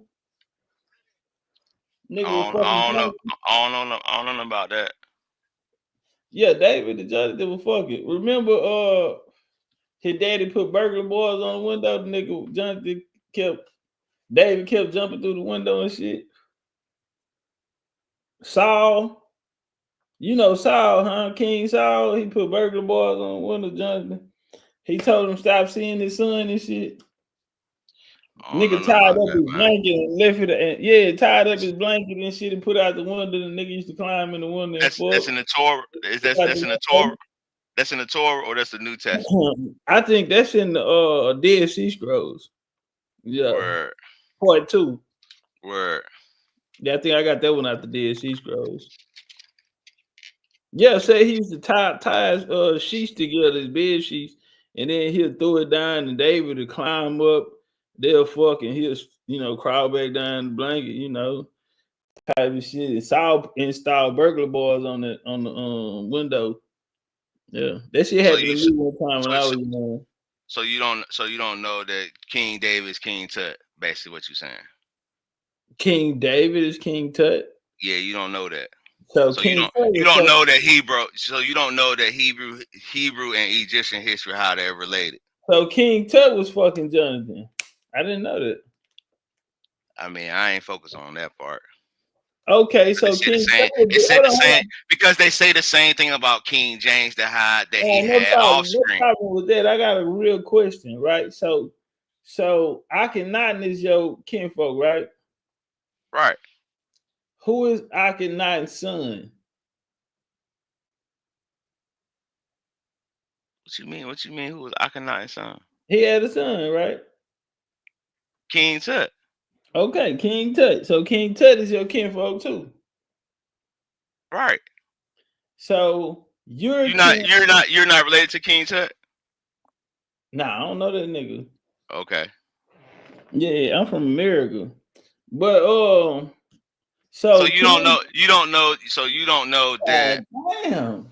If I can answer a question, maybe you can find out what I know. I mean, it's your channel. I'm letting you ask the questions, bro. Go ahead. Go ahead. Okay, thank you.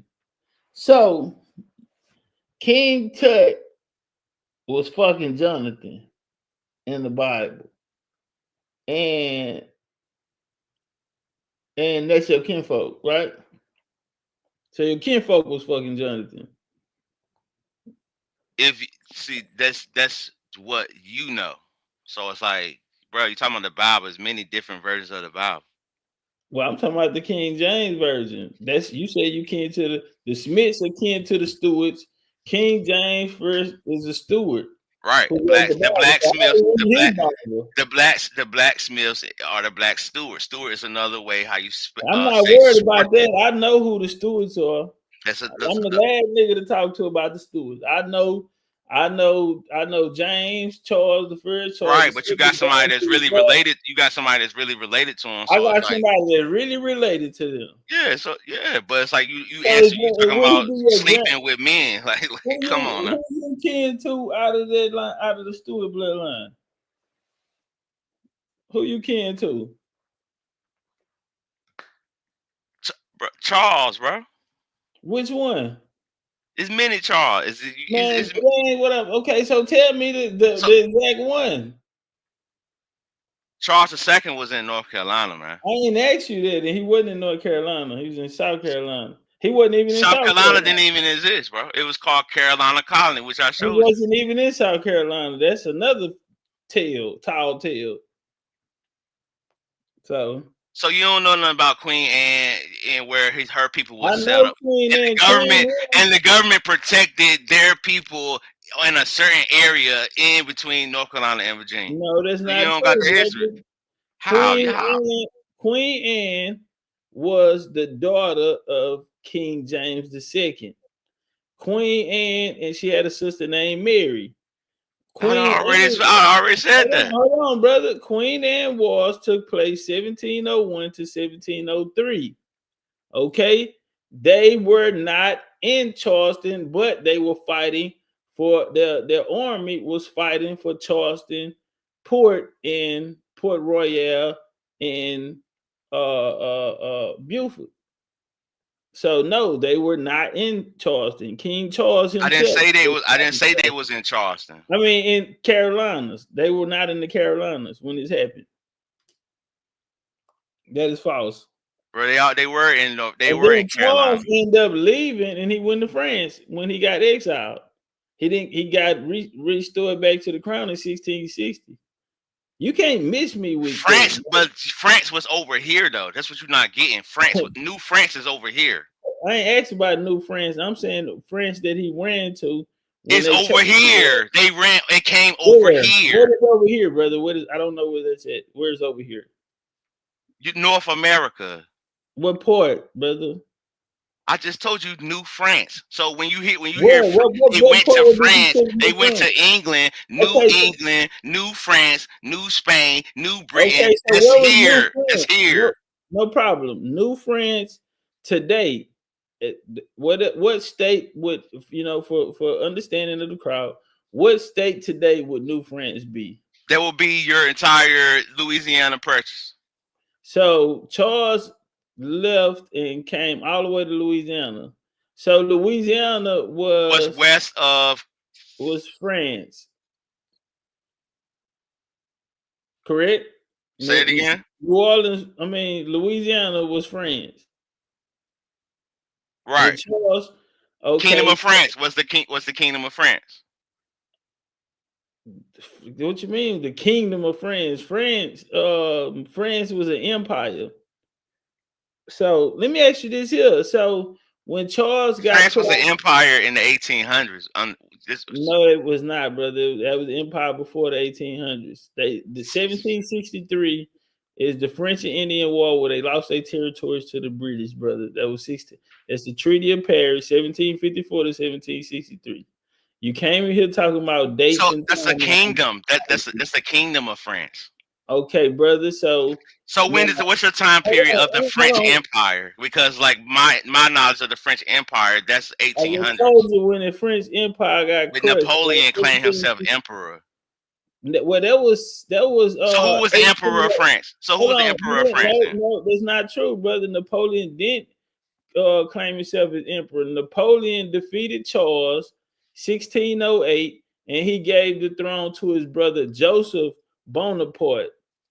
Napoleon didn't take over. So some people were loyal to Joseph, some people still loyal to Charles. That's what created the Mexican Revolution. That was the split. But I'm asking you, when was the French Empire? I am superb with this shit. When's the French Empire? You ain't answered when was the French Empire. Man, I just told you, bro. It ended in 1763. The French Empire. Yes, so sir. Who was the emperor of France then? Paris. It don't matter. They lost. Who was the emperor of France? It don't matter, bro. Because it was no emperor of France. You sure? It was an emperor of France. Who was the emperor of France? I know King Louis, Kingdom of France, and the many King Louises. Okay, now the question I wanna. So they said it was Louis.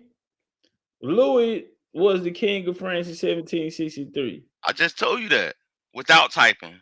You didn't tell me Louis. Louis the what? I just said there's many Louis. There's many Louis from the Kingdom of France. Okay, so which one? Bro, come on, man. What's the emperor of France, though? Who the emperor of France? You said France was an empire. And I asked you who I asked you who was the emperor of France. And I just told you. And that you was told me the king. You told me the king. But you told me the king of France. You ain't tell me the emperor of France. Okay, listen, but because France wasn't no empire. French. Okay, if you say so. Now, moving on from that. Now, you said that Louisiana, I'm sorry, was New France. So when King Charles, you said was your kinfolk. So the second. So when King Charles fled, he fled from Scotland, and he fled from Scotland, and he went to France. And it only took him a couple days, brother. I'm not gonna say how many days. Because they was in America, dog. Scotland is in America. What was that was my question. So if Nova Scotia, so you deal with the Acadian. Canada. So Canada, Nova Scotia, right. Canada. Right. Okay, so listen. So his journey only took him 2 to 3 days by horseback. So you're telling me that you could drive a horse from Canada to motherfucking Louisiana in 2 days? But Louisiana, Louisiana is everything west of would be considered everything west of like Tennessee. What?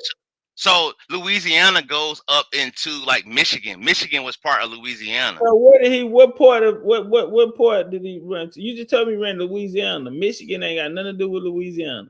Michigan is Michigan. Louisiana is Louisiana, brother. No, to you, but if you look at the map, all of the area. What map? Which map? What map? I gave reference to the Louisiana Purchase. All that was claimed under the Louisiana Purchase. That's 1803, brother. Right, but I told you that for a point of reference to say like, hey, okay. I don't need a point of reference. I need to know, how do somebody ride a horse from Canada to goddamn Louisiana in a couple days, in less than a week? Because Louisiana. So France, the Kingdom of France, right? King Louis, right? That's why it's called Louisiana, because King Louis and who? Anna. I'm telling you. So that's the Kingdom of France. I'm telling you, Louisiana. So not the state. Not the state. Problem with that. Not the state. I have no problem with that. I want to know, how did the a brother leave Canada by horseback and make it to Louisiana less than a week? Because they were side by side. What exactly, brother, was side? Do you know what Nova Scotia is on the map? You know what Nova Scotia is? Of course I do. You know where Louisiana is? Yeah. How long? Yes, brother. So, bro, like to be honest, bro, like you don't know enough history from me, cuz. I don't know enough history for Like you you. can make money. You can make money on YouTube because they let you talk. See, like, but when you know real history, they Yeah, ain't gonna I'm let you letting talk. you talk. They don't let you talk. And when you speak facts, bro, you're not able to get a 1,000 views, dog. So it's like, bro, you keep pointing and reference some like stuff that's not even true. So Louisiana, of course, you keep saying it. That doesn't include Louisiana includes Ohio, Michigan. So it's easy to go from So did Michigan he into go? Nova Scotia. You didn't say.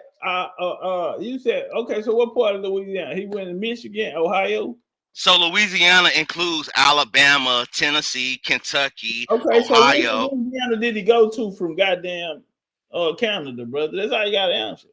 So he went from the Kingdom of France into Kingdom of Scotland. And where was that?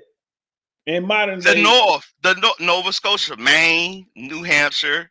Okay, he left. And then below that is New England, like Pennsylvania, New I'm not York. worried. I'm not concerned. We're looking for Louisiana. Where in Louisiana did he go? That's irrelevant, man. How? Either you know or you don't know. I just explained to you the Kingdom of France is Louisiana. I'm not worried about that. You told where in Louisiana did he go? Simple. Mr. National Archives.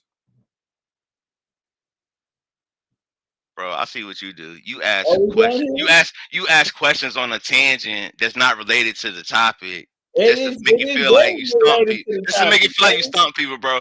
Y'all just came up here, dog, like, bro, for this whole time and gave you any question you asked about many different subjects, and then you asking me where he went to in Louisiana, and I just told you I think that's France. a great answer. But I just told you. I just explained to you where Louisiana was and King Louis and all that. You didn't say that. You typing, bro. I'm typing. Did you answer my question though? Where in Louisiana can somebody? I said that's irrelevant because I told you Michigan. Because you don't have an answer. No, because I told you Michigan, Ohio. That was Louisiana. So he went to Michigan. That's what you saying. He left Nova Scotia and went to Michigan. No, I said he left those parts and went into Nova Scotia. Because of the Huguenots. Yeah, because of who? Wow. Yeah, so that's why I try to explain. So you had Scotland, England, Ireland, which most people is trying to equate them to being in Europe, which they are. What I see a lot of people been talking about this lately, American Indian colonies in Europe, but many people when they try to reference history, they're not looking at the fact that the kingdoms were here in America, which is why we imported those servants over here. That ain't got nothing to do with Akhenaten and King Tut. Or what about Akhenaten and King Tut? We've been talking about, brother. What about it? You trying to drop bars and be philosophical, brother. I'm not trying to be philosophical, bro. I could give you what you talking about. What's the question? Well, you can tell me about all of that, but you can't tell me what number of grandfather King Akhenaten is to you. But why would I say that if I just told you first? Why would you hide that? Like, you should be proud of that. You right. Okay, so what's the answer? I can't answer that. But I told you 46 BC is where I trace my lineage back to. That's why. Do you think that how many years ago was that from today? What, 46 BC? Yes. It's over 2,000 years. So you have over 2,000 years of genealogy. How many people do you have on your tree, on your family tree? I never counted. You know, well, they come for you. At the top of the screen, it'll tell you how many people you found. Yeah, I never looked at it or never wrote it down. Can you take a look now? Do you mind taking a look now? No, I don't have access to that, bro. I can't dive in that stuff. Yeah, it should be like. But I tell you one thing, you can't talk about that type of stuff, bro. If you lying, because they send people to come check and make sure what you're saying is facts, and that come from the Vatican. They come from the Vatican. Who is? Oh, you did say you knew people in the Vatican. Right. So Knights of Columbus, all them, they come check all that stuff. So they come to your house and check it, or are you like a government? They check all that stuff, bro. They check all your stuff or everyone? Everyone. Okay. And you so like again, I couldn't go into the Library of Congress, even if I did as a third party. I couldn't go until I was checked out. Okay, brother. Are we done here? You want to tell the people anything else? No. What I like to say is I appreciate your channel, bro. I think like a lot of times because of the time we in, people may think we're disagreeing, but I think we're actually agreeing. But it's just that the lack of time period reference, the lack of references to names such as modern names like how we were saying Louisiana. I think those are the things like need to be hashed out between one another, to stop the divide, because a lot of times we are saying the same thing. It's just that someone has a different point of reference. So again, the goal of my conversation calling it tonight was not to like debate you or nothing, but it was to say like, hey, yeah, I agree with something that the Mexican boy was saying, but I also agree with you. So it's like, okay, where is the hit and miss? So it's like, again, it was never to negate nothing. It was only to build. So I appreciate you for letting me on. All right, appreciate you coming up, brother. All right. I don't know what to tell the nigga. Hotep, Shalom, Shalaki. I mean, he's so many goddamn things. I don't know how to greet the brother. I don't salam alaikum. I don't know what to say. Goddamn, that nigga so much shit.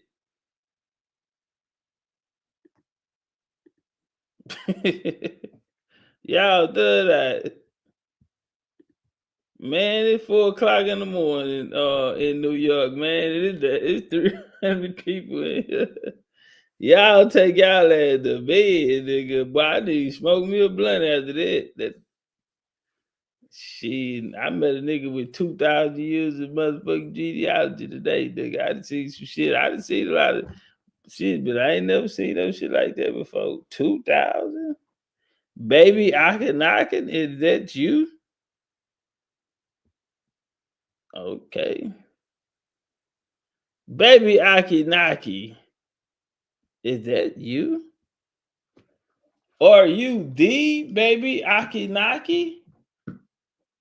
And what's so cold, homie got up here to take up for the homie kind of got up here to take up for Chino though. Yeah, he kind of was right. Like he say, I did agree. I agree with the brother. So he came over here to take up for Chino. That fucked up. We gone.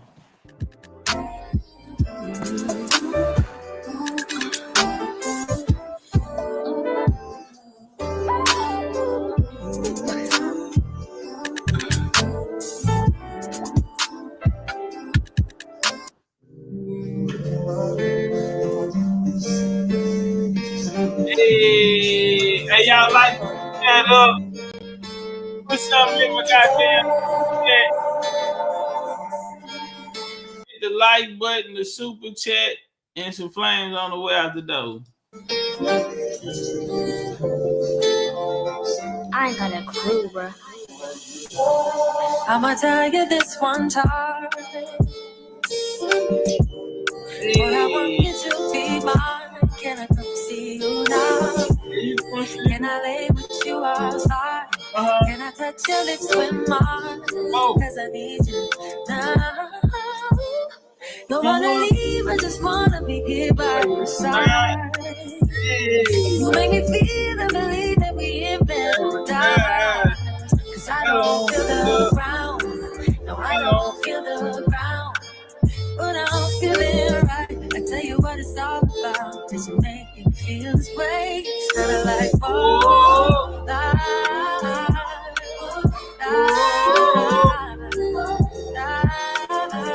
you make me feel like I need to be out.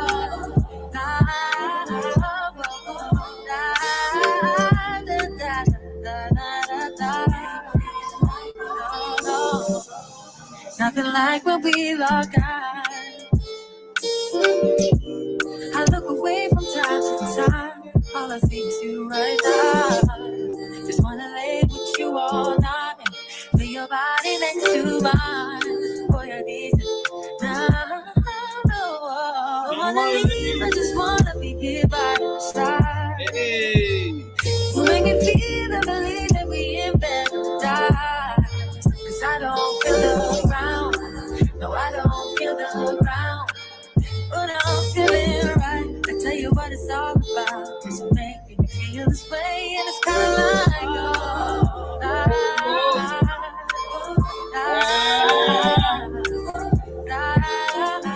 oh, you make me feel the things that we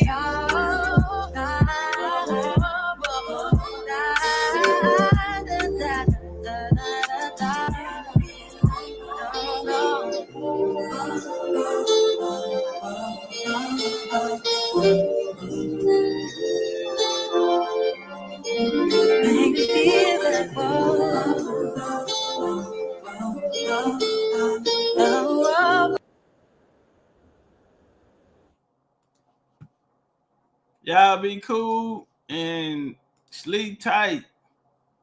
Sleep tight. We gone. There was nobody, no one that run me. So give me a run for my money. Whoa. Sipping bubbly, feeling lovely. Lovely. Feeling lovely. She's lovely. I wanna be with you. Hey, I wanna be with you. I wanna be with you. Hey, I wanna be with you. I wanna be with you. Just love me. If I didn't ride blade on her, would you still? If I'm in my mind and work, would you still? Keep it 100, I'd rather you trust me than to. Keep it a whole 100, don't got you, I got nothing. I got something. Hold up. We gon' function, no assumption. Feeling like Tyson with it. Light up Tyson with it. Only for the night, I'm kidding. Only for life, yeah, only for life, yeah, only for life. Let's get it. Hit that shoulder, I know it coming over me. Backstroke overseas. I know what you need. Already on 10, all money come in. I'm feeling go out. This feeling don't drought. This party won't end. If I didn't ride blade on her, would you still? If I'm in my mind at work, would you still? Keep it 100, I'd rather you trust me than to. Keep it a whole 100, don't got you, I got nothing. Run for my money. There was nobody, no one that run me. So give me a run for my money. Sipping bubbly, feeling lovely. Living lovely. Just lovely. I wanna be with you. I wanna be with you. I wanna be with you. I wanna be with you. I wanna be with you. Just love. I'm on the way. We ain't got no time to waste. Hop in your come on the way. Am I in the way? I don't want pressure you none. I want your blessing today. Go by the way. Open the door by the way. Show you that I'm on the way. I'm on the way. I know connection is vague. Pick up the phone for me, babe. Damn it, we jamming. That attitude for your nanny. Curving your hip for your memory. Remember, Gardena, I took the studio camera. I know Taco be mad at me. I have to do it. I want your body and music. I'm about to be one to prove it. Look what you made. Told you that I'm on the way. I'm like an exit away. Yeah. If I didn't ride blade on her, would you still? If I'm in my mind at work, would you still? Keep it 100, I'd rather you trust me than to. Keep it a whole 100, don't got you, I got nothing. Run for my money. There was nobody, no one that run me. So give me a run for my money. Sipping bubbly, feeling lovely. Living lovely. Whoa. I wanna be with you. I wanna be with you. I wanna be with you. I wanna be with you. I wanna be with you. Just love me.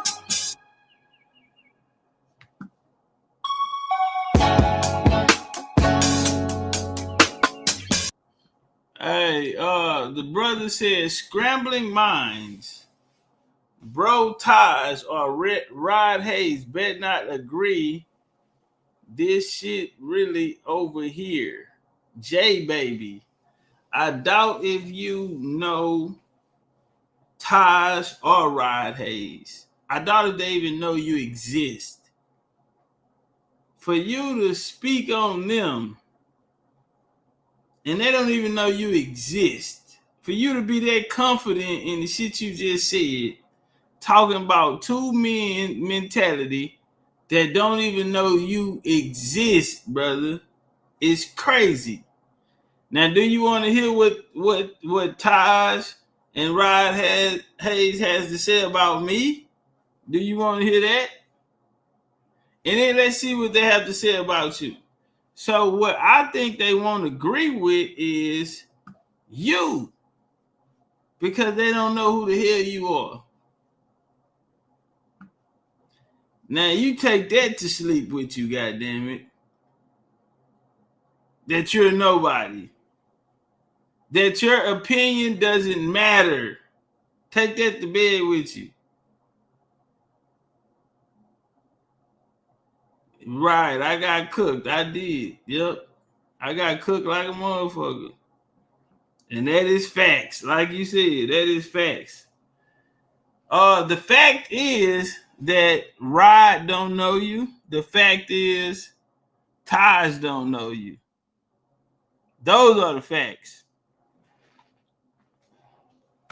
Now you take that to sleep with you and knowing that you are nobody.